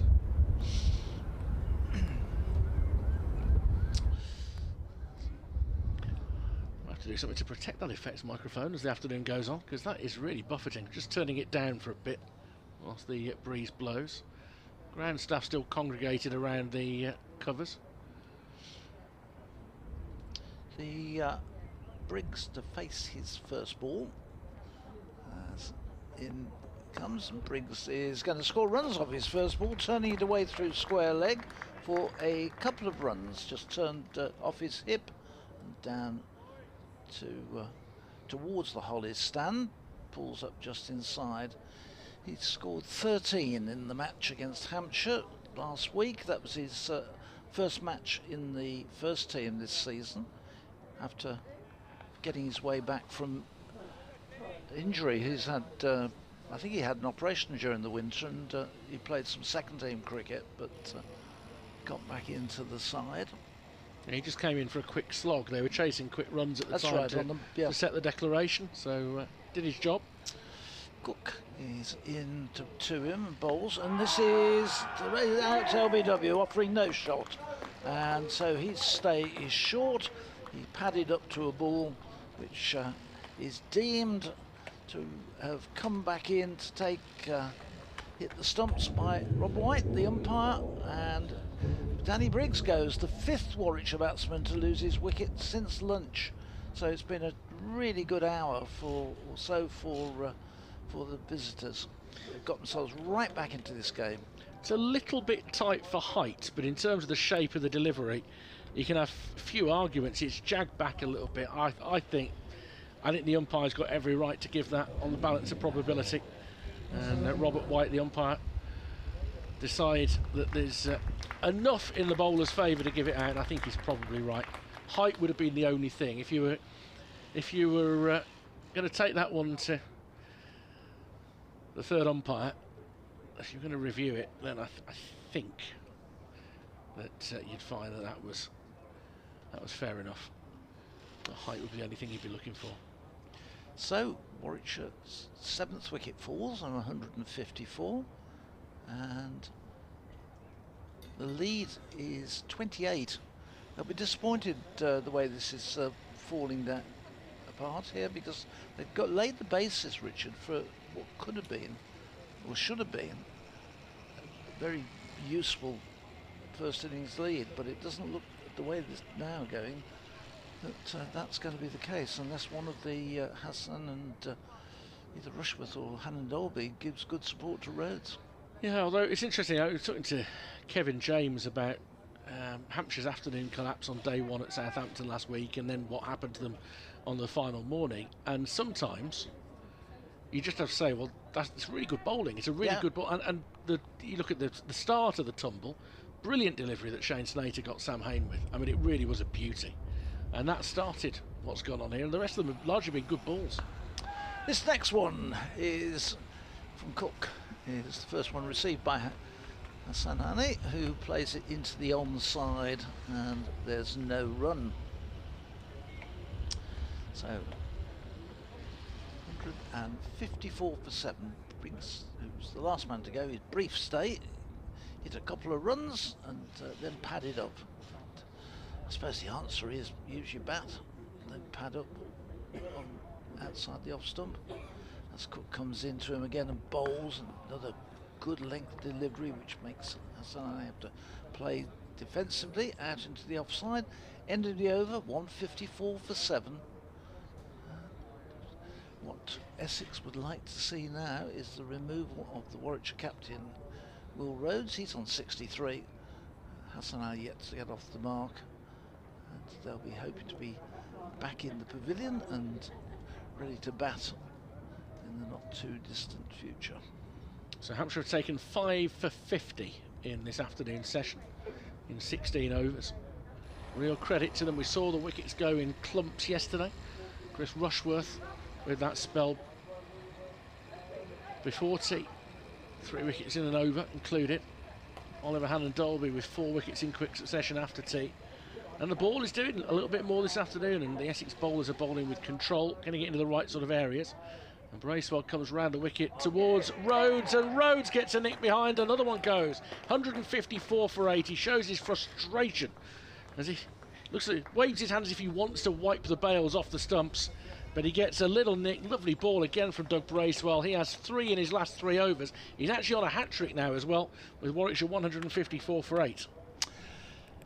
The collapse continues, and it's just a bit, if you're Warwickshire supporters, this could be worrying, because the initiative has really switched within about 15-20 minutes.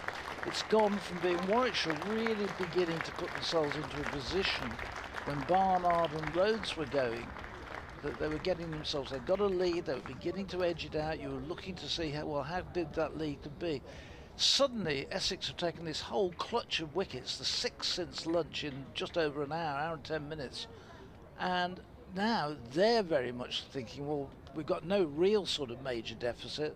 We're back on a 1 innings match. And from what could have been a situation where they were going out to bat with already 100 or so behind. At the moment it's just 28 and all Warwickshire's main batsmen have gone. A proper tail situation now. Yeah. Chris Rushworth coming to the crease. They might quite like to bowl in these conditions. That's one thing I would say, and it's been really good bowling, and they've used what help there is there. They've had to wait to get that little bit of help, and they've done so very, very effectively. 6 for 50 it is now, this tumble. 126 plays 154 for 8. Well, if they can nurdle another 5 or 6 runs from here, they might be quite glad. And it does feel, I mean, when I came this morning, I watched quite a bit of it yesterday via the Warwickshire County website, and I said I'm due to be here on day 4. I said, I don't think we need it on day 4. It's a 3-day match, this, surely, because it's doing enough. And you know, the ground staff have done incredibly well to prepare a track, given all the weather in the last week and a half. But you know, the wicket is blameless, but overhead conditions, when they've given you a chance, both teams have seized it, as Rushworth almost fends this down to slip. I thought it was like catching practice. Yeah. By the way, you mentioned earlier, you were saying the difference in approach that England selectors have had to Chris Wokes and Jimmy Anderson. Yeah. Jimmy Anderson has not been able to take the field today for Lancashire. No, you were saying earlier. That's James Roux, 96 not out incidentally in that game. 246 for 6. Somerset have recovered a bit at Old Trafford from a tough start, but let's hope that it's a minor problem is the official word for it. Let's hope it is from his point of view and from England's point of view. Here's Rushworth driving beautifully through mid-off, and that is the go for 4. That's as good as a shot as we've seen in the afternoon session. Rushworth 4, 158 for 8, the lead to 32. Northants 158 for 9 against Nottinghamshire. In fact, now they're all out. Vasconcelos made 62. Hutton another 5 for Brett Hutton, 5 for 37. He's having a good year. Surrey 104 for 2. In reply to Middlesex's 209. Rory Burns 68 not out. He will hope to get back onto the England stage at some point. Derbyshire 50 for 2 in the much delayed match against Gloucestershire. The ground staff have worked a bit of a miracle there. Harry Kame is 31 not out. So Bracewell approaches. Rushworth, short ball. He does well to get over the top of this and guide it down to third man for a single. He's 5, 159 for 8. Durham 200 for 9. Trail Yorkshire by 54. Ollie Robinson top scoring with 44. George Hill has taken 4 for 37. I note Finley Bean has been added to that game. I think that's as a replacement for Saud Shakil. Yes, he got injured in the batting. Worcestershire 63 for 3 in their second innings. Need another 86 to make Glamorgan bat again, so they're in trouble in that game. Azza 23 not out. Adam Hose 12 not out. Bracewell, short ball. Hassan Ali ducks under it. And Sussex again are trying to prevent Steve Smith from batting. They're 152 for 2 after 53 overs against Leicestershire. Tom Alsop 53 not out. Chiteshwar Pujara is 47 not out. And Smith has been waiting in the pavilion with his pads on as the next man in for nearly 38 overs now. We don't even get in too much practice. Prize wicket for somebody when he's playing though, isn't he? That's for sure. Yeah. This ball onto the pads of Hassan Ali. There's a big gap at square legs. He'll get a single. Was there a little bit of bat on that? Looks like there was. So he is off the mark. And Warwickshire have got half a dozen more runs since the 8th wicket fell. 160 for 8. Everything they eke now is very, very useful. Yep. But they are bowler-friendly conditions, these fell at the moment. Absolutely. And there's no sign that today this is going to improve. Biggest problem I think we're going to have today is the light. Whether how much of the final session we actually get, because it really is being quite dim.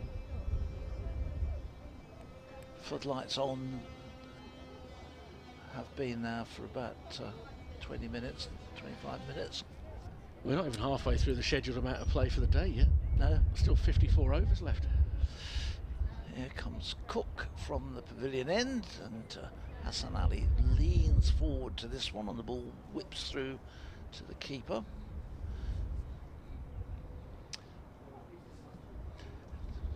Some thought that it would be Adam Rossington behind the stumps, but Michael Pepper's kept his place. He's been in while Rossington's been injured, and Rossington was in the 13 that Essex named, but not playing. It's Cook again. Shadows coming off the floodlights, and again no shot offered this time outside the off stump by Hassan, through to the keeper. Warwickshire, if they had an issue with Michael Burgess picking up an injury or something, you've immediately got Alex Davis as the first option. They've got Chris Benjamin as well, who was in the squad for this game. And George Maddy, who is Darren's young son. Played a bit of 50 over last year. Yeah, he's been playing in the second team, scoring runs in the second team, so another good prospect. This one is picked up beautifully, hit straight back over the bowler's head for 4 by Hassan Ali, and that was a nice pick up and strike. Bit of pleasant sound. It's, right. Proper tail enders, you know, if tail ender puts a swing in like that and gets it off the middle. Nobody moved, everybody just looked, and it was like bang. And it's one of those where you play the shot, often the stumps go flying and you think, well, that's the number 10, he's having a go, but he got hold of that one and it went beautifully out the middle of the bat. That wasn't that far short of going all the way. Yeah, they have to be a bit more selective now. Don't try it again. Cook will be thinking to do the same again. This is short, and this is helped down to fine leg. It's gone very fine. It won't go all the way.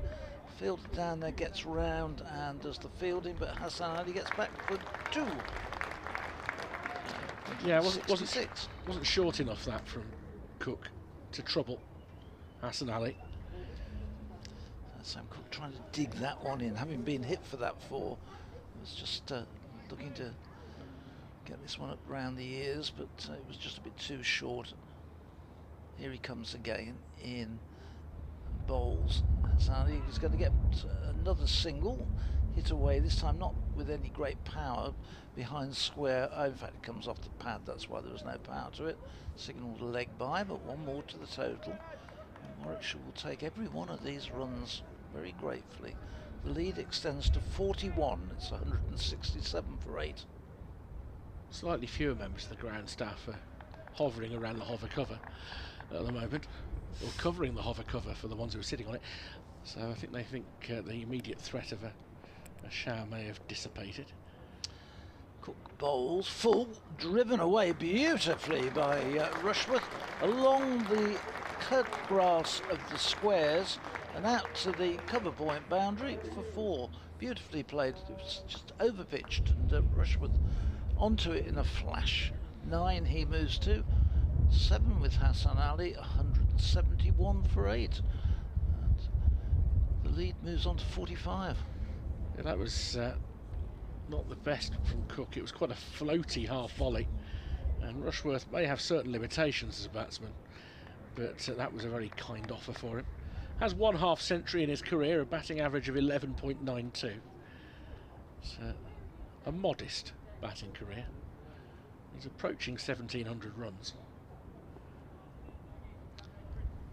But, everything's a bonus. He's got 9, Hassan Ali 7, and it'll be the Pakistani who faces the first ball of a new over from Bracewell. He just guides it into space in the covers for a single. That's intelligent batting, and takes the score to 172 for 8.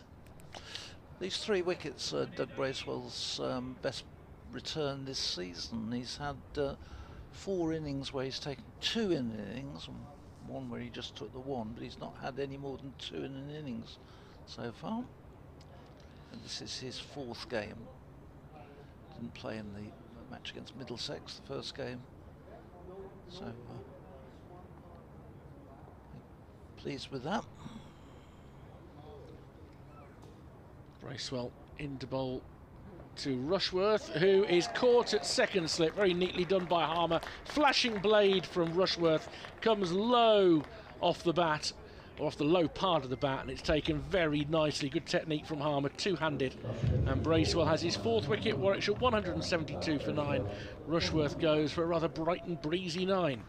It's been a really good spell, this, from Bracewell. I thought it didn't look quite quite on the mark before lunch, but he's come back since lunch. He's got 4 wickets, and they've come virtually. I think they've come in consecutive overs pretty much. Yeah, he's, did he miss 1 over out perhaps? Taking wickets in the 53rd, the 57th. 53rd. He's taken a bunch in quick succession. Yeah, 53rd or 55th, 57th, 59th. Yep. Yeah, he has. So 4 successive overs. You're quite right. So he really has done the job, and Warwickshire's innings has really gone down like snow on a summer's day. But so did Essex's yesterday. Yeah. And this is the thing. It's Don was saying early on, as much as people balk at the cliche that you don't know until both sides have batted, when the ball is doing a bit this week under this cloud cover, got the floodlights on, it is going to be difficult to bat. And Essex found that yesterday, Warwickshire have today, and they need to make every run of this 46-run lead count. I think we were saying 100 would be what they were expecting, and I still believe that's what they were looking at and should have been looking at. But even so, a 50 or 60 run lead would be a good lead to have. If these two could, from Warwickshire's point of view, could eke out another dozen runs or so, they'd take that, and then if Rushworth can get on and do a little bit more of the same as he's dished up the last couple of weeks for Warwickshire. I mean, resuming at 17 for 2, I was making no assumptions necessarily that they'd even get a lead, because you just don't know what the ball was going to do this morning. And Bracewell continues now to the left-handed Hannon Dolby, who guides it off his pads, and it's picked up at leg slip. Ball going along the deck to Dan Lawrence, who again immediately replaces his hands in his pockets. He and Sir Alistair Cook have, I suspect, got a couple of those little warming things in their pockets. If you're in the slips, it's as well to keep your hands warm if you can. I wonder when Essex come out to bat, which isn't going to be too far away. Bracewell into Hannon Dolby. He's able to just get toe end of that bat onto that ball and get it down to third man, where Critchley does the fielding. 173 for 9 with that single. Whether they'll take an aggressive approach, because it's been seen that they played aggressively yesterday for the 3rd wicket, and they rattled up 40 or 50 runs very quickly. Warwickshire this morning, when they played aggressively, they better. It was when they went back into the shell that started to get into a bit of trouble. So it may be that Essex come out with a slightly different approach to their second innings. We will see. I don't think we're going to be too long before Essex are back out there batting. Bracewell 4 for 32 now. Full of length outside off stump, guided into the covers by Hassan Ali. Picked up there by Lawrence. There's no run. 2 slips in place. Third man on the point boundary. Interesting fielding position, to be honest with you, for Hassan Ali. He's coming in now to a more orthodox point. Makes a bit more sense. Extra cover mid-off, mid-on. There is a deep square leg, and yeah, he might go for a pull. Long leg is down in front of us, Critchley. Bracewell is producing the shorter ball, and he ducks under it, and it's through to the wicketkeeper. End of the over. 173 for 9. Warwickshire, they lead Essex by 47 runs, and Essex have clawed their way tremendously back into this game. Super spells. Porter without reward, but certainly tested the left-handers bowling around the wicket. Bracewell and Snater snaring 6 of the wickets to fall in this session, and Sam Cook getting his reward when he trapped Danny Briggs' LBW without playing a shot. Really good 4-man seam attack, rather similar to what we saw from Warwickshire yesterday. Yep. So we can see Cook, Sam Cook, continuing from the pavilion end to Oliver Hannon Dolby. He's on 1. 3 slips waiting as Cook comes round the wicket to bowl to Hannon Dolby. He's in and bowls, and Hannon Dolby has nothing to do with this first ball. Just watches it outside the off stump and just bends the knee, and a little bit of a stride forward, but no intent. Bat held high, harmlessly through to the keeper. I would say on balance that Will Rhodes 63 may be worth more than 63 today. Yeah. It's a sort of 80 or 90 on a in another week. Cook in, bowls, Helen Dolby again, leaves outside the off stump. This one a little bit tighter into the stumps, but again, Helen Dolby knew where his off stump was and wasn't going to be tempted. Yeah, if there's one thing you tend to know about Ollie Helen Dolby is that as a bowler you need to make him play, because he will leave judiciously. Yep. And he'll dead bat anything he can dead bat. Bowls, Helen Dolby. Ooh, he's going to get runs with slightly fortuitously. Gets a thick inside edge which flies past his leg stump and down to fine leg. He'll get 1 for that. So he moves on to 2, 174 for 9. What was the mantra that Don was using yesterday? Outside edge is the bowlers, inside edge is the batters. I didn't hear that. Yeah. I'm glad. Well, he's right to an extent, isn't he? Yeah. Cook again, but this time to Hassan Ali, who waits, and this is short, and Hassan Ali's hit that hard and very, very high, and it's gone right up into about the 15th row, of 20th row of the Hollis stand for 6. Yeah, that up beautifully. In fact, it's gone on more than that. It's beyond the walkway. Yeah, man's walking back. Trying to find it.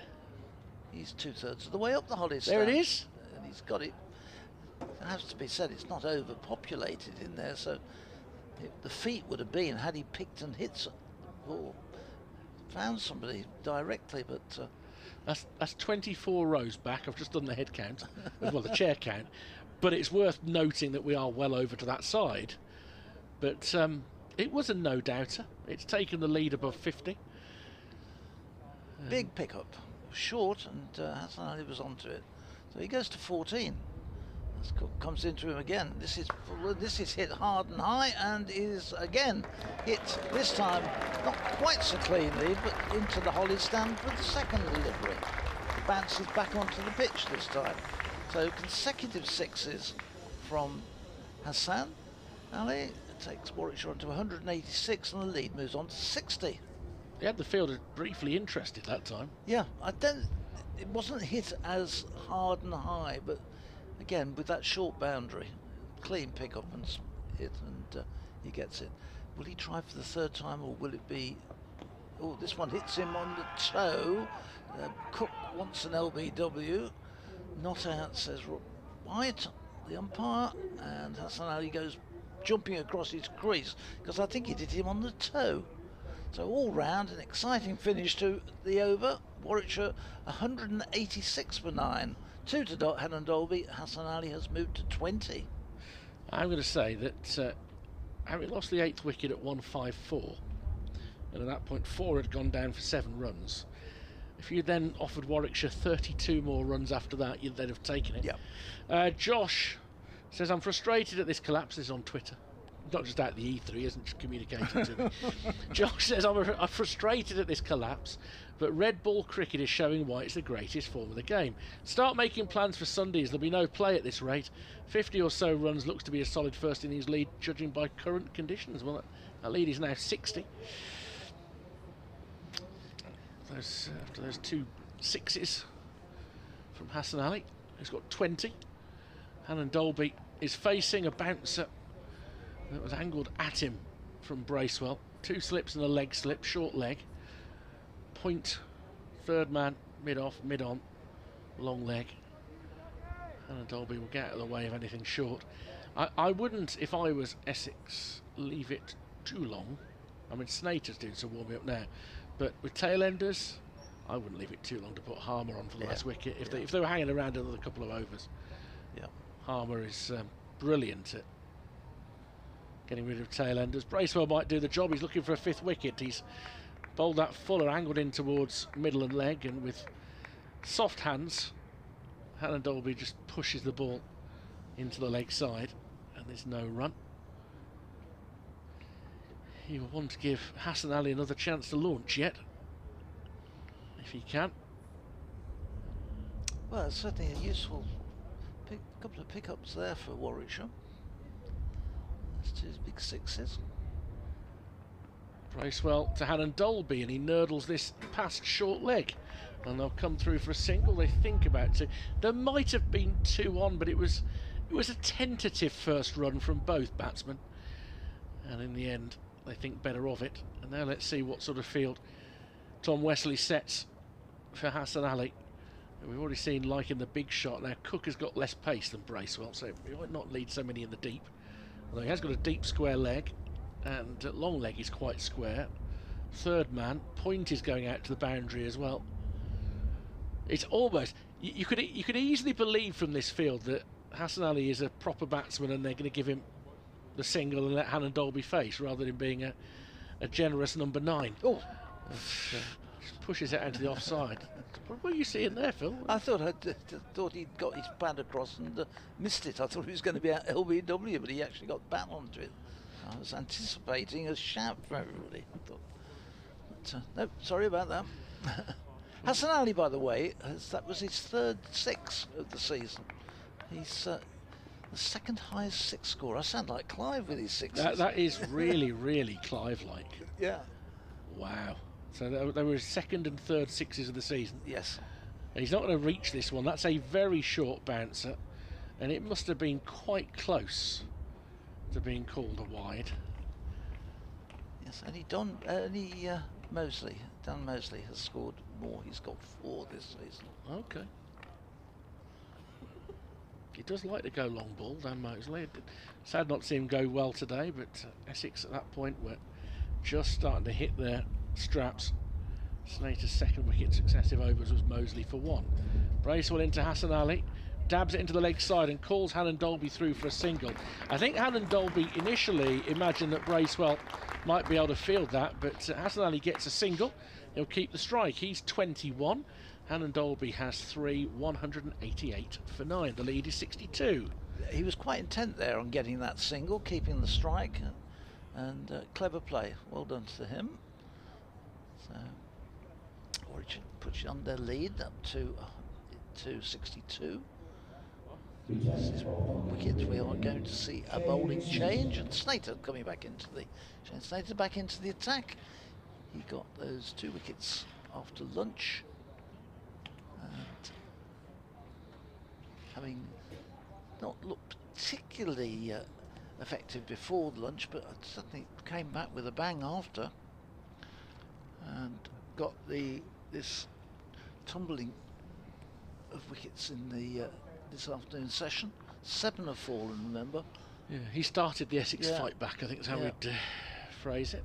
Oh, very, very well. Immediately after lunch. I do like his energy. I just think he's, he bowls. His spells show he's an enthusiast for the game, I think. So he's into Hassan Ali, who gets the first ball. He's right behind it, plays it back down to the bowler, who tries to field with his feet. I suppose to be not very successfully would go down with that. Career best, Hassan Ali, of 106 not out. He's got 1 century and 3 50s in first-class cricket. Curiously, he's got 2 half-centuries in one-day internationals, which that suggests he might have a little bit more pedigree if he concentrated on his batting.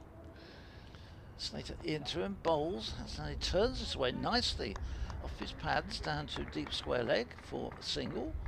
Takes the single, goes on to 22, 189 for 9. I'm not sure how many of his highest scores have been made on overcast skies in England in May. On a probably very few. Yeah, very few.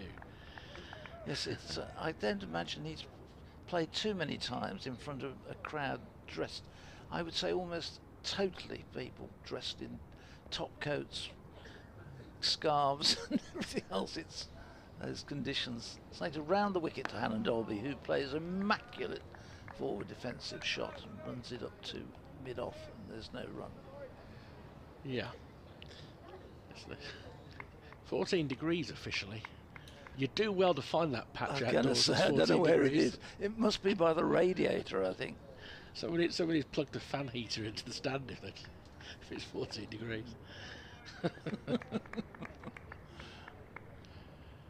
This Slater again goes round the wicket into Hannon Dolby, who takes one big stride, and gosh, it is a big stride. He's 6'7", Oliver Hannon Dolby, and one of his strides takes him a long way down the wicket. He just lets the ball go through to the keeper. The ground staff have now gone back into their little, they've got sort of a recess back off the stands where they all sit and watch the cricket. Yeah, they've got the orange wheelbarrow out and the marker to not redraw the lines. Slater back over the wicket, and this one is played nice and solidly by Hannon Dolby up to mid-on, and there's no run.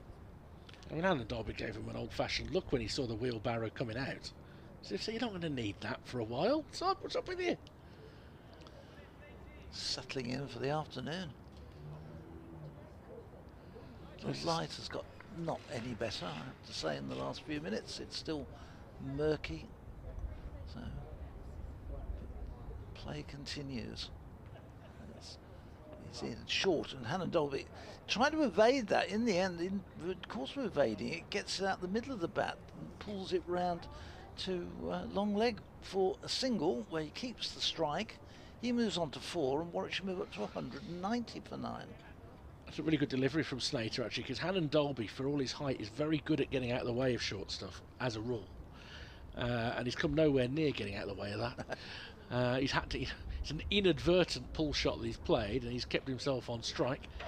Takes the lead to 64. The umpires are consulting, and there may be that there's enough of an issue with the light here for them to at least take a reading, because I don't think we needed yesterday for them to set a point for where the light is.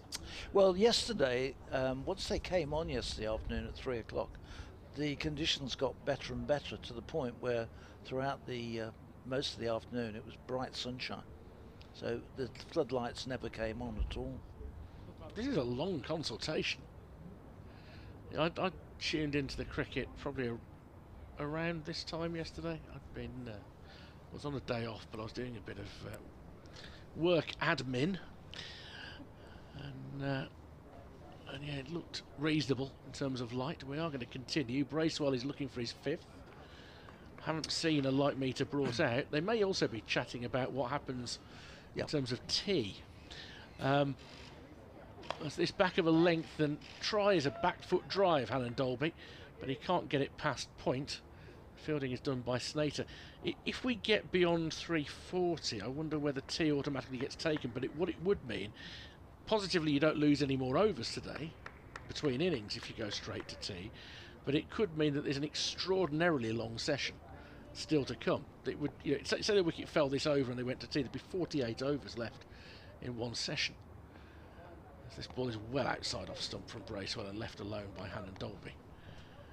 So no fielding team particularly wants to come out for 48 overs. that again is pending on the light, though. You make the point about the light. It's not expected to get much better, the light, for the next hour and a half or so, judging by the forecast. I don't think it's any worse, though, Richard. I think it's sort of levelled off a bit in terms of cloud. It's reasonably high. It's overcast, but high. Short ball pulled round the corner by Hannon Dolby, and on the inside of the fielder, well, he's kept it in, and they're going to come through for a single. Wasn't entirely sure which side of the rope the last step was there from the 12th man, but it was way over the ropes down. I was just looking at him.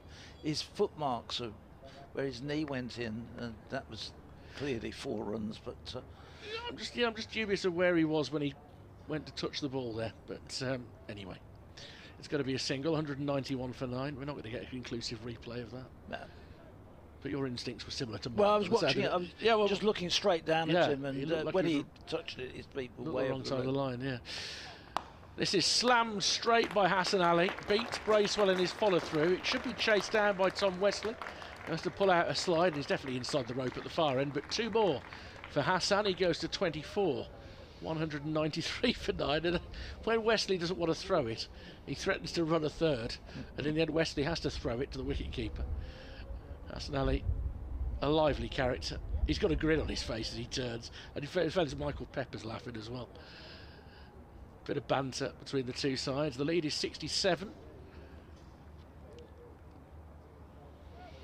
Useful runs from these two. Useful little partnership. We're going to get sun after 7 o'clock tonight. That doesn't really help anybody, does it? As Bracewell comes in, the Hassan Ali ducks under it. Mind you, it might be right. When you get into your back garden and your residence that lies somewhere between where Jeremy Clarkson and David Cameron are, you know, in that golden corridor of the Cotswolds where the great and the good, and indeed yourself. Yeah. The good, the bad, and the ugly. Oh dear. A tremendous day out in Bourton-in-the-Water in the autumn. It was really lovely. Yes, chilly day, good lunch. It's time to go in the autumn. Short ball, making room for himself, Hassan Ali. Swing and a miss, and it goes through to the wicket keeper. And there's no run. End of the over, 193 for 9, and the frustration and annoyance value is building a little bit.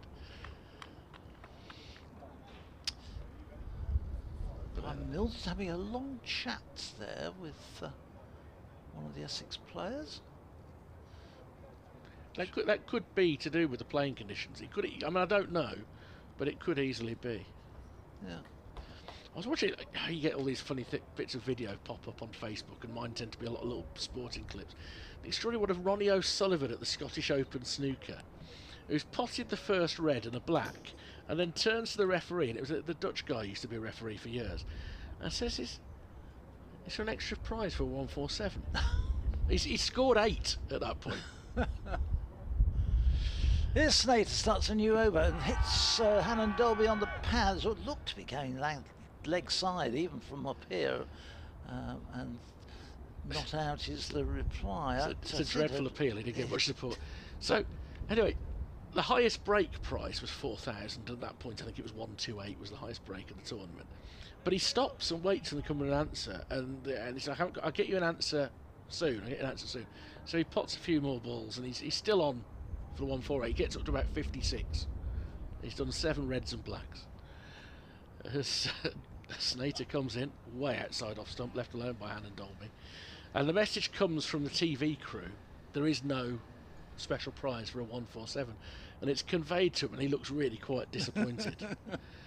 And in the next 3 minutes he goes from 56 to 140. It's a match-winning break as well, because it was a best of 5. It put him 3-0 up. Shook the hand of his opponent and then pots the black for a 147, but he's called the 147 when he's only scored 8. Madness. Alan Dolby probably isn't calling a century at 5 not out. Driving up towards mid-on, and it's picked up there by Cook, and there's no run. I know he has his flaws, Ronnie O'Sullivan, but just the greatest natural snooker player. There are others that you can argue whether he's better than a Hendry or a Davis or a John Higgins at his prime, and some of the greats that went before, but what an extraordinary talent he is. Driven by Hannon Dolby, picks out the cover fielder, and there's no run. You don't remember Joe Davis, do you? Oh, I remember Fred Davis quite well in the days of Pot Black in the 1970s, early 80s. Filmed just down the road here at Pebble Mill, Pot Black. Yep. But I mean, they were epic matches. The world title, the world final, would be played over a week, wouldn't it? In those days when Joe Davis was the best in the world. There was a guy called John Spencer who was a wonderful snooker player, world champion. Snater and defended up into mid-off. Yeah, if you think of that era in the 70s, John Spencer, Ray Reardon, Perry Mons from South Africa. Yeah. Graham Miles was the local darling. He was a Birmingham snooker player. And in later 70s, you saw the likes of Doug Mountjoy and Terry Griffiths, Cliff Thorburn from Canada coming through. He got the first 147 at the Crucible. First 147 at the World Championships. It's Pot Black was a half-hour show. A lot of series seems to be a Tuesday night on BBC Two. Then it became Friday night, and it'd just be one frame between two players. Snater full, driven without any timing into the leg side by Hannon Dolby. Maiden over, 193 for 9. Warwickshire. This partnership now has lasted 34 deliveries. It's added 21 runs, and Essex will be getting very, very frustrated. But it came about. The reason that Pot Black came about was when BBC Two went to colour. They wanted something to lure people in, to entice people to get colour TVs. So they put snooker on, which was perfect. It went on a long time as well. It was a series which lasted quite a long time. Now looks like they're coming off here. Looks like they're coming off. It's tea was not due for a further 16 minutes, but it looks like, I mean, normally you see them put a light meter on the stumps, but they have taken a light reading and they've decided to come off at the end of the 64th over. So with Warwickshire leading by 67 runs, Hassan Ali on 24 not out, Oliver Hannon Dolby on 5 not out, we're going to come off and we will lose some overs this time, for sure. There are 47 overs left in the day, with a scheduled 6:30 finish, but we will inevitably lose overs because we are running a little bit behind schedule with that many overs left in the day. We're only due to have another just under 2.5 hours, so we wouldn't get through 47 overs by 6:30. But they're now taking the definitive reading by placing the light meter on top of the stumps. But we will go off, and well, in the short term, actually, we won't lose overs because this next 20 minutes will take us early tea. Good session for Essex, though. I mean, they've taken 7 for 89 in that session, and it's just a little flurry from these last 2 wickets that have put a dent in that. Yeah, there was no indication at all in the morning session that Essex were going to come out this way. They got those 2 wickets straight after the break, and all through the afternoon they just whittled their way through the Warwickshire innings, and it's only, as you say, it's this flourish which Hassan Ali is 24, and we had little bursts from Rushworth, but Warwickshire, Barnard earlier on offered some resistance, but Warwickshire have been able to eat themselves still into a useful 60-odd, 67-run lead. If they could get that extended by another 20 when they do get back on, they'll be delighted. But still, I still think overall, Richard, they'll be disappointed, Warwickshire, that they have not been able to get the lead to 3 figures. For those who love their stats, your man Clive Eakin has been in touch hearing you talking about sixes, and Clive will be back here tomorrow. He's preparing for the playoff semi-final today with Coventry City. Those 2 sixes from Hassan Ali will mean that the Bears have scored 15 and conceded 12 in the Championship this season. 4 for Mosley, 3 for Hassan Ali, 2 for Burgess, 1 each for Davis, Bethel, Hayne, Yates and Wokes. Actually, he's included Burgess twice. We'll ignore that. Last year, they scored 38 but conceded 70, which is extraordinary. He writes at the bottom of it, "You're welcome." Michael Burgess, way ahead of the field with 14 sixes last year. A lot of them in those 2 extraordinary innings of 170 plus that he got early on. Henry Brooks and Will Rhodes had 5 each. But there you go. That's great Clive statting for you. We are taking what is effectively an early tea. The hover cover is out just in case. 193 for 9 Warwickshire. They lead by 67. Don, myself and Phil will be back, of course, as soon as there's a resumption at Edgbaston.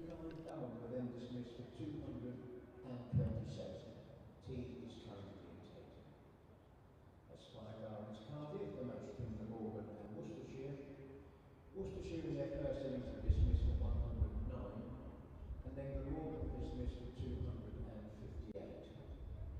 Worcestershire reply in their second innings are currently 98 for 4, trailing by 51. But the Upton still going to Leicester, the match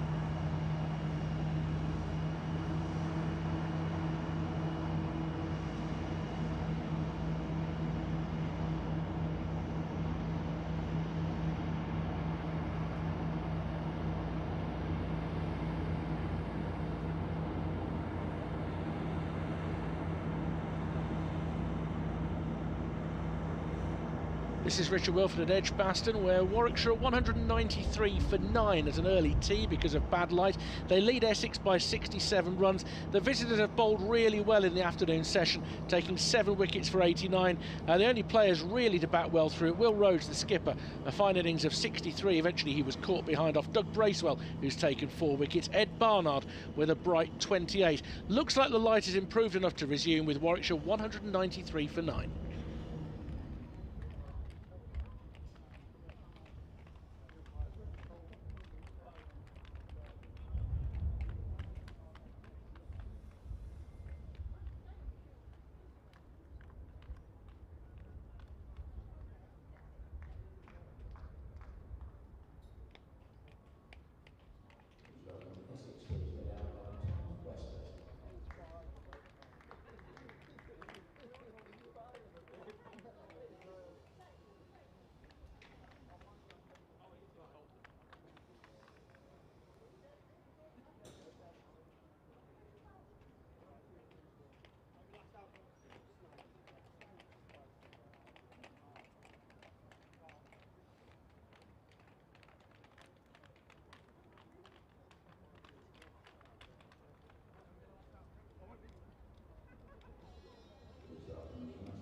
Warwickshire batsman, Dolby, and to face his first ball of this session, Ali.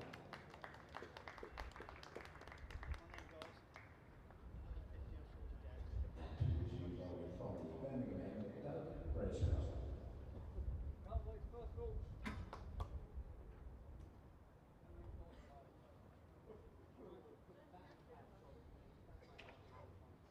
So, play is about to resume here at Edgbaston, if you've been waiting around, waiting for us to speak again, and effectively we've lost nothing because they've only been off for the 20 minutes that they would have had for the tea interval. So we resume with 47 overs to go, and Essex looking to take this final Warwickshire wicket. Tom Topley will hopefully wander in shortly. He's not visible at the moment, so Phil Britt is alongside myself, Richard Wilford. Hover cover was out just in case of any showers, but nothing seems to have fallen. 193 for 9 Warwickshire, 7 wickets in the afternoon session for Essex, and they bowled really well. 4 for 37 Bracewell, 2 for 46 Porter, 2 for 40 Snater, 1 for 52 Cook. His figures dented by those successive sixes from Hassan Ali. And Bracewell was about to begin a new over, and he's going to bowl it to Hassan Ali, who's unbeaten on 24, and he swipes at a ball down the leg side, gets nothing on it. Phil, it's always hard to judge these things, but I can't see that the light is any better now than when they went off. No. Well, I wasn't sure that when they went off that it was as bad as it had been about 20 minutes before, but it's certainly no different now. It's pretty grey, and there's another darker cloud about to come over us at the moment. Some lighter stuff behind it, but quite low. As Bracewell approaches and Hassan Ali tickles it into the leg side, calls Hannon Dolby through for a slightly sharp single. The throw then hits the pads of Hassan Ali after it passes the stumps. The fielder oohs and ahs, thinking that might have been close, but I'm not sure that he would have been out of his ground if the ball hit. 194 for 9. This leaves Oliver Hannon Dolby to face half an over from Bracewell. I think he was home. I think he was home, and I think not only that, I think he knew that he didn't need to make a dive because the throw wasn't on target. But we don't have the perfect angle to see that. So the lead is approaching 70 now, 68. So this is beginning to get a useful lead. And, Bracewell round the wicket to Hannon Dolby. Bit of bat onto pad. It doesn't float out towards point. There's no run. And Dolby 5, Hassan Ali 25. The last 2 wickets have added 40, which in the context of the game is undoubtedly useful runs. I think it's reasonable to say. What did the last couple of wickets offer Essex? They gave them... Not a lot. It was the 8th wicket. The 8th wicket was a good stand, wasn't it? 37. Yeah. And they went from 112 to 114 for the last couple. Yeah. Bracewell's next ball is just dinked out towards point again by Hannon Dolby. The ground staff are a little bit active at the moment. Whether they again suspect that there is a shower not far away, but they are in what I would call the brace position, but not the fully expectation position. They may be waiting to go and get their tea, though. Of course, that's the other thing. There is that. Yeah, there is that. They work hard enough that you need to keep them fed. They have done exceptionally well again to get everything on as they did yesterday. This ball outside off stump keeps low. Alan Dolby shows no interest in it. One ball left in the over. David Milnes looks round behind him towards the sheets at the far end. Race, well, I see from the replays a couple of sleeve tattoos, not quite full sleeves, well on the way to being full sleeves. I suspect once you get to that stage, he's probably going to have a bit more done. He's coming back over the wicket to the left-handed Hannon Dolby at a short ball, and that's more like Hannon Dolby against the short ball. He just leans out the way of it and allows it to go through to the wicket-keeper. And there's no run. 194 for 9, Warwickshire. The lead is 68. And it's going to be Shane Snater to continue. I must admit, Brace was on 4 wickets, which is why you keep him on. But I would certainly go Harmer soon if I was Essex. Well, I think Hassan Ali will try the same tactics he was using before tea, which was if the ball's up to him, he'll give it a bit of a go. The field has spread for him. In fact, it's gone. He's got 1, 2, 3, 4, 5, 6, 7 men on the boundary. An 8th man is going out, so we've only got a slip and 1 man out at sort of deepish extra cover. Apart from that, they're all on the boundary. This one is hit away and through, and well, he gets just reward. He gets 4 runs down to long on. The fielder down there, who is to think that might be it's Critchley, isn't it? Yeah, down there, went to it. Previously, he'd had one which had been pulled up inside on the ropes and with the feet well over it. This time, it did for him because as he ran to it, it kicked back and the ball went behind him in the end for 4. So 4 more. Hassan Ali. This one is up in the air. It's going to be caught on the boundary and is, and that 6. So it's gone over the rope. He's over the rope. Yeah, he's hit it for 6. So sorry, I just saw the catch taken. I can't see the rope from where I'm sitting. Yeah, no, he stepped over the rope before catching it. Tom Wesley, there's nothing he could have done differently. And a third 6 for Hassan Ali, which gets him up with Dan Mosley. But yeah, he was always going to carry him over the rope because he didn't start on the rope. He was backing to it. He can't say it. He's the 200 captain. Up. Yeah, he's the captain. So 204 for 9. This one is going to be more runs. Smote away by Hassan Ali down to backward square leg for a single. So brings Warwickshire on to 205 for 9. And the lead is up to 80. Well, 79. So it's these two doing a sterling job for the home side, and I should think Essex will be fuming here. They run through Warwickshire after lunch, but now being held up by this partnership.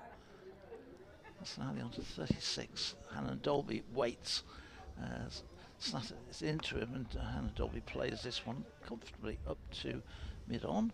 Cook does the fielding. It's an uncomplicated style from Hassan Ali. He's just hitting hard and true through the ball. Yep. I mean, it's not often that you can manage to set the ball 70 yards off for a seamer and then turn it into an off break in the outfield like he did at the start of this over. The second one, he had just enough length on it. It's never a long straight boundary to the pavilion end, but it's probably the longest part that he chose. He's in again, bowls, and Dolby again plays that firmly up to Sam Cook at mid-on, and there's no run.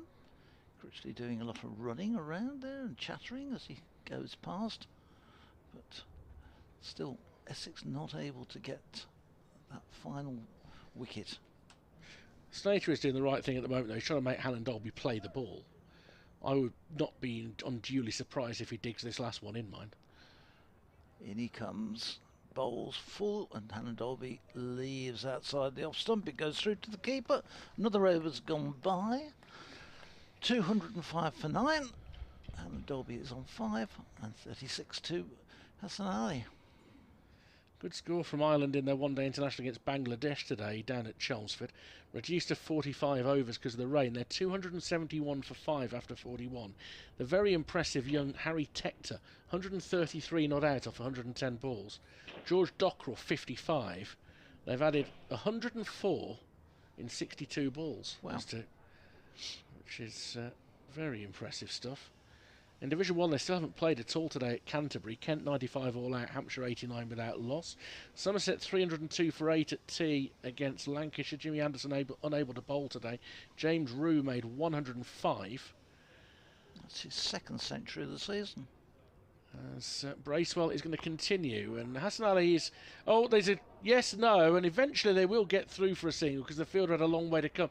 I don't think Hannon Dolby was expecting the strike to be rotated that early in the over. Hassan Ali has 37, Warwickshire 206 for 9. The lead is now 80. Northampton 158, Nottinghamshire 58 without loss. With Ben Duckett 39 not out. He really has come back to county cricket after a good winter with England, looking like an England batsman, and I think that's great for him because he had to wait for his second chance, and now he's trying to seize it, and will likely start the Ashes series at the top of the order for England. So good achievement for him as Hannon Dolby looks to guide it down towards long leg. It's on the inside of the fielder who can't cut it off. That's going to be 4 runs. Oh, they're leg byes, and Hannon Dolby looks at the umpire in utter dismay because the noise sounded like he got something on it. He wanted those runs for himself. It looked certainly as though he'd got a bat onto it to turn it away. I think he did as well. Just in the replay, he did. Actually, if that had just hit pad, it would have taken a bit of pace off the ball. Anyway, 210 for 9. Sorry, you were going to say about Ben Duckett, I think. I know he's done a terrific job.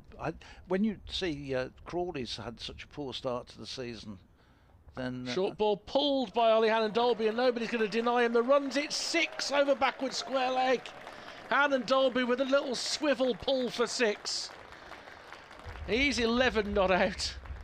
216 for 9. And he's going to get a WhatsApp message later about that. Trust me. If you're going to take those one away from him, did that one come off the pads as well? As and when the Bears Pod Blast returns, which hopefully it will in the next couple of weeks, that's going to be half an episode. Bracewell in once more.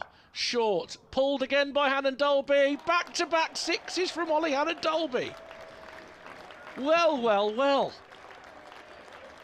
If I have grandchildren, I'm telling them about this, and that's the 50 partnership for the last wicket as well, between Hassan Ali and Hannon Dolby.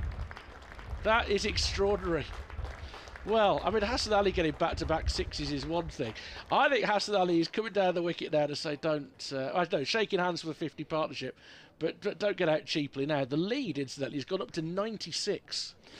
That's why Hassan Ali gave him the strike. He wanted to get him onto strike. Yeah, he fancied it. Yeah, the umpire not giving him that 4 has upset him, but he just leaves a ball that was, I think it pitched level with the stumps, outside off stump, because Bracewell wasn't going to feed him the pull again, and now I think he's indicated the umpire wants to go round the wicket. The umpire is going to have to tell Hassan Ali, who notices. Surrey 160 for 3, a 49 behind Middlesex. Rory Burns 88, he was out for. Something seems to have distracted us here from giving scores. In comes Bracewell once more to Hannon Dolby, and that's a leave outside off stump, and it wasn't missing off stump by that much, and Bracewell puts his hands to his head. His figures are now dented. They're 4 for 51. Hannon Dolby 17 not out, my word. In Division 2, Derbyshire 105 for 3 at tea against Gloucestershire. They've done well to get play on the second day with a wet outfield. Came 49 and out, Deploy 37. Durham 227 all out. That was 27 behind Yorkshire on first innings. Nobody made a 50 in that innings, but Ajaz Patel batting at number 11 scored 34. Last wicket stand of 54, so that feels a bit light here. Yorkshire 8 for 1 in their second innings. Adam Lythe has got a pair. Oof, that doesn't happen very often. No. Here's Slater starting a new over to Hassan Ali. He's in and bowls, and Hassan Ali cuts this one away through the offside for 4. Down to the hover cover a little bit short outside, giving him width, and there's a man out there, but he couldn't get near it. It ran across the cut strip, and that takes Warwickshire's lead to exactly 100. Yeah, that's a lovely shot as well. That's a really high quality shot from Hassan Ali. Gosh, these two will be given the freedom of Birmingham the way they're going here. It's looked as though this was beyond them, as Snater comes in again to bowl to Hassan Ali, and he's launched this one away through long on, 4 more, and runs flowing here. Hassan Ali moves on to 45 and Warwickshire on to 230 for 9, and they've now got their eye on the first batting point to Richard. Well, so yeah, don't start talking that up, but there we go. Just to complete the dose, by the way, Worcestershire 123 for 6 are still 26 short of making Glamorgan bat again. Van der Huchten has taken 4 wickets, so that looks like it's nearly done. Adam Hose top scored with 35, and Sussex 208 for 4 against Leicestershire. Steve Smith was out for 3, trapped LBW by Wian Mulder. So that wasn't very successful then. No. Actually, it's a good time whilst there's a break. I'll make way for Don to come back in. Okay. Well, so just getting carry on. A helmet for the wicketkeeper, and then they're going to put everybody on the fence.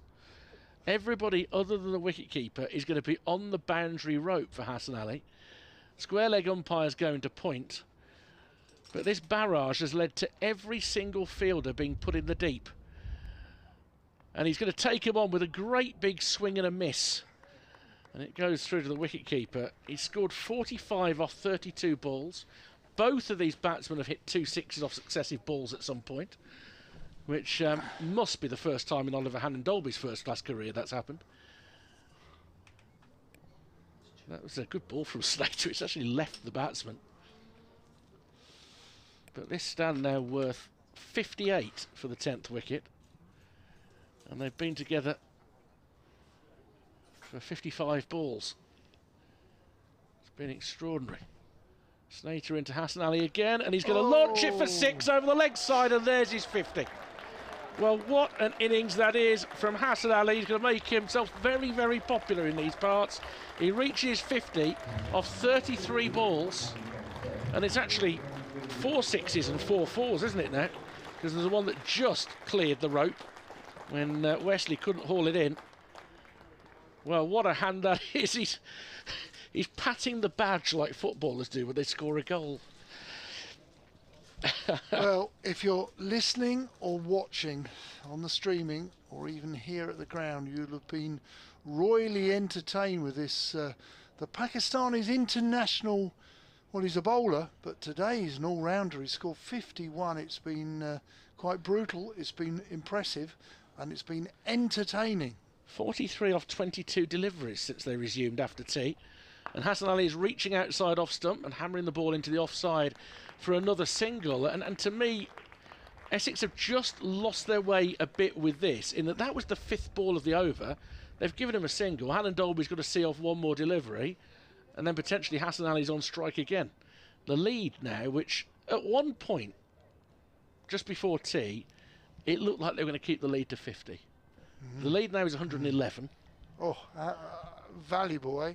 Well, really, I mean, yeah. And honestly, I didn't think I'd live to see the day that Oliver Hannon-Dolby would hit successive 6s. Good shots they were as well. I don't necessarily agree with Bazball, all right, about Bazball in county cricket, but just maybe Hannon-Dolby's on Bazball. 10th wicket partnership, so you might as well go for it. Short ball, he's guiding it round the corner. It's going to drop short of the fielder. It was in the air for quite a while. Hannon-Dolby goes to 18, 238 for 9. Last wicket partnership is now worth 66. The biggest partnership of the match is 91. I don't imagine they'll get to challenge that. But it has changed the complexion of the game, because it really has given Warwickshire something to bowl at when Essex come out for their second innings. It's a very different story, trying to make up 112 runs, and probably 15 minutes later they should have done, because I've been banging this drum for a while, Don. Simon Harmer's going to come back on, who usually wipes out tail-enders pretty quickly. Hindsight's a wonderful thing. Could he have come on earlier? Could he have come on earlier? It'll be very, very interesting in terms of, you know, when we look back, Essex look back at this this innings, the second innings of this game, in comparisons to Essex's 126 all out, 238 for 9. Was it 126 all out wicket?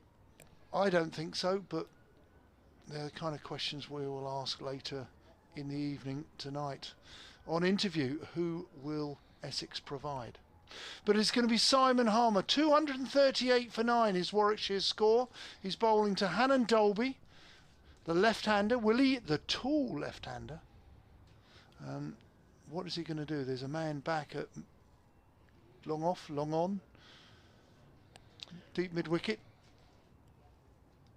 As Harmer round the wicket with a slip and a bat pad in, he bowls it quite slowly. Hannon Dolby, as we've seen him do so much in this innings of character by the tall Warwickshire bowler, he comes forward and smothers the spin. Pepper has to do the fielding. Harmer scrapes his studs in the grass. He's on his way round the wicket, a little bit quicker. That might have cannoned off the pads into the leg side. I don't think it was a baton pad. Can anybody explain to me why they've got a long on and long off for Hannon Dolby against a spinner? We'll see. He might throw one up. Harmer again. He does actually, slightly slower, which is played into the leg side. I think it came off his pad or thigh pad. No run. If he does get it above Hannon Dolby's eye line, and that's a long way up, trust me, he's not going to try and hit a straight 6 off a spinner. Hannon Dolby facing Harmer. Bowls slightly fuller, comes forward, rocks forward and plays with the full face of the bat back to the bowler. No run. All very quiet so far in these 4 balls from Harmer. Harmer again round the wicket, slightly slower. Slightly, not quite as full, played onto the front foot and played into the offside. There is no run. He's looked quite secure so far, Hannon Dolby. Spin is usually his bête noire, if I'm honest. In he comes, bowls round the wicket. Again, this time he plays back and plays it late. That concludes an over, a maiden over for Simon Harmer, and the score is 238 for 9. Curiously then, the last 2 10th wicket partnerships I've commentated on have been worth more than 60. Because Hampshire's last wicket before Warwickshire won on Sunday was 62. Can I invite you to disappear for 10? What, to get the wicket? Yeah. Well, no, it's gone. But yeah, no, I mean, you think of it. Hampshire last wicket stand of 62 on Sunday in a total of 97 all out. Yeah. I mean, the wicket was as flat as anything. It was like one of the better sections of the M6 toll. Remember yesterday that you were listening and you kindly agreed that you found the interesting piece about the church? The church over to... Well, you can't waste another interesting piece on 9 down. Well, I know, I'll certainly do it in the... Yes, you've done more research. Political people, not just in the UK, throughout the world, have very, very fine researches. Eh? Well, there we go. Snater for Hassan Ali has again got all of his fielders at least 8/10 of the way back to the rope. There's a couple who are a little bit in on the offside. And Hassan Ali is on 52, makes a lot of room for himself, and that's a wide outside the cut strip from Snater. It's all gone a bit scrambled for Essex, I'm afraid. 239 for 9. Wesley, as a captain, wandering in from long off with his hands in his pockets, that's not the figure he needs to cut just now. You've got to find an answer and a solution. And Hassan Ali's done really well. And you may well get him caught on the boundary, but that, at the moment, is the only mode of attack they're using for him. And he's, it's only his 4th first-class half-century, this. 100, 4 half-centuries. It's all a bit peculiar. Snater to Hassan Ali, and that's well outside off stump and is very close, I would have thought, to have been called a wide again.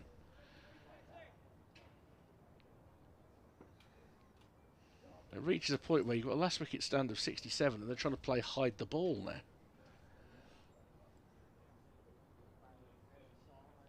Trying to limit the damage. And he could well perish swinging. It wouldn't be a shock if he does that. And Warwickshire have a slight little bit of thought having to be given to the fact they're 11 away from an unexpected batting point here. That's well outside off stump, but not as far outside. And Hassan Ali leaves it alone again. He lined himself up a little bit as if he was going to cut the ball, but didn't.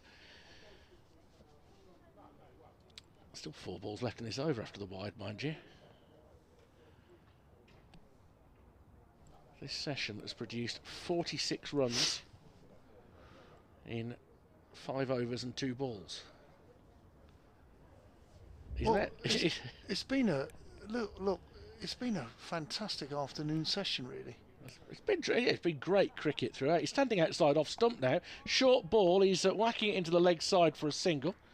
It bounces through to Harmer, who's out there. A single, 240 for 9. But he actually found himself. I mean, you see everything in a day's cricket, the Championship. A number 9 standing outside his off stump against Seamer, who's bowled pretty well today. It's a funny game, cricket. We actually have to hold our hand up and say, actually, when he has played for Pakistan, he has had the odd similar knock, or the intentions are there that he plays positive cricket and he bats and he takes it on. I think he did a couple of knocks, not as effective as this 53, but he did it okay for Lancashire last year. But indeed he's done it for Pakistan, where he's been particularly aggressive towards certain countries, and he's played well. Yeah, 2 ODI 50s he's got. There you go. As he awaits Snater again. Or actually, I said Alan Dolby awaits Snater. Short ball down the leg side, taken by the wicketkeeper. There will be a report for BBC CWR, I expect, in the next few minutes, with a bit of luck and a following wind. And I wasn't necessarily expecting to get there without Essex being batting again, but it also will foreshorten the amount of time that Warwickshire have to spend in the field, because we're down to 41 overs left in the day after this. I don't think we'll get them all in with the light. We'll lose a couple between innings. Snater in again to Hannon Dolby, makes a bit of room for himself and has a swing at it. Doesn't get anything on it, but it's a no ball. So 2 more to the total, 242 for 9. Partnership now worth 70. Slightly frustrating for Essex, and it's going to put a little bit more pressure on Cook and Brown, 2 dependable openers who, look, we're being brutally honest here, we've got grey conditions, we've got the lights on, and the 2 Essex openers who, you know, are very traditional with the way they play. They look to accumulate their runs, are going to be under pressure when it's their turn. Snater into Hannon Dolby. Does he get a nick through? He does, and that ends the innings on 242. The breakthrough comes at last for them. Snater it is who applies the finishing touch, but that's a very good hand from the last 2, adding 70 for the final wicket. Hassan Ali will remain unbeaten on 53. Hannon Dolby caught behind off the bowling of Snater. He had the air of a guilty man when he was waiting for the finger to be raised by umpire White. But Warwickshire end up with a first innings lead of 116, which, funny enough, at the start of today might have been the sort of thing they were targeting. It's just come about in a slightly peculiar way. Snater gets 3 wickets. He started the afternoon collapse with a brilliant spell immediately after lunch.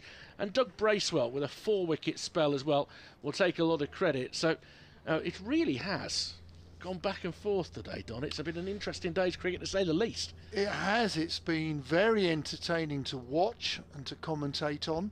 And as you would expect, actually, Sir Alistair Cook, Nick Brown and Tom Wesley actually jogged off and really doffed their caps to Hassan Ali as they ran off to go and get padded up, because they're possibly going to be required in 10 minutes. But Hassan Ali got a welcome applause as he arrived back at the pavilion. Just a quick recap on the bowling figures. Porter 14 overs, 2 maidens, 2 for 46. He took his 2 late last evening. Didn't get any today, but it was tasty last evening. Sam Cook, who I think has been decent throughout the 18 overs, 5 maidens, 1 for 52. Doug Bracewell, He's bowled a few 4 balls today, and I don't mean that disrespectfully, but certainly when he came on from the City end he bowled a couple of mooses, but he got into his day's work and picked up 4 wickets. He got better and better throughout his spells. 13 overs, 1 maidens, 4 for 51. Shane Snater, well, he took 2 after lunch, as Richard suggested. Snater 15.5 overs, 1 maiden, 3 for 71. I think he can be quite pleased with his work. Update the CWR. Second. Apologies. Warwickshire's first innings had just ended on 242 all out after a run-a-ball partnership of 70 for the final wicket. Hassan Ali hit 4 sixes in his 53. Rather more unexpectedly, Oliver Hannon-Dolby hit back-to-back sixes over square leg off the bowling of Doug Bracewell. Essex fought back really well in the afternoon session, but they won't believe what they've let get away from them. First innings lead of 116 for Warwickshire. And the last 2 bowlers, Simon Harmer, only the 8 overs. He could have been invited to come back, but he earlier in the day he didn't. 8 overs, 4 maidens, 0 for 8. Critchley the solitary over that went for 3. So 242 all out means, well, Warwickshire lead by, I think it's quite a huge 116 runs. And that's, as Phil delightfully points out to me, the highest 10th wicket stand for Warwickshire against Essex, either home or away. 70. Okay, records. So there we go. We will take a break for 5 minutes or so, and then we'll get on with an evening session. By my reckoning, there will be 39 overs remaining in the day, if the weather holds long enough for that. 116 Essex need to clear before they get themselves in front of Warwickshire in this second innings. Don Topley will be back with us for the resumption very shortly. 116 the lead, back in 5.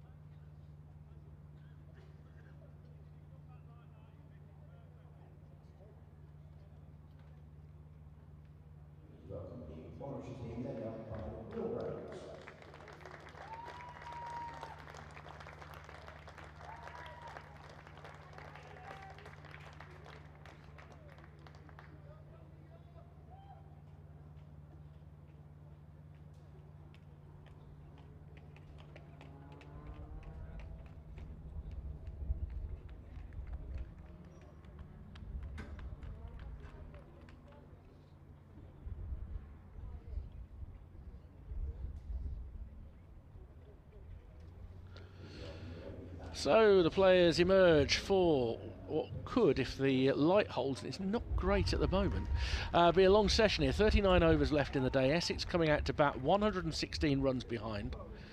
Sir Alistair Cook and Nick Brown coming to the crease. Chris Rushworth is preparing to take up the attack. Phil Britt will be back with us just after 5. I'm Richard Wilford, and to describe the first over of the Essex second innings is Don Topley. Thank you very much, Richard. Yep, Cook and Brown ran off in front of Hassan Ali because they needed that time to put their pads on. So Warwickshire have Essex trail by 116. This is going to be a very important partnership for Essex. The lights are on, it's grey.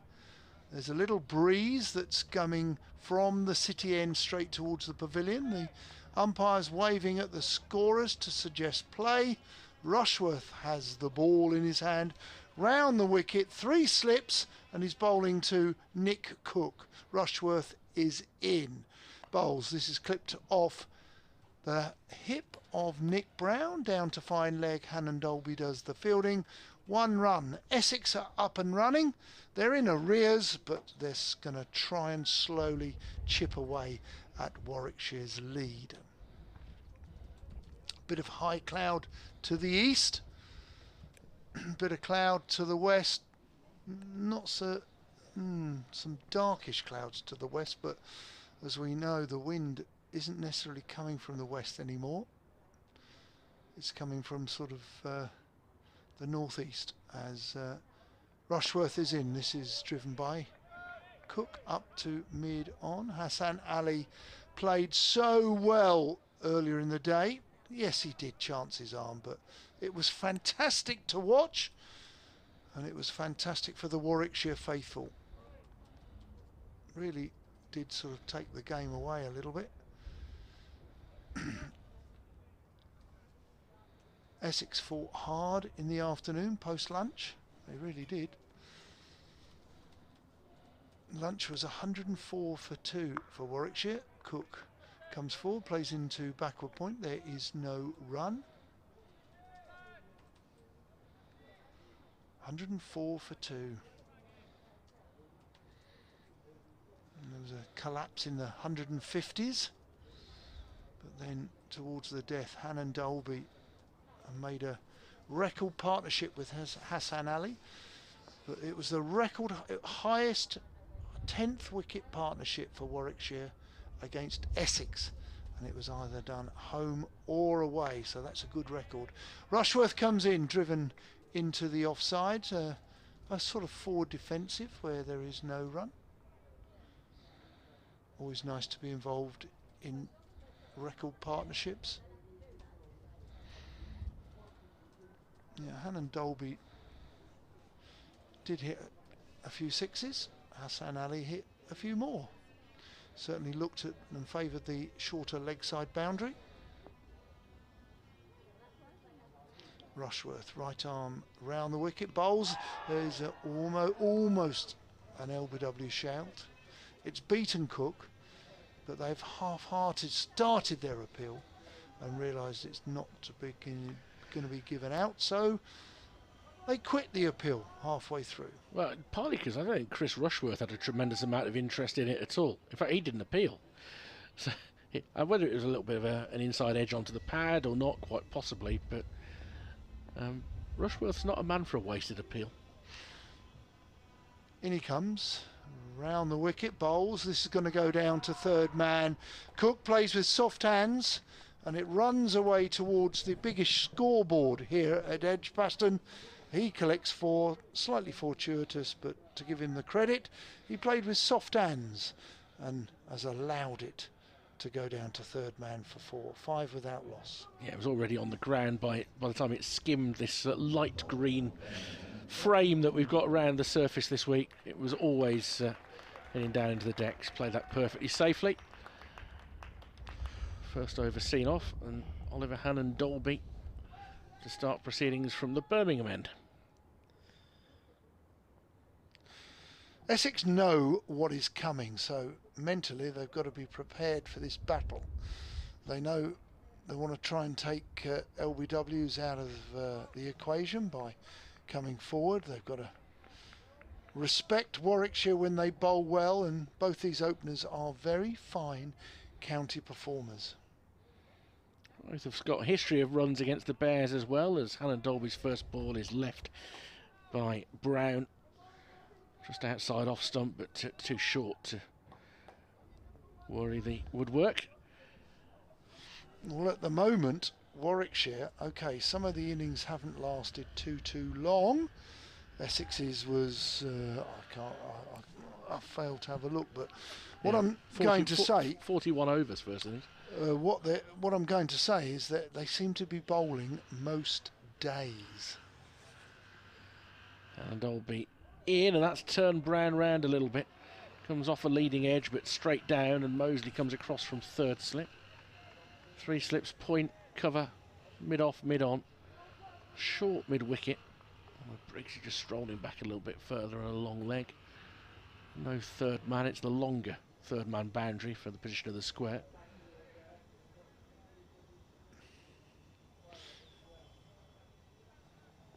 Brown, a character that doesn't fret too much about what passes before.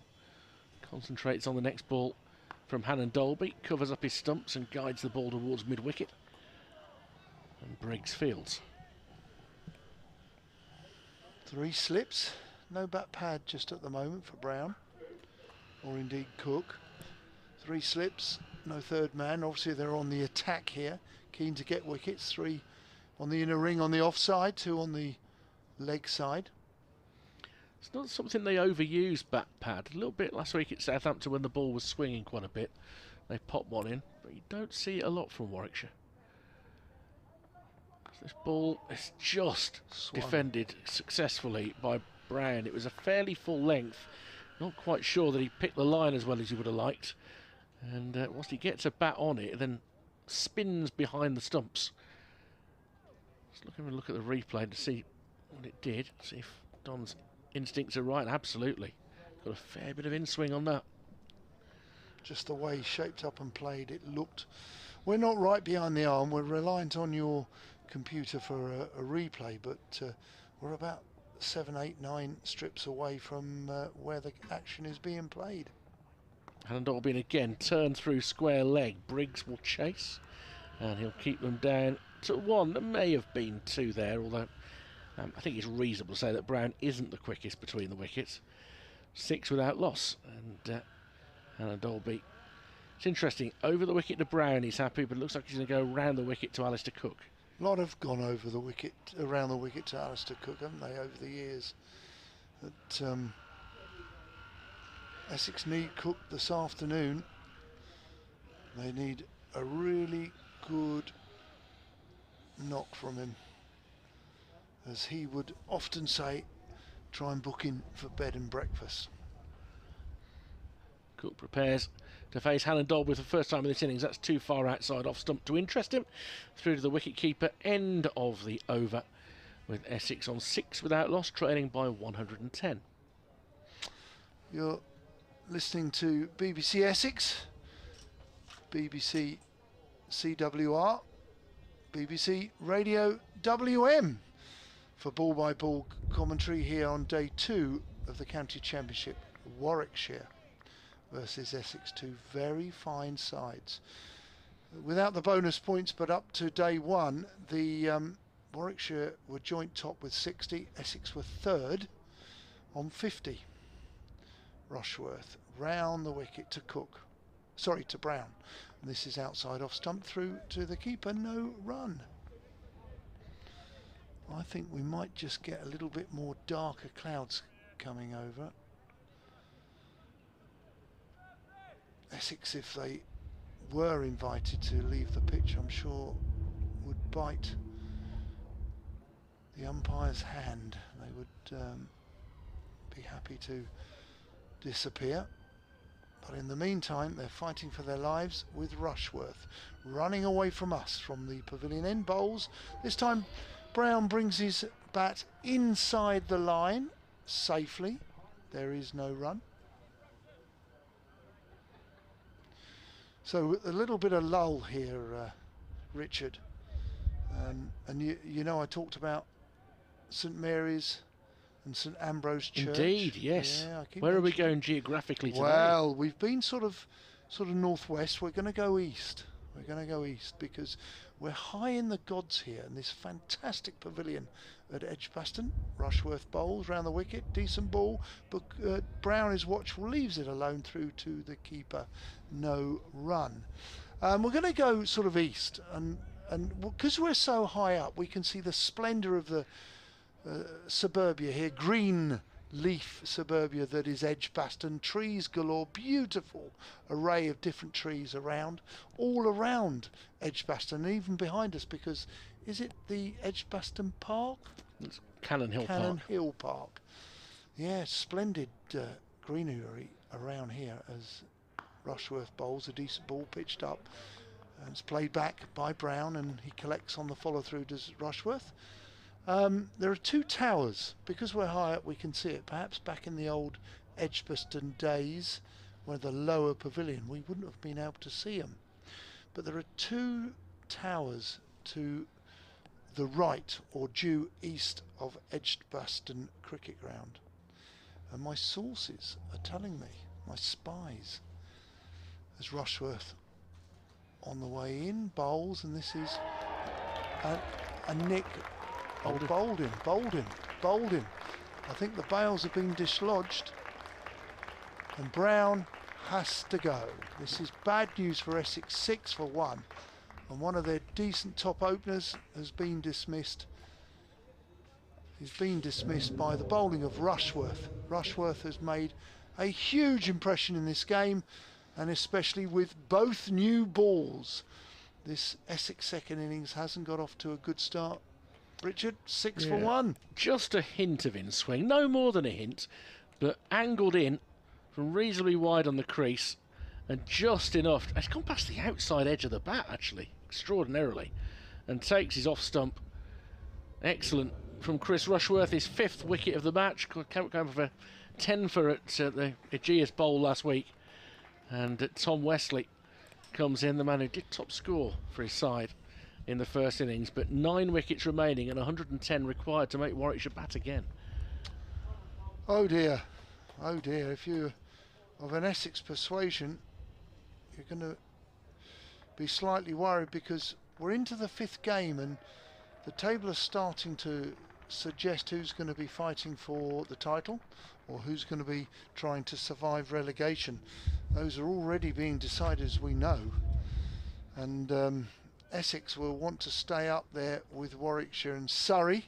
I think Surrey are having a reasonably good day at the Oval. Rory Burns has got some runs against Middlesex, but Tom Wesley with 3 slips, the right-handed Essex captain, is facing Rushworth over the wicket, played on the front foot, driven out to mid-on. There is no run. End of an eventful over, a wicket taking over, that of Nick Brown, bowled by Rushworth for naught, and the score remains 6 for 1. Look at an umpire like David Milne, such a fine seam bowler himself. When Chris Rushworth's bowling, you just imagine every now and then he takes a wicket like that, yeah, that's a good one, that Chris. You can imagine there's a certain amount of appreciation of the art that goes on. It's the best seat in the house, isn't it, umpiring? I think over the course of the day, I would find it hard to concentrate, but I'd love to be watching the action from where the umpires stand. And Dolby into Cook, goes past the outside edge. Oohs and ahs inevitably from right round the arc. That's a beauty actually from Anna Dolby. It's not missed the stumps by an enormous amount.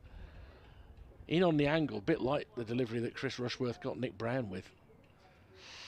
I had a text from Charlie Underwood in Kent, an Essex fan. He was suggesting that today could really start to decide Essex's season. And Dolby in again, guided through a straight mid-wicket for a single for Cook, rotates the strike. He's 5-7 for 1. It's too early for things like this to decide a season. You could argue that Essex, having lost the toss, were put in a very difficult position yesterday. because the wicket may be blameless, but the overhead conditions have certainly affected the way this game has been played. And today, I mean, they dug right back into the game before letting things go away with that last wicket stand. It happens. Somebody makes a big score here, the game can change, can't it? It can, but again, the overhead conditions, lights are on, it's grey. The ball seems to be swinging a little bit. Off stump guard for Wesley, who receives from Hannon Dolby for the first time, pushes the ball up towards mid-on. And there's no run. I mean, Essex have got a knock off, what was it, 104 to start with, before they get into the affirmative, really, you know, to get some credit. And what you know, they're going to need, I would say, 300 plus this innings. 300 plus. As many as they can. Will the second innings be harder to achieve the runs than the first innings? Hannon Dolby sprints in. Wesley nicely in behind that on the back foot. Guides it back down the wicket, picked up by Hannon Dolby. Gives the ball to Will Rhodes to apply a bit of the shine. Alex Davis isn't in such a ball shining position as usual. Is he normally the ball shiner for you? Yeah, he's usually at mid-off. But Rhodes and Rushworth are at mid-off and mid-on. Hassan Ali has taken long leg. I think he might be, I don't know, I was going to say he's doing it at both ends. He isn't, because Hannon Dolby's doing it at the other end.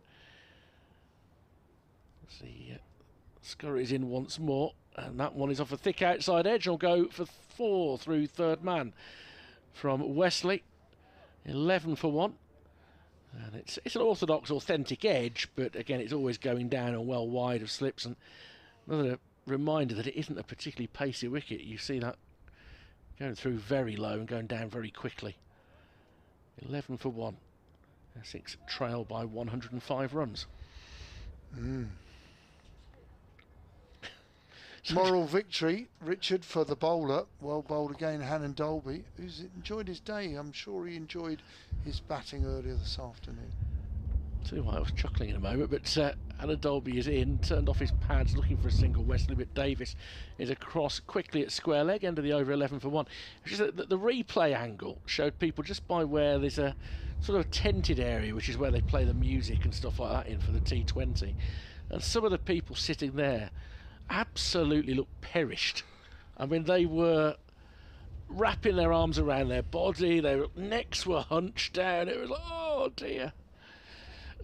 And they've been out there for the best part of 4 or 5 hours. It's a day for those who love the game, isn't it? Because you've got a great game of cricket unfolding, but you wish you were sitting behind a pane of glass. Well, this is mid-May. Please, can we have some decent, warm sunshine? Well, Rushworth is in, and he's got 3 slips there. Sir Alistair Cook hits it, just drags his bottom hand into it as it goes out to mid-on. Hassan Ali for no run. 11 for 1. Yeah, can we have it by next weekend? Because it would be nice to be able to get out in the garden for my daughter's birthday. How old is she? She'll be 16 next week. Oh my word! What is she asking as a birthday party at home, eh? It's going to be a little bit. It's going to be a little bit of a multiple things. It's an awkward time with proper exams this year. GCSEs. Yeah. Rushworth in. This is a genuine play and miss by Cook, who's not flustered, but it's well bowled through to the keeper, and there is no run. Right, okay. How many are you having over? Well, initially, like for a birthday, it'll be her grandma's coming round for lunch, and then she's going out with some friends for a pizza. Right. But the following weekend, because they actually have a half-term break, so she can have it then. There's probably going to be about a dozen, mainly girls, a few boys. So that means a dozen, followed by all their mates, for the best part of 50? That won't happen. Are you sure? Oh, yeah. Have you got a couple of bouncers on the gates? Rushworth bowls, and this is driven up to mid-off, no run? I'm a fairly canny bouncer myself. Oh, good. Yeah, no. Listen to the gentleman to your left, me, my friend. Yep. Listen, we've had teenage girls, haven't we? And we're not suggesting anything untoward, but we're just saying teenagers are very spirited. They are. And you know, you've got the grey hairs to show for it. I've got the loss of hair to show for it. Rushworth, 3 slips waiting. It's driven up to mid-on. There is no run. Nice straight sensible, smart bowling by Rushworth. Like in the first innings, he's aiming at the 3 sticks. Now, how many balls have we got left? 2 more balls. Yeah, you've got a report to do in a bit. I've got to get this. No report, but I've just got to get this out. Okay. I've done some research. No, yeah, well, you've got plenty of time to get that out. Well, I'm going home tonight. True. Back to Suffolk. As Rushworth, right arm round the wicket, bowls. Cook does come forward at the last minute. He plays the ball quite late. It goes into the offside, no run. So we've got these 2 Gothic towers to our right on the east. Chimneys that are going above the Greeny Leaf suburb around here. And they stand out from the height of where we are. And they're most impressive. But just to the right of Joseph Chamberlain College, one of them. Is that right? Yeah. I'm just looking to my left. Is that right, Mr. Hawkley? Yeah, very good. As Rushworth bowls, and this is a play and a miss. A bit of a flirt. End of the over, 11 for 1. Well, the one to the right, which is very much easterly, the Moseley Road Baths. Oh, what is a building another that imposing Victorian, but obviously it's a Gothic type building. It's truly beautiful inside, Don, that one. Is it? Well, yeah, it's not. glorious. Apparently, it's not just the chimney that we can see, but the adjacent building, which really looks a scene out of Batman. It really does look an impressive building. It was very much for the well-to-do Victorians in order to provide rational recreation for the ordinary folk of Balsall Heath. As first ball, a video over from Helen Dolby. There's appeal for caught behind. They liked it behind the stumps. Helen Dolby liked it for a while, but it's gone past the outside edge without any contact. You can see from Wesley's reaction, he's shaking his head, and he's absolutely right. There's a bit of air between bat and ball there. So again, it comes from sort of Birmingham's Industrial Revolution once again, like we talked about the church yesterday, and not just that chimney, but the chimney of the coke boiler that used to heat the water for the baths, clearly as it did back in the day. Well, it's most impressive, and then towards the north. Next delivery again passes the outside edge. I'll say I've got a report in about 40 seconds, but carry on. But to the north is the Llewellyn-Ryland factory chimney that still is in operation today, but not the chimney. They make varnishes and paints, and they're still in operation. Good to hear that. But this is the Balsall Heath to the east of Edgbaston. Yeah, you've got Balsall Heath, you've got Highgate next to it, and then very close to the city centre at that point. But there you go. Industrial heritage with Don Topley, I like it. It's a new strand. As Helen Dolby bowls onto the pads, this time of Wesley, who can't get it away, into the leg side. Back to do a quick update for listeners to BBC Radio WM and BBC CWR, and then we'll come back to... This is Richard Wilford at Edgbaston, where Essex are 11 for 1 in their second innings. They still trail Warwickshire by 105. Another wicket for Chris Rushworth. Nick Brown, ball angled in, took it off stump. Wesley is there on 4, Cook on 5. Helen Dolby had an appeal against Wesley, turned down correctly a few moments ago. But 11 for 1 Essex, they trail Warwickshire by 105 runs. As Helen Dolby tries to get a hand on the ball as it goes past him and onto the stumps. So, you mentioned the chimney and the coke and the heater for the pool. Yes. Not too far down the road from Birmingham, in Redditch, they came up with a very practical solution. Is that Worcestershire? It is Worcestershire. They came up with a very practical solution to heating the swimming pool when there was the threat that the leisure centre might be closed because it was costing so much to heat the swimming pool. There was a building adjacent that has another purpose altogether that they realised produces heat. Can you imagine what it might have been? As Helen Dolby comes into bowl, and that one comes off the edge of the bat and down into the ground. It's well fielded by Dan Moseley at third slip. And there's no run. I will let Phil Britt back in at the end of this over. Well, you've got to tell the story first. Finish the story. Next door, next door to the leisure centre. Crematorium? It was indeed. They used the heat generated from the crematorium The gentleman to the left of Don Topley, his mate, correctly got that. He's a schoolmaster, an academic. He knows these things. Being a schoolmaster does not necessarily make you an academic. I've met a few who wouldn't qualify. But nonetheless, Han Dolby in to complete the over to Wesley, who whips this off his hip, and he will beat the field this time, and it should go for 4, despite the efforts of Hassan Ali to run around the boundary. And that brings the deficit down to 101. Essex 15 for 1 at the end of the over. I'll be back just before 5:30. Phil Britt is about to join the man you'll hear next, Don Topley. Thank you, Richard. Richard Wilford of, well, both really. He's BBC CWR, BBC Radio WM, and I'm representing BBC Essex. We're bringing you live ball-by-ball commentary of day 2. It's an intriguing encounter. It hasn't gone Essex's way. They're fighting. They're 15 for 1. They're in arrears. The lights are on. It's grey. It's challenging for the Essex team, and it's Rushworth who's on his way in. He bowls, and this is clipped by Cook into the leg side. Good looking shot. Cook's going to look for 2. No, he's not. There's a misfield. He still doesn't look for 2. There is only 1. Essex move to 16 for 1. Wesley on strike on 8 rather, and Cook on 6. Good afternoon, Mr. Britt. Good afternoon, sir.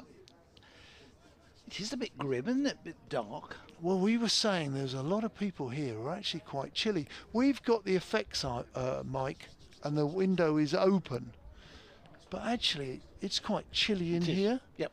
It's actually more chilly in this big box than the BBC Essex box adjacent to us. It certainly is. Rushworth, 3 slips waiting outside off stump. Decent delivery, left alone by the right-handed Tom Wesley. No run. You've got no window in that box, though, have you? To No, let we the cold haven't. air in. No, that's right. This side of the ground is always cold because the sun never gets on this side. That's funny, actually. Chelmsford's the same. Lord's is the same. The Oval loses a bit of sun in the late afternoon. Yep. Do you think it was designed like that? Do you think a lot of the pavilions are not in the sun for too much of the day? I don't know. Rushworth in. This is 2 straight, dismissed very elegantly by Tom Wesley, known for his attractive leg side play. 4 runs to him, 4 runs to Essex, 20 for 1. He picked that up beautifully, didn't he? And clipped that one away. I don't know whether they would think of that when they do it. I would have thought when this pavilion was built originally, it was simply access to the existing main road, which is the main Edgbaston road running behind the pavilion. I'm only just remarking on the pavilions that I'm aware of. Rushworth in. This time it's driven up to Hassan Ali at mid-on. Good shot by Tom Wesley, but alas, no run. And of course, just mentioning those pavilions, you know, the Chelmsford pavilion, the sun goes behind you. What you don't want are pavilions that are facing the late afternoon, evening sun, because you'll be squinting and it'll be awkward to see, wouldn't it? Yeah. Derby looks into the sun, doesn't it, from their pavilion, across into the sun? Yes. Now we changed the way we play there, don't we? They have changed the wicket. Yes, you now play across. At one stage you used to play looking end to end from the pavilion, whereas now it's sort of at right angles to the pavilion. Cricket pitches, generally speaking, go north to south. If you have east to west, you're going to be having low sun into the batsman's eyes. Well, they always had that huge problem at Old Trafford, didn't they? Yeah, they did.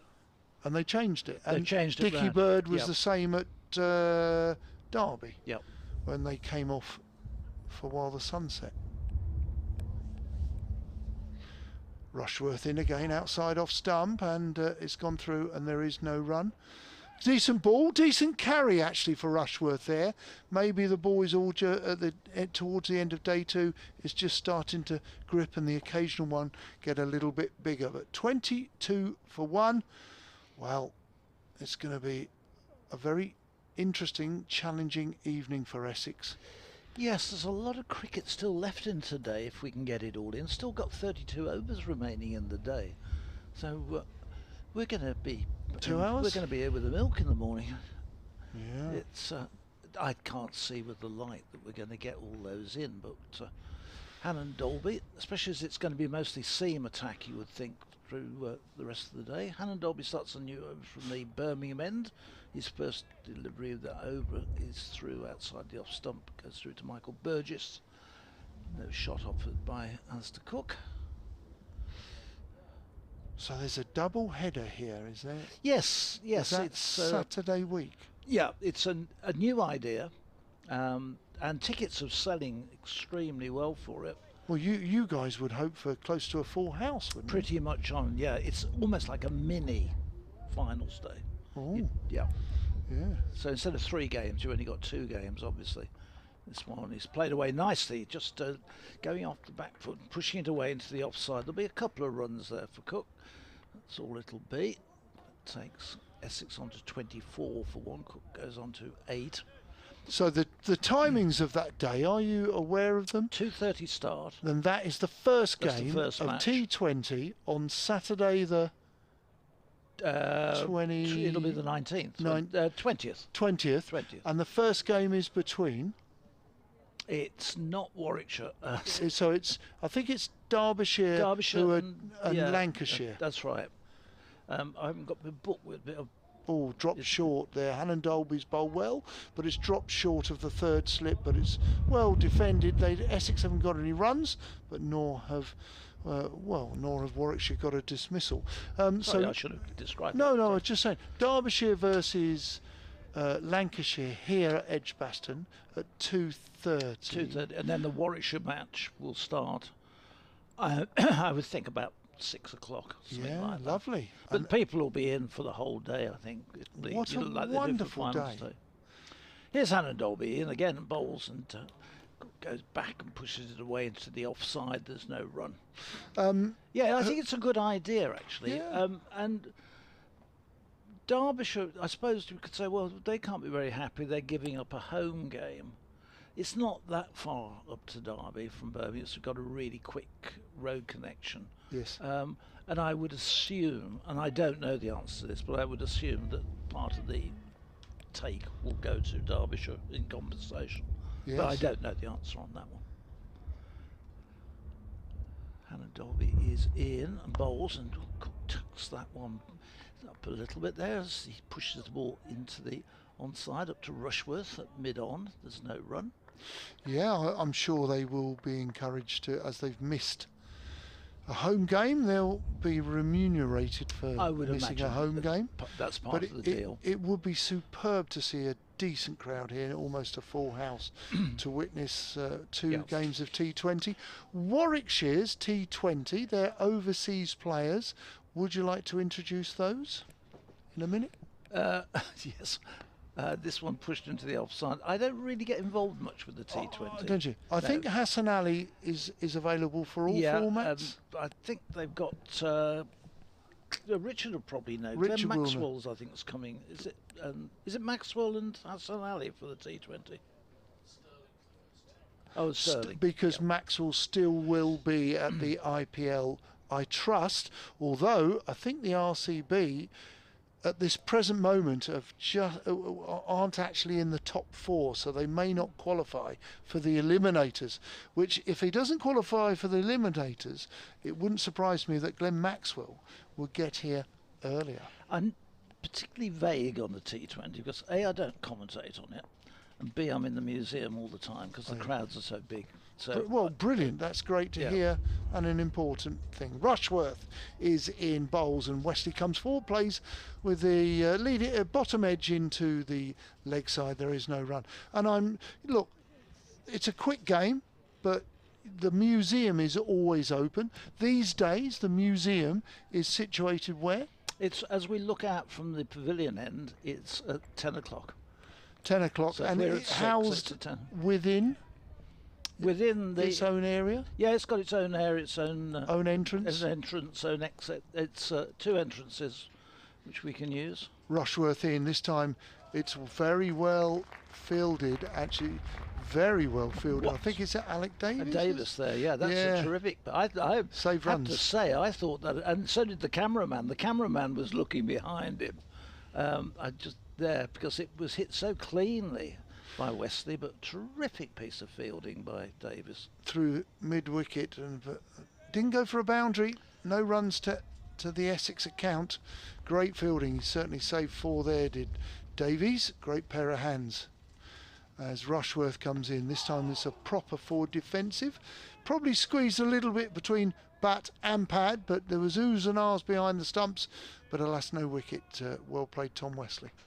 Yeah, we get we do quite well in the one-day games. Get a lot of visitors. We obviously got all the international cricket coming up in June. Yes. With a test match. Yes. And then we'll be busy for that. So county games, obviously the crowds aren't that great, so we don't get too many, but probably average about 25 a day.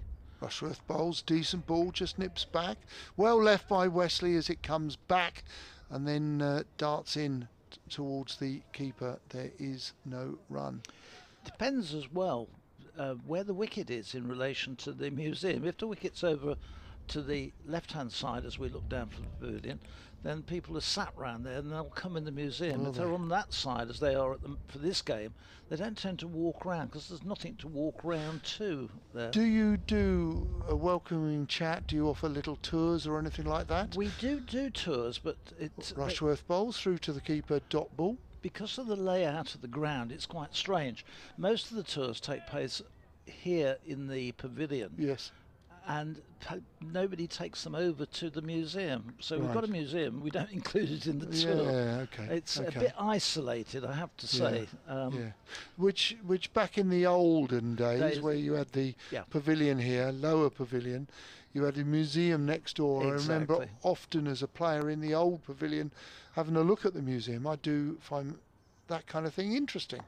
This time it's forced into the leg side, a little straight, but it's a good shot, playing quite square of the wicket towards the holly stand. There is, I think it's Danny Briggs who is deep square leg. There is 1 run to conclude the over from Chris Rushworth. The score is 25 for 1. Just wonder whether Chris Rushworth, that might be the end of his opening spell, and Warwickshire might. I seem to be using him in relatively small, short bursts, and with having Hassan Ali and in the side and Barnard in the side, then they can afford to do that a little bit. Well, Hassan Ali's going to be confident when it's his turn to bowl. Absolutely. Because of the way he batted earlier in the afternoon. It was great entertainment. Hanan Dolby continues though from the Birmingham end. He's in to bowl to Wesley, who is edging that one wide of third slip and down to the third man boundary for 4. It was a ball which straightened him up. He got an outside edge to it and it ran away perfectly safe in the end. But just a little smile, rueful smile from Hanan Dolby as he walked back. But 4 more onto the total. 29 for 1, Essex. Definitely a moral victory. Wesley's already got 4 down there. I think it was his first scoring shot. Cook's got 4 down to third man. We were talking with Richard. Sometimes bat pads have gone out of fashion a little bit of late. Yeah. And so had third mans. Back in our day in the 80s, we often employed a bat pad and indeed third men. And Dolby in. This one is played solidly up to mid-on. There's no run. The third man, you bowl a good ball, you get the outside edge, it flies either through wide of the slips and down, and you get 4 runs against your name. Nobody protecting it. The odd ball, which is a bad ball, which goes down the leg side, you've got a man sat at fine leg to cover that one. But surely you ought to be protecting. I always think the third man position, I'd protect that rather than fine leg. Yeah, do you know, that's an interesting thought. There's Hanan Dolby in outside the off stump. It's a little bit of extra bounce and it's left by Wesley. I mentioned that I think when Richard was on. The odd one is just bouncing a little bit, maybe just gripping on this surface with all the traffic that we have found that's gone over the surface for 2 days. The interesting bit for me as an old professional bowler is that I used to bowl a little bit happier if I had a mid-wicket. Okay, and you run into bowl, you've got mid-on, mid-wicket. Sometimes I'd have a square leg and Fletcher or Gooch would say, we want you to bowl straighter. Yeah. Yeah. And I'll be in. Oh, that's a good delivery, but well played by Wesley. Leading edge, wasn't it? It runs away out to a wideish mid-off, but again, and I'll be just getting a slightly false shot from Wesley. And the reason I say that is that if you did away with a fine leg, I think bowlers would feel a little bit naked. Yeah, well, in respect of you've got no one down here, you're scared to bowl a bit because an inside edge will go down here. Yeah. You know, there are so many inside edges that get runs, so you always feel a bit more secure with an extra fielder on the leg side. This next one from Hannah Dolby is another one with a little bit of that extra bounce again going through, and Wesley takes the bat away from it and just lets it run through. But he was going to play it, then at the last minute decided no, and just angled the bat back into the body, and it went through to the keeper. It's one of those where you think, oh, he's beaten the bat, but in actual fact Wesley there was in control of the shot and just took everything out of the way. Leading aggregate run scorer for Essex, Tom Wesley. I haven't looked at his scores this season, as this one is turned through mid wicket and there's no run. I can do that. I can't because I can do it. I'll do it. Well, my laptop doesn't. The whole of the top line of letters doesn't work, which makes using the laptop very difficult. So I have to have a remote keyboard, which on a laptop isn't a lot of good. It's all right if I've got the remote keyboard sat here, but I haven't. I've left it over on the other desk. Well, information technology is not my subject. Seriously.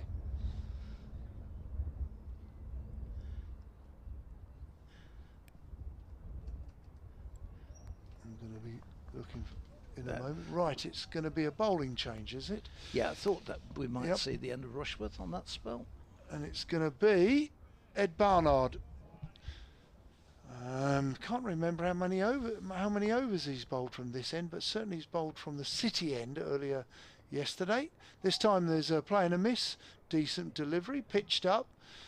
Wesley had to play it, and it's been played and missed through to the keeper.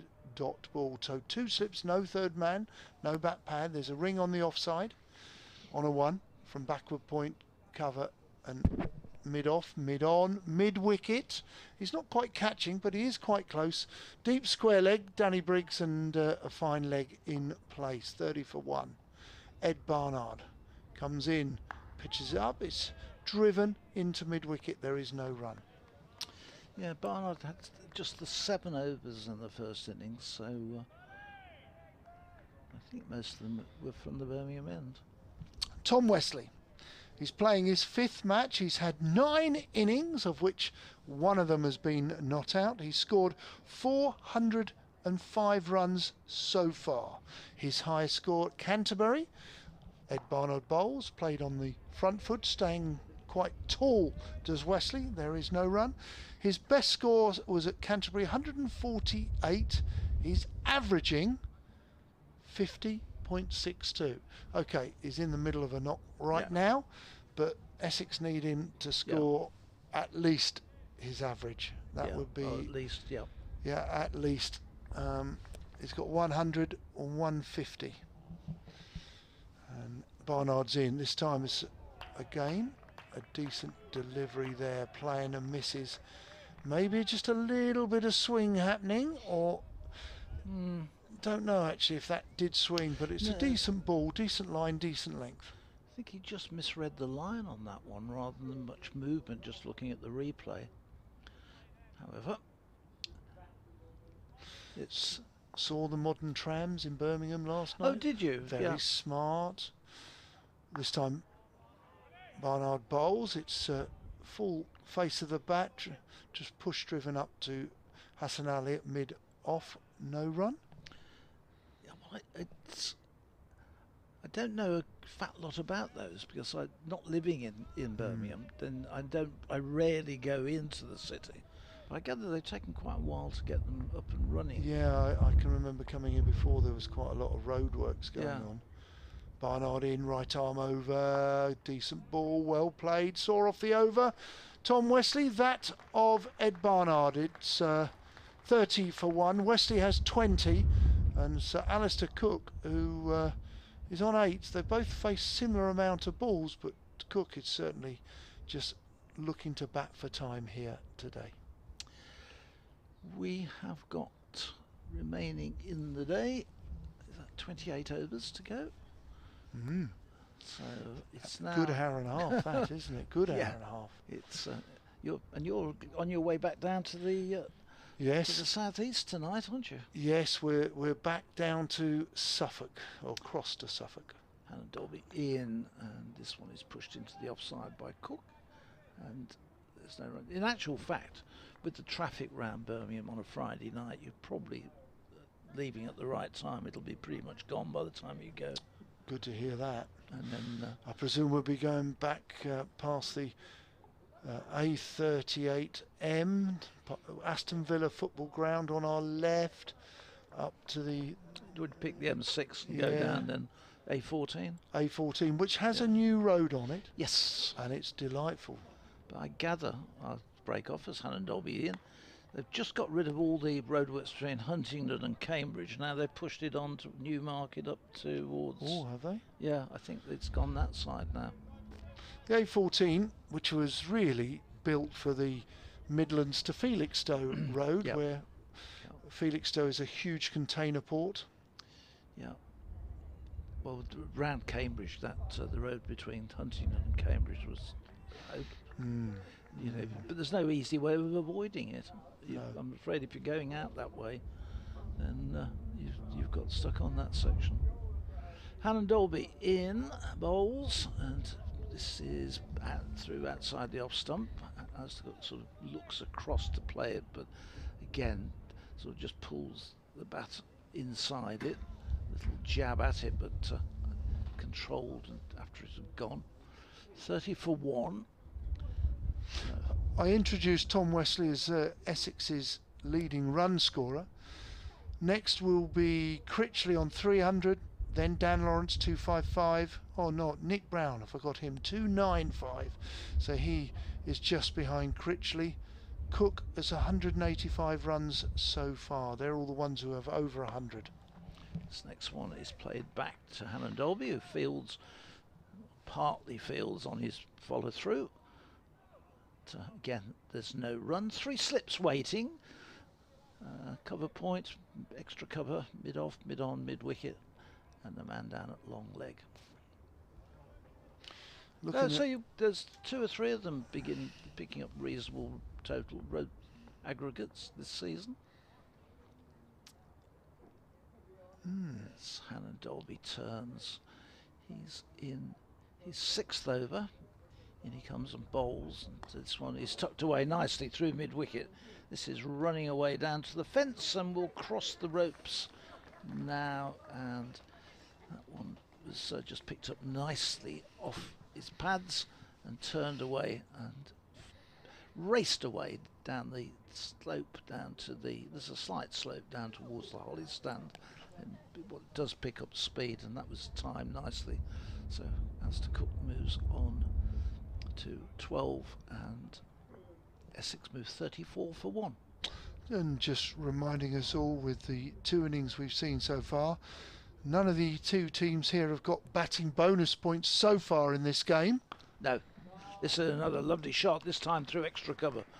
Real drive. It's timed just enough to go over the ropes, and hadn't got much left in it, but was able to beat the fielder who fell in behind it almost. And consecutive boundaries take Essex on to 38 for 1.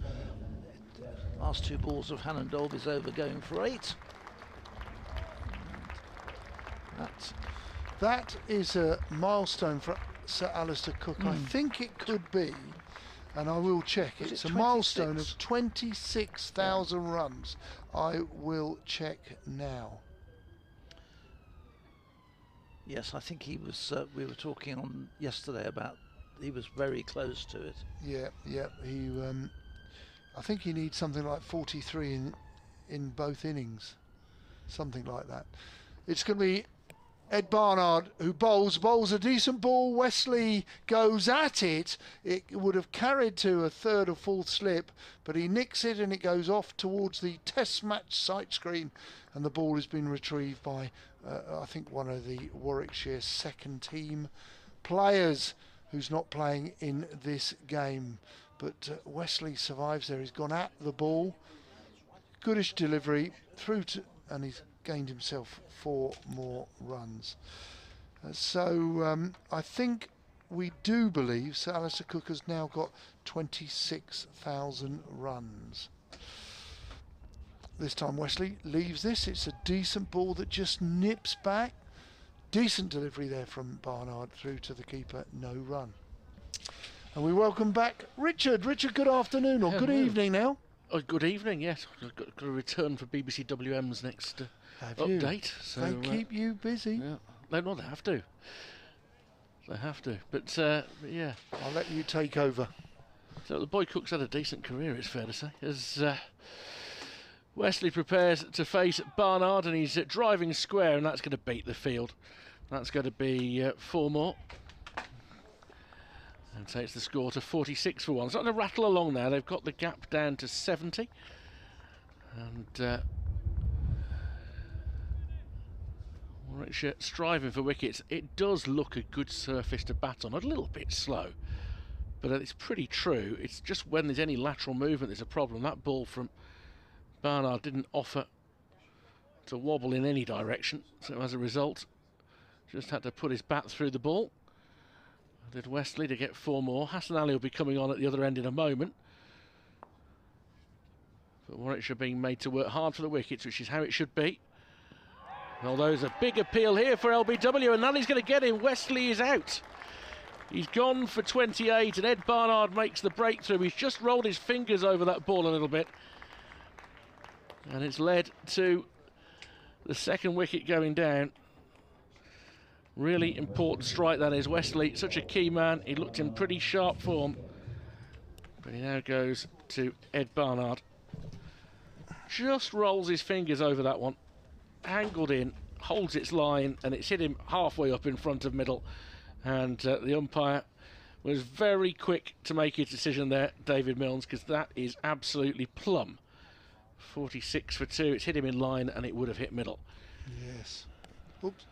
Yes, looking at it at the corner of my eye, I've got to be honest in saying I was interested.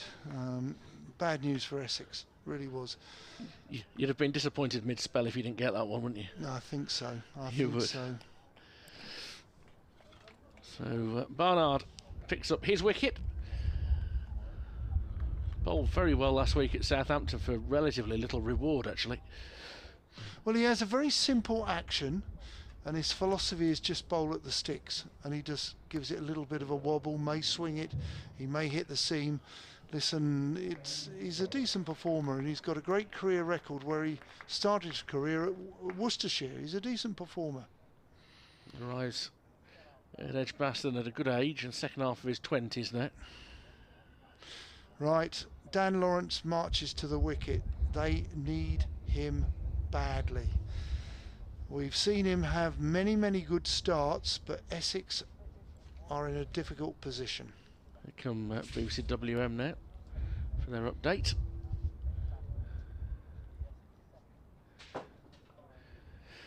Well, they're 46 for 2, Breck. Vital wicket they've just taken, Warwickshire. Wicket for Ed Barnard, the former Worcestershire all-rounder, having just been hit square for 4 by the Essex skipper, Tom Wesley.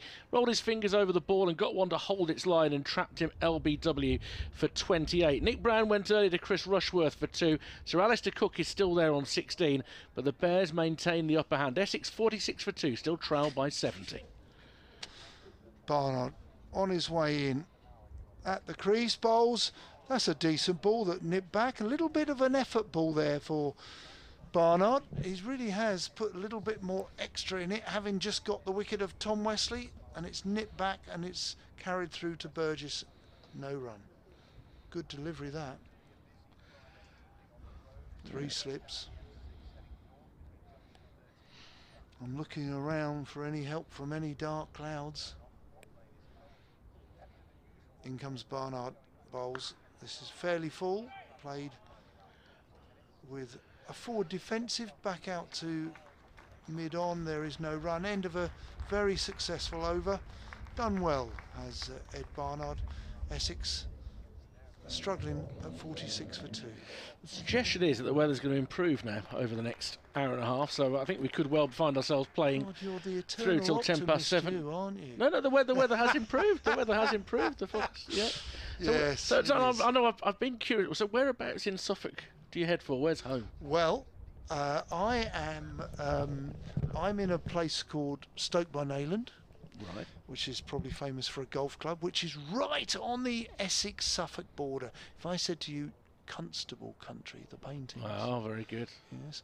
And my great mate, Mr. Hawkley, he's further up. He's in a place called Blacksall. Very good. As Hassan Ali will bowl for the first time in this innings. He's round the wicket, coming in from the Birmingham end, and that on an off-stump line is defended by Alistair Cook. You know how sort of lockdown and all that sort of thing, all the adventures the last 3 years have meant that you end up going on holidays to places that you wouldn't otherwise have gone to. Further higher up in Suffolk we ended up... oh, really? We had a week in Shotley Gate, just not far out of Ipswich. Both of us know Shotley Gate, the Shotley Peninsula. Yes, indeed. Yeah. Hassan Ali in, clipped off his pads by Cook. Can't beat mid-wicket, no run. And the reason we know is that we worked together as schoolmasters at the Royal Hospital School, and the Royal Hospital School is on the Shotley Peninsula. No, okay. All right, and HMS Ganges used to be right at the tip of the Shotley Peninsula, and not forgetting the two rivers are vital there. You've got the River Orwell, which runs into Ipswich, and you've got the River Stour that runs to Manningtree. Cut into the offside by Cook and fielded in the covers by Davis. Well, there are lots of artefacts from HMS Ganges around Shotley Gate and by the pier there. You remember all that? Because I was only there a couple of years ago. So it went across from the pier to Harwich on the tiny little ferry that goes across. Yes. And where we were staying was right on the water's edge. There's some sort of new flats right on the water's edge. I know Hassan Ali comes in and pushed into the offside. It's a no ball, so 2 more to the total, 48 for 2. There was a pub, the Bristol Arms? Yeah, there was. So we're there, and right by where lots of the boats are kept, and there was a boat race the one day, but we were right on the seafront with the apartment block had like 2 or 3 balconies that we could use, and watching the giant ferries coming in and out is extraordinary. To Harwich? Well, yeah, so you got the ones that go from the Netherlands to Harwich. Yes. And then you can walk across and see Felixstowe. As that one cuts back, there's an appeal for a caught behind. I think that's gone across the shoulder of the bat, and I don't think there's any contact at all there. In fact, it might have gone through the gate. It's a beauty from Hassan Ali. And it bounced. Yeah, so once you get to the further down in Shotley Gate, you can see across to all the giant ships that come into Felixstowe. The Felixstowe is the container port. Yeah, the container port. Harwich is the passenger port. So the passenger port, but still lots of trucks going onto it. I mean, you try to work out where they're all disappearing to when it was loading. And there would be a sailing about 10:45 at night as Hassan Ali comes in again, left alone outside off stump. And I would sit on the balcony, I'm not going to lie, with a glass of beer. Yes. And I'd watch it being closed up and all the lights on the ship. Yes. And how it gradually... I mean, they're such enormous vessels. And yet, there's something so smooth, so sublime about the way they guide themselves. Actually, it's quite a tight turn that they make. Yes. They make it so smoothly, and it seems effortless. And it gradually makes its way out down the river. Well, after this... Hassan Ali in once more, driven by Cook, won't penetrate the field, picked up in the covers. He only runs off that over with a no ball. 48 for 2 Essex. They trail by 68. Well, we know the Suffolk area particularly well because we worked it and we now live it. But the River Orwell and the River Stour, and there are 3 River Stour Stowers throughout Britain. Yeah.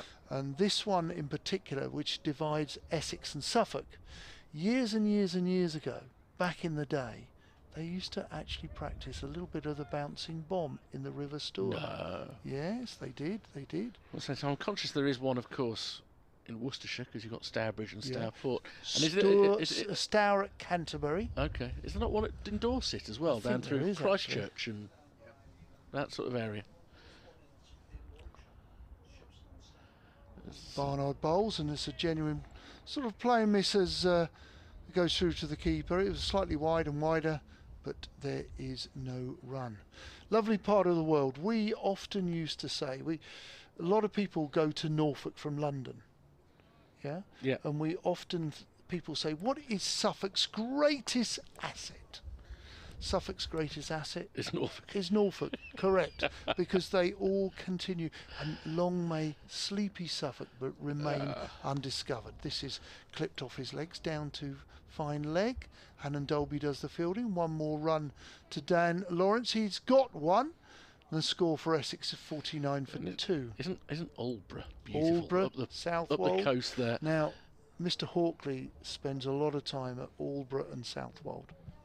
Lovely, isn't it? The fish and chips at Aldborough are every bit as good as you would hope they would be as well. Oh, I said 3 or 4. There's in fact 5 river stour or stowers situated in England, one in each of the counties of Dorset, Kent, Suffolk, Warwickshire and Worcestershire. There you go, 5. You learn something every day. It's the BBC, we have to inform and educate. This time Ed Barnard bowls. It's driven powerfully by Alistair Cook into the offside. There is no run. 2 slips are still waiting. Ring of 3, which the middle of the 3 at cover fielded the ball, and there is no run. Given my surname, it's also useful to me. About 10 miles out of Shotley Gate, maybe 15, there's a place called Wilford Bridge, which has a rather splendid pub.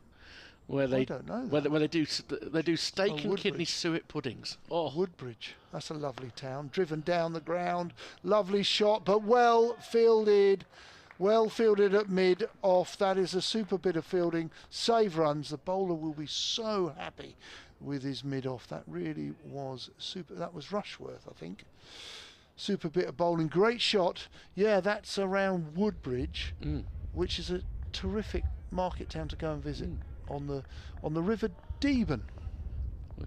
Lots of rivers, swallows and Amazons along that east coast. No, it was a lovely time of year we were there as well. As Barnard bowls a no ball, it's driven into the offside. He's going to have to bowl that again. And of course you have the historic Sutton Hoo. Indeed. What was the great film, was it? The Dig, associated with that. The pipe smoking, I can't think of his name. Basil Brown, thank you. See, look, listen. We're doing a good job for the Suffolk Marketing Board here, aren't we? We really are, I think. Barnard in, leg stumpish, well taken by Burgess, who dives to his right, down the leg side. Cookerby, I'm not going to say disappointed, he just knows he's perhaps missed out on a run scoring opportunity. And of course, I can't mention Suffolk, and Clive would normally mention Coventry City. Can I just quietly mention Ipswich Promoted. Town? May I? I'm delighted to be going back there next season. Yeah. Ah, nice ground, Portman Road. Barnard bowls played into the offside. That's going to go for 1, 2, or will they pull it up? They do. A yard inside the Holly stand. That is the end of the over. 2 more runs to Sir Alistair Cook. He moves to 18, the score 53 for 2. For completism, another sporting venue just outside Ipswich, which I have fond memories of, is Foxhall Stadium, which is where the Speedway Ipswich Witches. Yeah, an old Essex cricketer goes there religiously. Oh, a very famous old Essex cricketer. He loves it there. He is so proud about Ipswich Town. We only saw him last week, and he was on air with me last week against Surrey, and he brought in all the papers to celebrate Ipswich promotion. But he does the Speedway. Raymond Eric East. Oh, come on. He goes to the Foxhall. Too good. He does every game, every what do they call it? Event. What do they call it? Every evening meeting. Yeah, that's right. Sorry. Yeah, it's a great venue for speedways. Foxhall. Hasan Ali in 53 for 2. Essex ball down the leg side. Lawrence has a little flick at it, but doesn't make any contact, and it goes through to Michael Burgess. If I asked you about other sports, one other Essex cricketer, former Essex cricketer,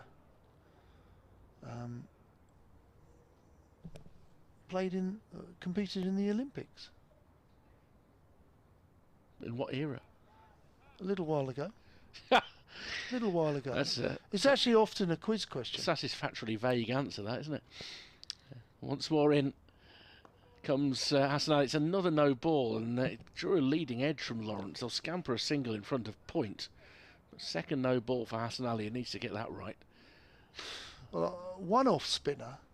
There are two off spinners. One off spinner, slightly more recent, played county table tennis, and that was Jeff Miller for Derbyshire. Okay. He was a decent table tennis player. But the other off spinner, slightly older, represented Great Britain, and that was David Ackfield. Hassan Ali round the wicket, wraps Cook on the pads. There's an appeal.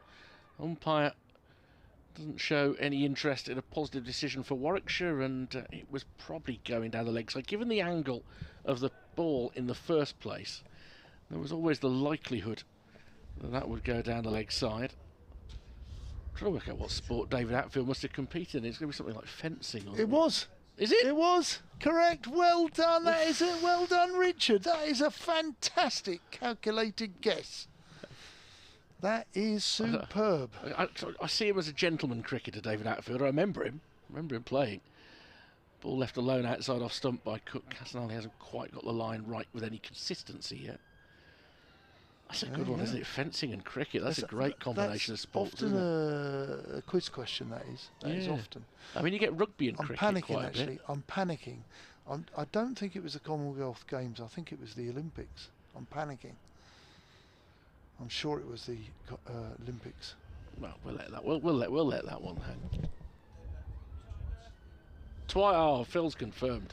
Now, round the wicket is another appeal for LBW, and that is going to be out. Hassan Ali has got his man this time.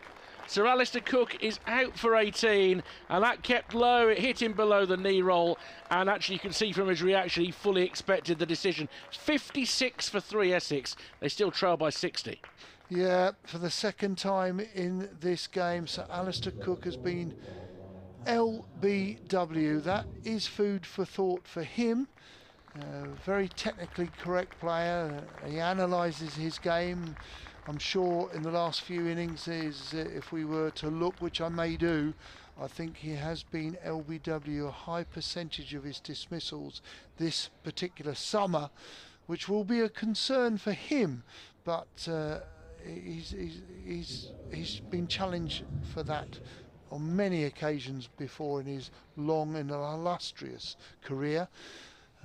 But it brings Critchley out to the wicket with Essex 56 for 3. Boy, what an afternoon Hassan Ali has enjoyed. Runs are now wickets. He's in his second over. He's bowling nice and straight, and he's causing problems for Essex County Cricket Club. That is interesting. I mean, Phil was speculating a bit about this earlier, but Matt Critchley comes to the crease now. 60 runs behind, 7 wickets standing. Essex really can't afford to be losing many more wickets before they get a lead. Does Critchley have to contemplate the counter-attack? Naturally, he's a positive batsman. He's an attacking batsman. He is. And to his credit, this season, he's just held himself back because most of his knocks, and he got 3 successive 50s at the start of the season, have been where he's dropped anchor and played for the other fella, or he's played for the situation. We will see. He steams in now. First ball to Critchley. That's a good leave. It's only just outside off stump. Again, the length was likely to carry it over the top of the stump, so there's not a lot of bounce in it. It's quite a precise leave, actually. Critchley watches it go by. That extra 70 runs for the last wicket. Oh, it's very telling, isn't it? Telling. It's biting Essex in the bottom. It's going to be a difficult day for the rest of the day, and indeed tomorrow for Essex. Critchley went to Rushworth in the first innings. Sees out the end of Hassan Ali's over. That final ball left alone again outside off stump, but a successful over for Hassan Ali. Still 23 overs scheduled in the day. That could take us to a good 7:15. 56 for 3 Essex. They're 60 runs behind. They might claim the extra half hour as well yet. Oh. Oh, I know. I'll be absolutely devastated. I will be. Might not make last orders. I'm just looking to the east now. We're seeing a little bit of blue sky. Looks better to the east. To the west, it's a bit more filled in. But I think that the weather today is a little bit coming from sort of the... Is it Bolsall Heath? Bolsall. Barnard begins a new over.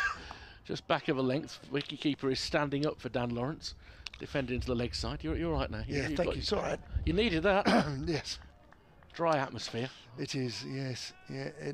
Keeper standing up, which keeps Lawrence back in his crease. Great tactic. My word. Michael Burgess didn't half keep well in that first innings. And that great catch off Brown down the leg side as well. Ed Barnard, he's on his way in, 1 for 13. And they're going for an LBW appeal, and it's not being given. Yep, interesting there. He has slightly fallen over. The old 10-ton head has sort of gone across to off stump, the heaviest part of your body. But the umpire, David Milnes, who's already given certainly one today from this end, has decided it's not out. Well, I would say, and there was one in the Warwickshire innings like this, I think the contact might just be outside off stump. There's not a lot in it. Barnard in, bowls. This time it's sensibly played up to mid-on. There is no run.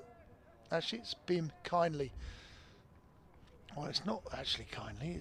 It's Barnard doing the fielding, but there was something that Critchley picked up and gave immediately to the umpire.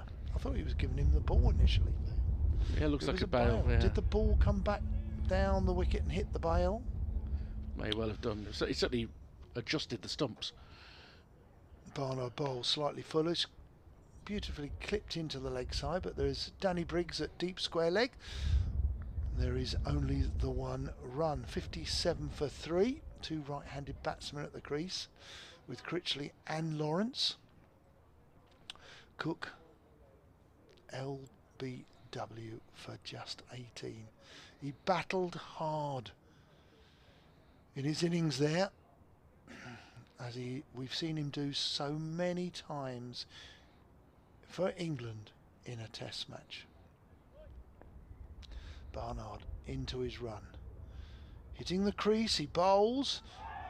There's an ooh and an ah, but I think it was bat and pad on into the back to the bowler. There was not a realistic shout for LBW.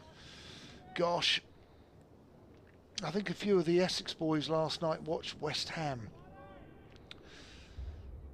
after their slightly disappointing day. There isn't much football to watch tonight, is there?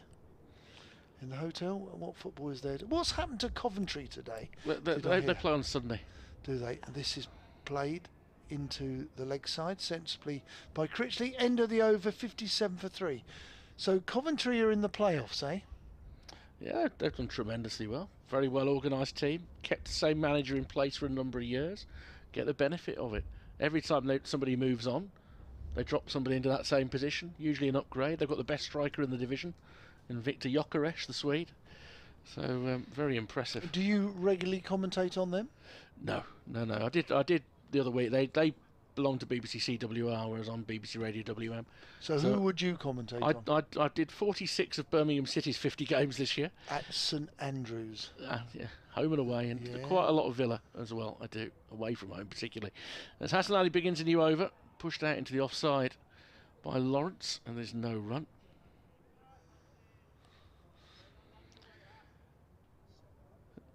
Our way, we've had a trying season for Cambridge United, who survived at the very last minute.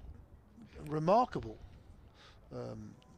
final few games for them. Colchester have struggled, but Ipswich has done well, and the great thing after this ball about Ipswich, if I may reveal. Hassan Ali, that's a bit of a leading edge from Lawrence. It'll scoot up towards mid-off and no run. Graham Napier was on Ipswich Town's books for many years, a keeper.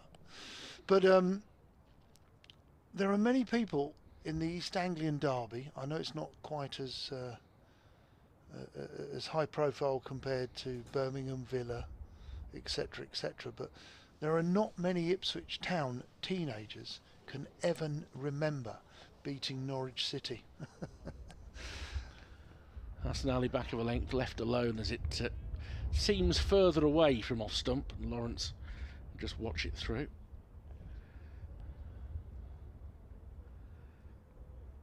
Might see a bit of Briggs, or do you think they'll persevere with Seamers? I think they'll keep the Seamers going for as long as they possibly can.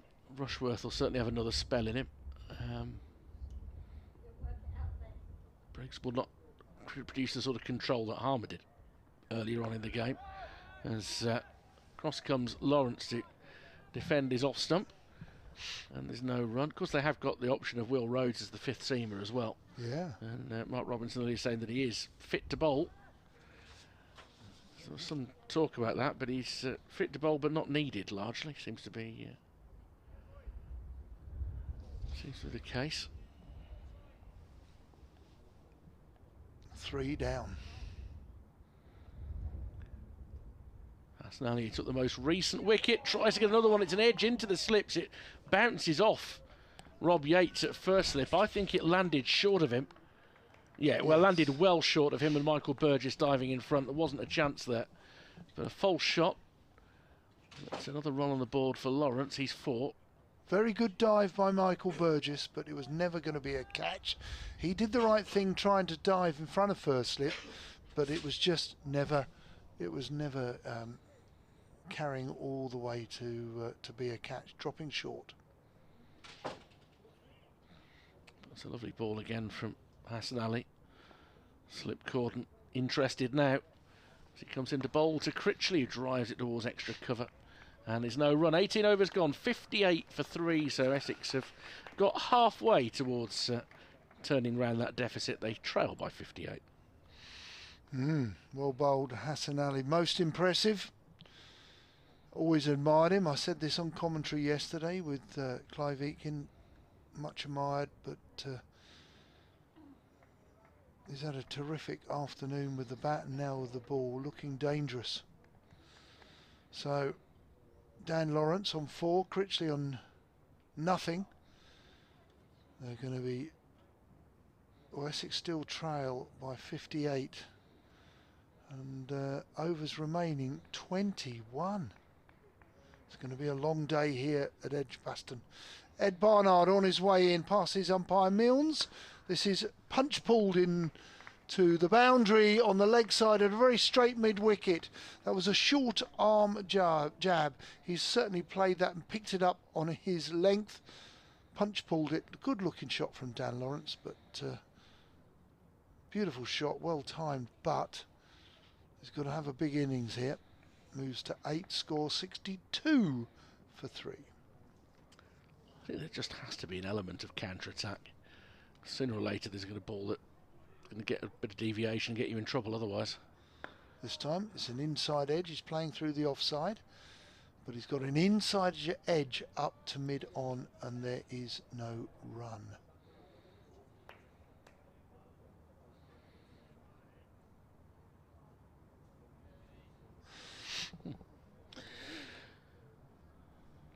Earlier Phil and I were talking about snooker. I know I had a tweet about it in the last hour. I shall Barnard mention it in a moment.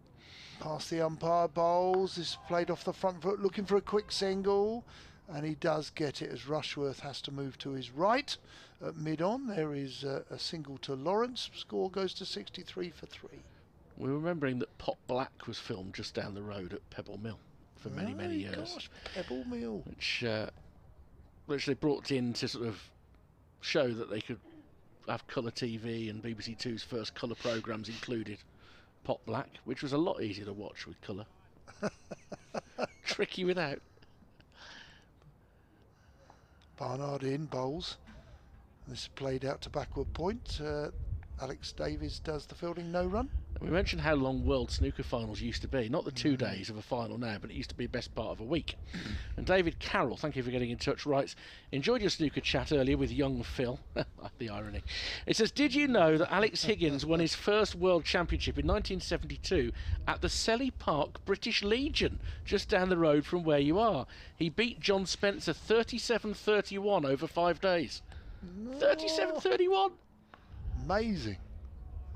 Eh? Gosh. That's got to be for the traditionalist, isn't it? Oh, I think they had even longer finals prior to that when Joe Davis was winning. 5 days.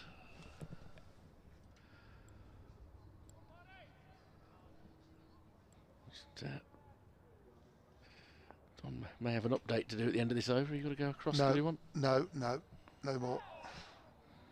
And Barnard bowls. This is missed out on an opportunity there, has Lawrence, because he's played it and just played across it. It was a ball that was probably going down. It's cannoned off his thigh pad, back down towards the bowler, no run. Have you got an update? Yeah, that's why. Got a bit of feed in the ear. Yeah, we can hear some of that. 15-time world champion Joe Davis. The most frames he ever had to win to beat Horace Lindrum in 1946. He won that fight. It was the first of 78. 78-67. Yeah. Hassan Ali into bowl outside off stump, left alone by Dan Lawrence. Through to the wicket keeper. $63 for 3. That would be hard yards, wouldn't it? I'll wait for your World update. Snooker final that goes 145 frames. I'll wait for your update, but I've got a little story about snooker. Chris Rushworth is just getting warmed up at the moment, so his return to the attack may be fairly imminent. He had a 5-over spell earlier. Ed Barnard has bowled 5 since. So it's his turn next. As this is edged and dropped at second slip. Hayne gives Lawrence a life. He's flashed at that, and it is very catchable. And Sam Hayne, whose standards are a lot higher than that, will be utterly annoyed. Come on, Dan Lawrence, you've got to make that pay now for Warwickshire. You've got a chance. That was fairly regulation, I'm afraid. Hassan will keep going. He's in again, and Lawrence clips him through square leg for 4. Ain't that the way? That'll roll away and cross the rope before Rushworth can get there. 67 for 3. So it's been suggested by somebody that Phil Britt was at that final in 1946. I'm not going to name the person concerned, because otherwise Phil might give them a piece of his mind. But he was photographing it, I think. My word. You're being rotten. That wasn't me. Somebody else being rude, that was. That's a beauty from Hassan Ali. It's a third no ball that he's bowled, mind you. And that's a habit you don't want to get into, because if that had just taken an edge, and my word, it seems away from Lawrence, that would have been a bad way to fail to take a wicket.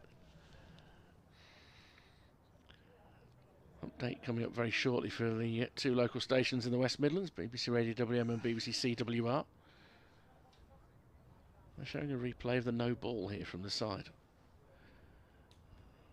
Eventually, if he's coming to bowl anyway, the next delivery, or making room and having a swing and missing everything, is Lawrence. Hassan Ali goes down on his knees with his head in his hands. That's gone over the top of middle stump. Now, I said they might want to think about a counter-attack, but that was negligent from Lawrence. Just about to update listeners the score of the cricket. Here at Edgbaston, this is Richard Wilford, where Essex are 69 for 3 in their second innings. They still trail Warwickshire by 47 runs. Dan Lawrence has just been given a live drop by Sam Hayne at second slip of Hassan Ali, who earlier got Sir Alistair Cook's wicket, trapped him LBW for 18. The Bears have bowled with good discipline in this Essex second innings, and they're 70 for 3 now, the visitors. They trail by 46.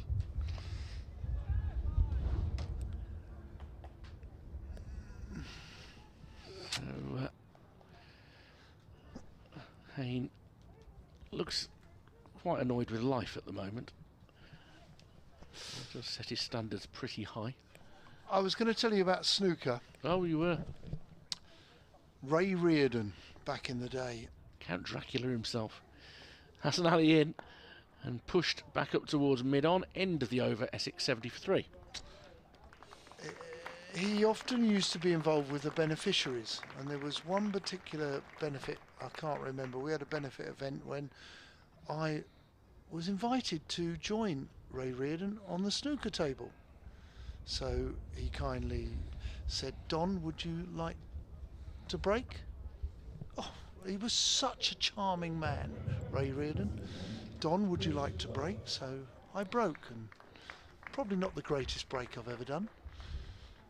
I sat down and then watched Ray Reardon mop up the whole table, and I never got up again. Oh, thanks for coming. And yeah, we used to have that part of the world, Ray Reardon, Bobby George with all the jewellery. Bobby George was often about, and I've worked with Bobby George. Yeah, lovely man, lovely man actually. Over the years, we had the opportunity to, throw a dart or talk or social. They were very keen supporters of the Essex beneficiary. Rushworth's in. This is down the leg side. It's not going to be a wide. Burgess is standing up, but it's gone for 4 byes. And that's slightly unfair for Burgess, really. 4 byes against the keeper. Doesn't go against the bowler, does it? That's always an interesting one to discuss, but 70 for 3. Essex will be happy for those 4 freebies. I may have to ring one of our studios in a moment, but I'm not sure whether I've still got the number I need, which is going to be... Well, we've got the feed in the ear. Yeah. Rushworth on his way in, right arm over. This time it's clipped into the leg side by Lawrence. Sensible shot, well fielded by Briggs at deep square leg, just behind. They take a single, 71 for 3.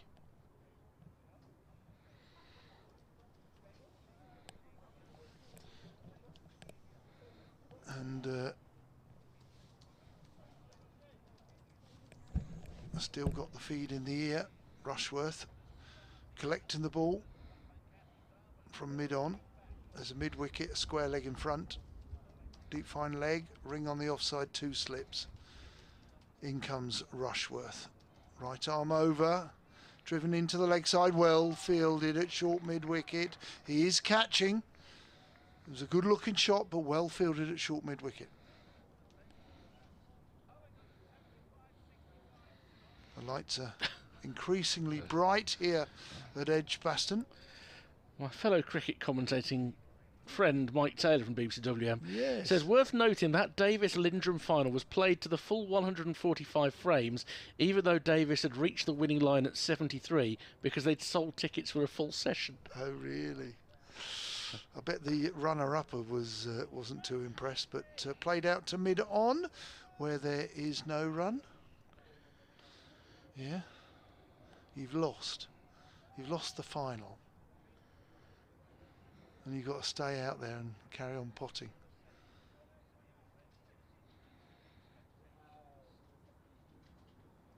Rushworth walking back. He's adjacent to the sawdust pile. He turns. He's on his way past umpire Milnes, and this is genuine play and a miss there for Critchley. Well bowled from Chris Rushworth, nearly on his finishing his 6th over, 2 maidens, 1 for 14. It's going to be, I don't know what the Essex boys are going to do tonight. Are they going to have a group meal, team meal, individually? We enjoyed a fantastic curry last night in Broad Street. Curry, very famous in Birmingham. Rushworth bowls, driven into the offside. Davies at cover does the fielding. There is no run. He's now polishing the ball wholeheartedly. It's quite funny to see him stand next to Hannon Dolby. The little and large show. Home of the Balti here, so yeah. Of all things we seem to invent it, which is, I don't know how we manage that, but honestly I can't tell you how delightful the curry was last night. The service, the ambience, but the quality of the food, the starters. So that's how many bowls and you ever. And you might have to take this up while I try and make contact with Coventry. Okay. To get something sorted. Hassan Ali, the first ball of his over. Lawrence is facing 15. He has to his name. He's enjoyed a life. That of Sam Hain dropped him. Only last over. Regulation catch. There will be people listening in Essex willing Lawrence to make it count. Hassan Ali outside off stump. Lawrence leaves it alone. Shapes up to play but leaves it alone through to the keeper. No run.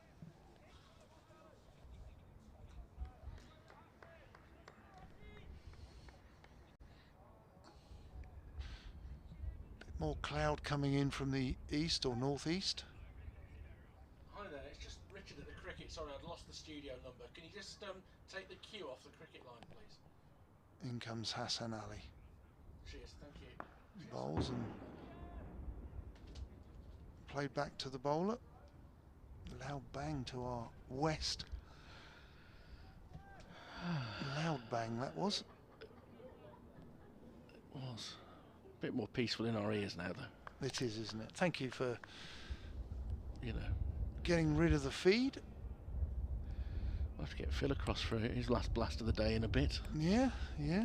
He's texting away. He's looking for his photos of Charles Lindrum, the selfie he took in 1946. Hassan Ali, here he comes. Driven powerfully, good looking shot, straight to cover. There is no run, well fielded by Danny Briggs. Yeah, great looking shot that. Decent ball, good cricket all round. But alas, Essex is 75 for 3 and still in arrears. It was tougher doing a selfie in those days because you kind of really had to line it up. And yeah, didn't you have to rush? You had a little button that you had to squeeze. And run. Yeah, yeah. And then put your head back under the cloth, which you were usually under for other photos. But he's a master of the art. Hassan Ali bowls outside off stump, well left by Lawrence. Gosh. Tomorrow, day 3. What's the weather like? Have you got any ideas tomorrow? Well, I can look on my phone. I think it's all right, isn't it, tomorrow? It is, I think it's not. I think it's warmer tomorrow, in fact. Yeah, it is. Up to 18 degrees, if I remember rightly earlier, yeah. Whereas Sunday, if the game goes to Sunday, that might be more prone to interruption. Although not till quite late on, and you'd think there'd be a result by then. Hassan Ali bowls outside off stump, swinging away and left alone. Concludes the end of that Hassan Ali fifth over. It's that's another good over. 18 degrees. It's going to feel like 19 degrees. Is that right? Does it say that? That makes all the difference. Yeah, it does. Whereas today it's 14 degrees and feels like 4. The important thing for me before I invite Phil in is listen. We hope there's no rain here tomorrow. It might help Essex if there were. But on a Saturday, not yet another Saturday with some drizzle and mizzle and rain, because we want club cricket to happen. That's for sure. Rushworth starts a new over. Critchley is forward in defence. Don will take a little break, but he'll be back for what I suspect to be a final half hour, because I reckon we're going to play through to 7:15 or beyond here. If the light holds, and the light is better than it's been for quite a bit of the afternoon, so we'll get Don back in a bit before he wings his way home. I think Gledhill will be here tomorrow. The ball isn't offering a lot at the moment, but Rushworth will try and find a bit. You can see one side of the ball is rather better shined than the other. And oh, that one has maybe come off a glove and on the inside of Michael Burgess, and it'll go down for 4 more. It's 79 for 3, but that's a false shot from Critchley, and that's more frustration. Burgess wasn't that far away from being able to readjust and get across to it. It has gone down as a 4, hasn't it? Yep. Off the glove.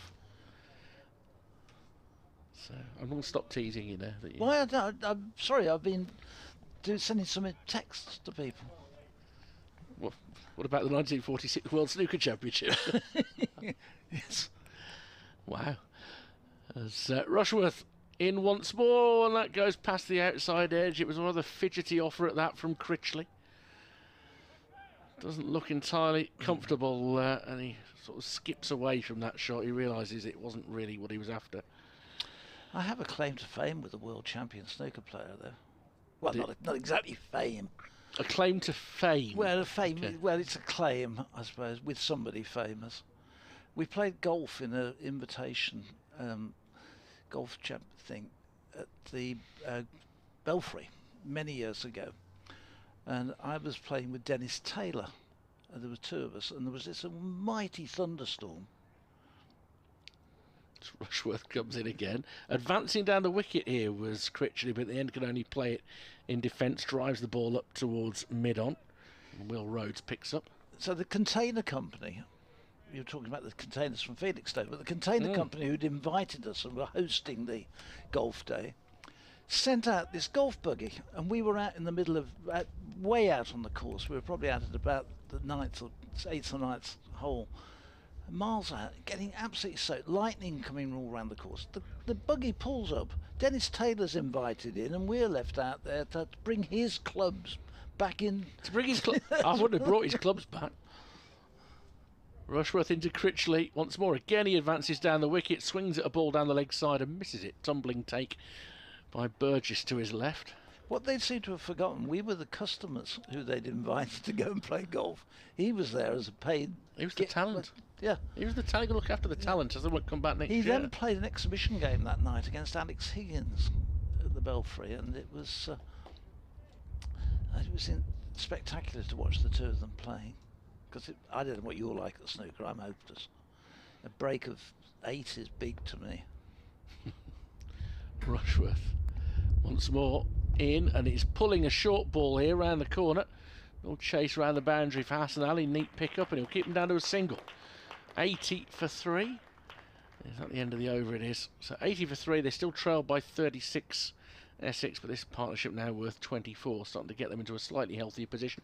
16 overs still remain on the day here. That's an hour, isn't it? About an hour with the quickies. Well, yeah, unless, bit over an hour with the quicks. Yeah, unless Danny Briggs is brought into the attack. But I don't think at the moment Danny's going to get much of a ball. Actually, the light is now better than it probably was a couple of hours ago around tea time. There's blue sky overhead, and there's really no reason why, if it stays like this, we shouldn't get through till 7:15.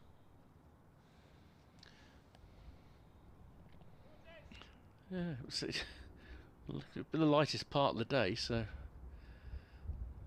I must admit, when I left home this morning, I did mention to the family that it was likely to be quite a long day. Oh, I didn't. I said it's forecast not very good.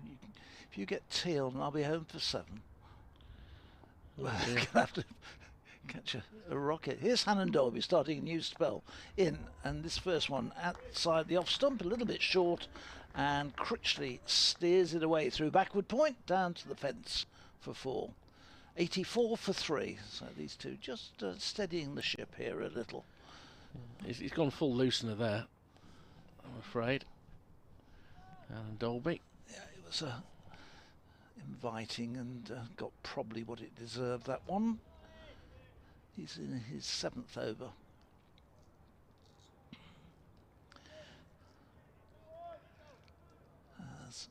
He's ready again to start on his way in. Michael Burgess standing up to the stumps as Critchley waits and pushes this one back up to mid-on. There's no run. It's quite unusual to see Hannon Dolby going for nearly 5 and over. Yes, he's so accurate with the new ball, but he has, towards the end of his opening spell, he dropped short a couple of times and got punished. Well, Warwickshire don't have a game in the Championship. Some of the sides do next week, but Warwickshire go into their T20, I think we said before, on next Saturday. So this is their final County Championship match in the first half-dozen match round of games at the beginning of the season.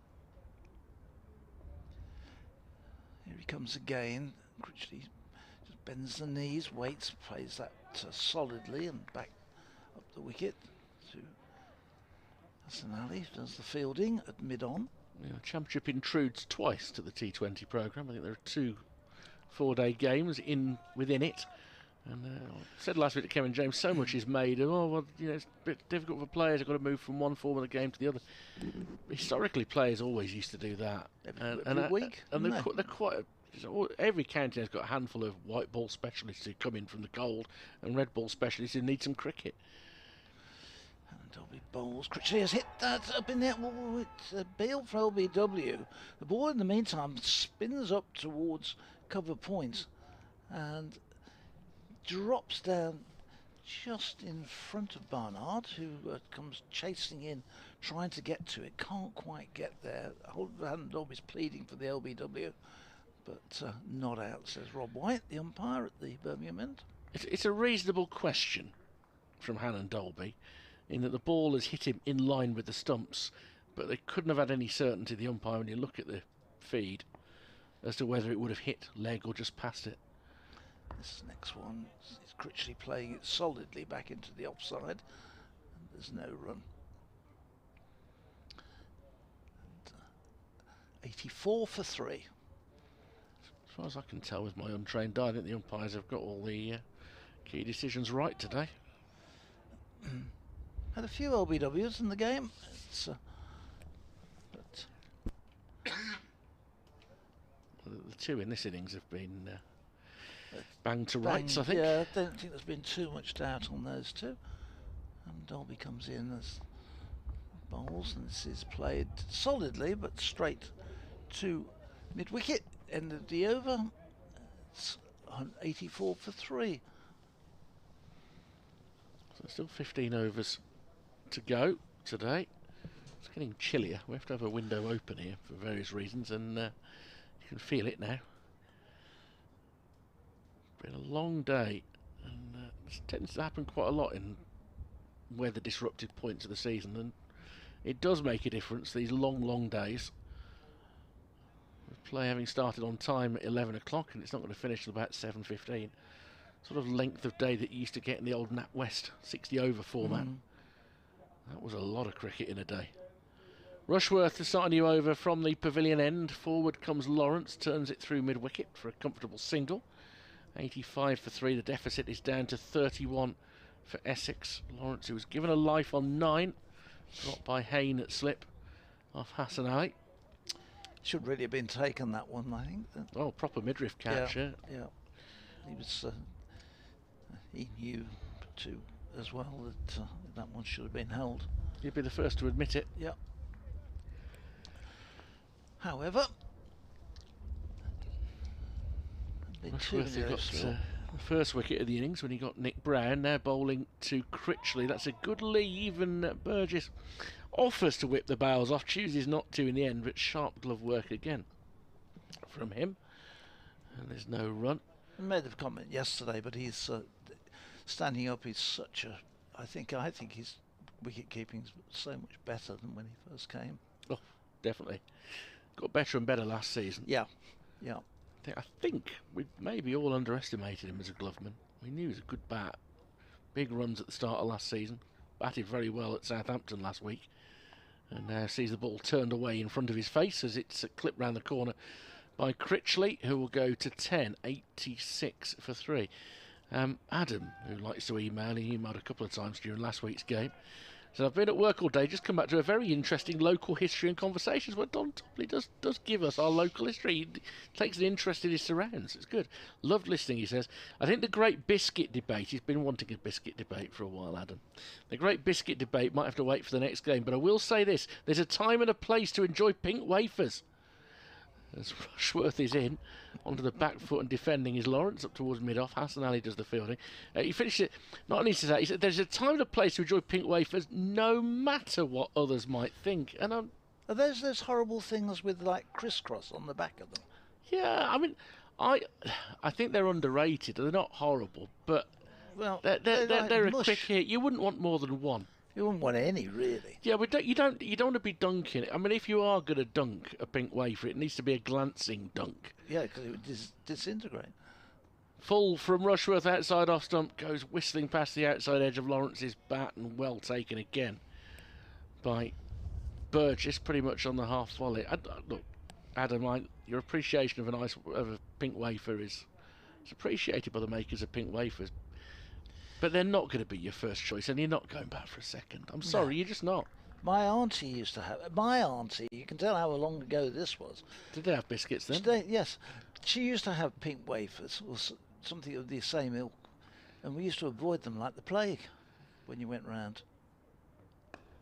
It's edging across his crease here, Lawrence, and trying to clip it towards mid-wicket. Picked up, and no run. 86 for 3. It's that and Turkish delight. I mean, oh, that's a horrific thing as well. But nonetheless, and this is, I mean, then Jeff, who was, see, last week we were talking desserts. So Jeff has now got in touch. So my uncle had a frame against Ray Reardon back in the day. See, snooker's come back again. He only managed 4 shots. Don only managed a break. But the picture is in a frame on the top of the TV. I hope it's a triangular frame. He passed away many years ago, but was a fan of the Baggies. Ah, well, can't be held against him, not now. Very nice guy, Ray Reardon, I gather. Everybody who's ever met him said what a gentleman he was. He looked it, didn't he? He looked a nice guy. In he comes. Hannon Dolby starting a new over to Critchley. First ball is pushed out into the offside, and there's no run. I thought you had Ray Reardon coming into bowl then for a moment. That would have been something. Yes, with his hair slicked back. He used to have his hair pulled back, didn't he? My word, he was Brill Cream a go-go. Him and John Spencer. Yeah. Absolutely, that was the look, wasn't it? I mean, if you didn't have a receding hairline, you weren't good enough in those days. Well, you had to be over 40 to be successful, I think. Hannon Dolby in bowls, and this is played back. Hannon Dolby fields up his own bowling. Crowd has thinned out a little bit. It will be a little bit die-hardy at 7:15. Because it will be pretty cold. It's not that people don't love their cricket. It's just if you've been sat out there since 10:50. Too cold to move, I think, most of them. It's truth. Yeah. Frozen to the seats. We want to have to have the physio going around the ground rubbing some legs to get them going again. And Dolby comes in, arms flaying out as he runs in. And this one sees Critchley trying to turn it down to fine leg, but ball gets onto him a little quicker than he had expected. A little bit more bounce, I think, and in the end gets nothing onto it, and it just drops down in front of him. It's a far cry from when we were sat here last summer on the hottest day of the year, and Ollie Hannon Dolby was fielding down at long leg with his trousers rolled up above his knees, and in between balls he was sitting on a chair underneath an umbrella with a drinks table. He's in. This one played to mid-wicket. There's no run again. It was a time that he had the almost entire burden of the seam attack on his shoulders, and it was 44 degrees or whatever it was out there. Yes, he had that little corner down there, didn't he? I had to learn the hard way. I think he had a man down there at one stage. The umbrella needed anchoring. That was one issue. So I think he needed somebody to hold his brolly for a while. Yeah. I suppose you should call it a parasol for that game, literally. He's in, he bowls, and Critchley knows little about this one. He gets an inside edge, which it sort of could have gone anywhere. It goes down behind him in the end and runs out to Davis out at square leg. I think he's got the inside edge onto his right calf, and then it's gone in front of square. He looks around puzzled. For some time, he's still trying to work out what went on. Dan, what happened? Dan, what happened there? And Lawrence just shrugs. You're still there. Work it out for yourself, son. 86 for 3. Critchley is on 10. 16 to Lawrence as Hannon Dolby in bowls, and again looking to play it into the onside, gets leading edge, which runs out to cover points, and there's no run. End of a good over from Oliver Hannon Dolby. 86 for 3, and it's 16 to Lawrence, 10 to Critchley. Yeah, see, blimey, Adam started something with the pink wafers. Oh no, what's happened? Yeah, you can tweet at Wilford WM, you can email richard.wilford@bbc.co.uk. Chris on the tweet, on the Twitter, says, I think it's brand dependent as far as pink wafers are concerned. I don't think it is. I don't think it is. I think they're pretty similar, whichever brand you go for. And it's a bit of a sugary hit, but it's not more than that, is it? Rushworth begins a new over. Burgess still standing up to the stumps. Lawrence pats it out into the leg side, and there's no run. Essex digging deep well now in this partnership. They've been together for 10.5 overs, and they've added 30 runs since the departure of Sir Alistair Cook.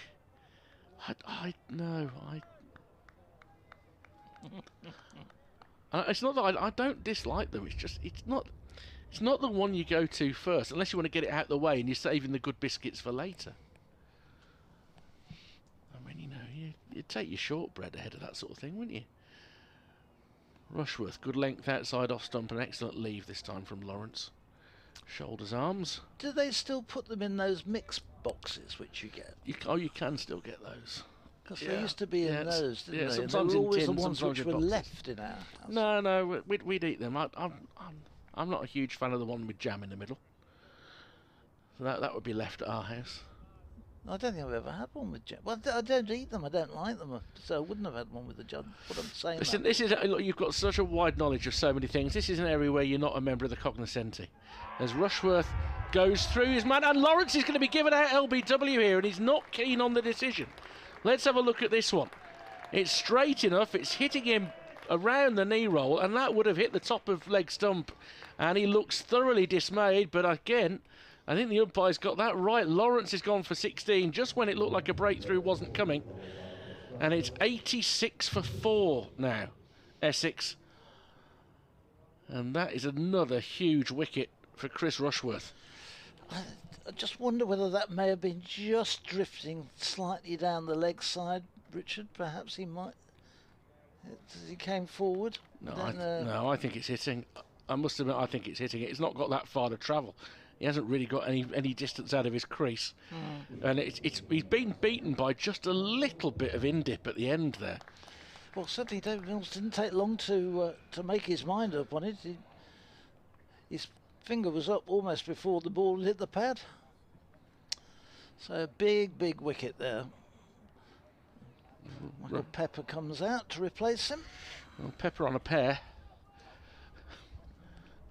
Sounds like a culinary observation. Is that beef? That's better than pig wafer. 86 for 4. Essex trail by 30. Oh dear. And the light has just drawn in a little bit. That might be a bit more of a problem because it's just a case of evening falling rather than anything else. You'd hope it would lift again, but you can just see the shadows of the fielders growing a little bit. But yes, it has, hasn't it?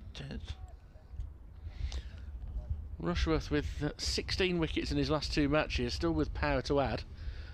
What a signing he's been. Gives you a certain guarantee, you know what he's going to produce. He's in to bowl and draws Pepper forward in defence, inside half of the bat, out towards mid-wicket. And there's no run. There's no pace, but he puts the ball where he wants it again and again and again. And there will be days when the sun is out and the track is flat where he will be less effective. He'll be in much more of a restrict the runs mode. But April and May have been very productive months for the man from Wearside, as this is full and just angling out a little bit from Pepper, who drives more defensively than in attack and finds Alex Davis an extra cover. No real footwork again there from Pepper, who could do with some runs with Adam Rossington fit again. Yes, you kind of think he's probably playing for his place here for Essex. That there was one or two people, I think, a bit surprised that he was still in the team with Rossington in the 13. The umpires are going to have another look at the light. Yeah, I mentioned that it had just started to dwindle, and they're going to compare it to how it was when they went off earlier. I would say it's just the same. They're going to come off. They're coming off. Yeah. So the second disruption, just date listed to BBC Radio WM.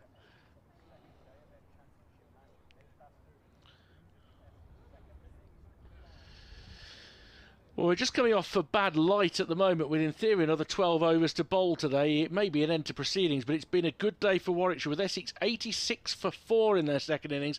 They still trail by 30. Former England batsman Dan Lawrence dismissed in the last few moments, trapped LBW by Chris Rushworth for 18, a second wicket of the innings for him. The Bears, who got a first innings lead of 116 thanks to a thrilling last wicket stand between Hassan Ali, who made his first half century for the county, including 4 sixes, and Ollie Hannon-Dolby. That stand of 70 may prove to be the key to this match. Could well be that we'll be off for the day after this, but with Essex 86 for 4, still needing another 30 runs to make Warwickshire bat again.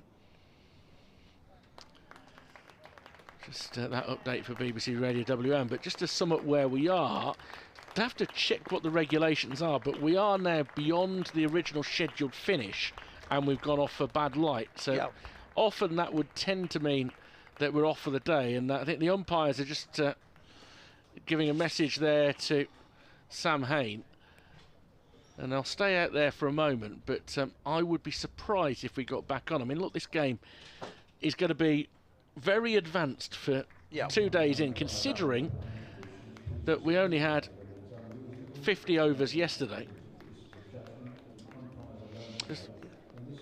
Just wait and see whether I can't really hear what the announcement's saying there as to whether they're coming up with any clarity.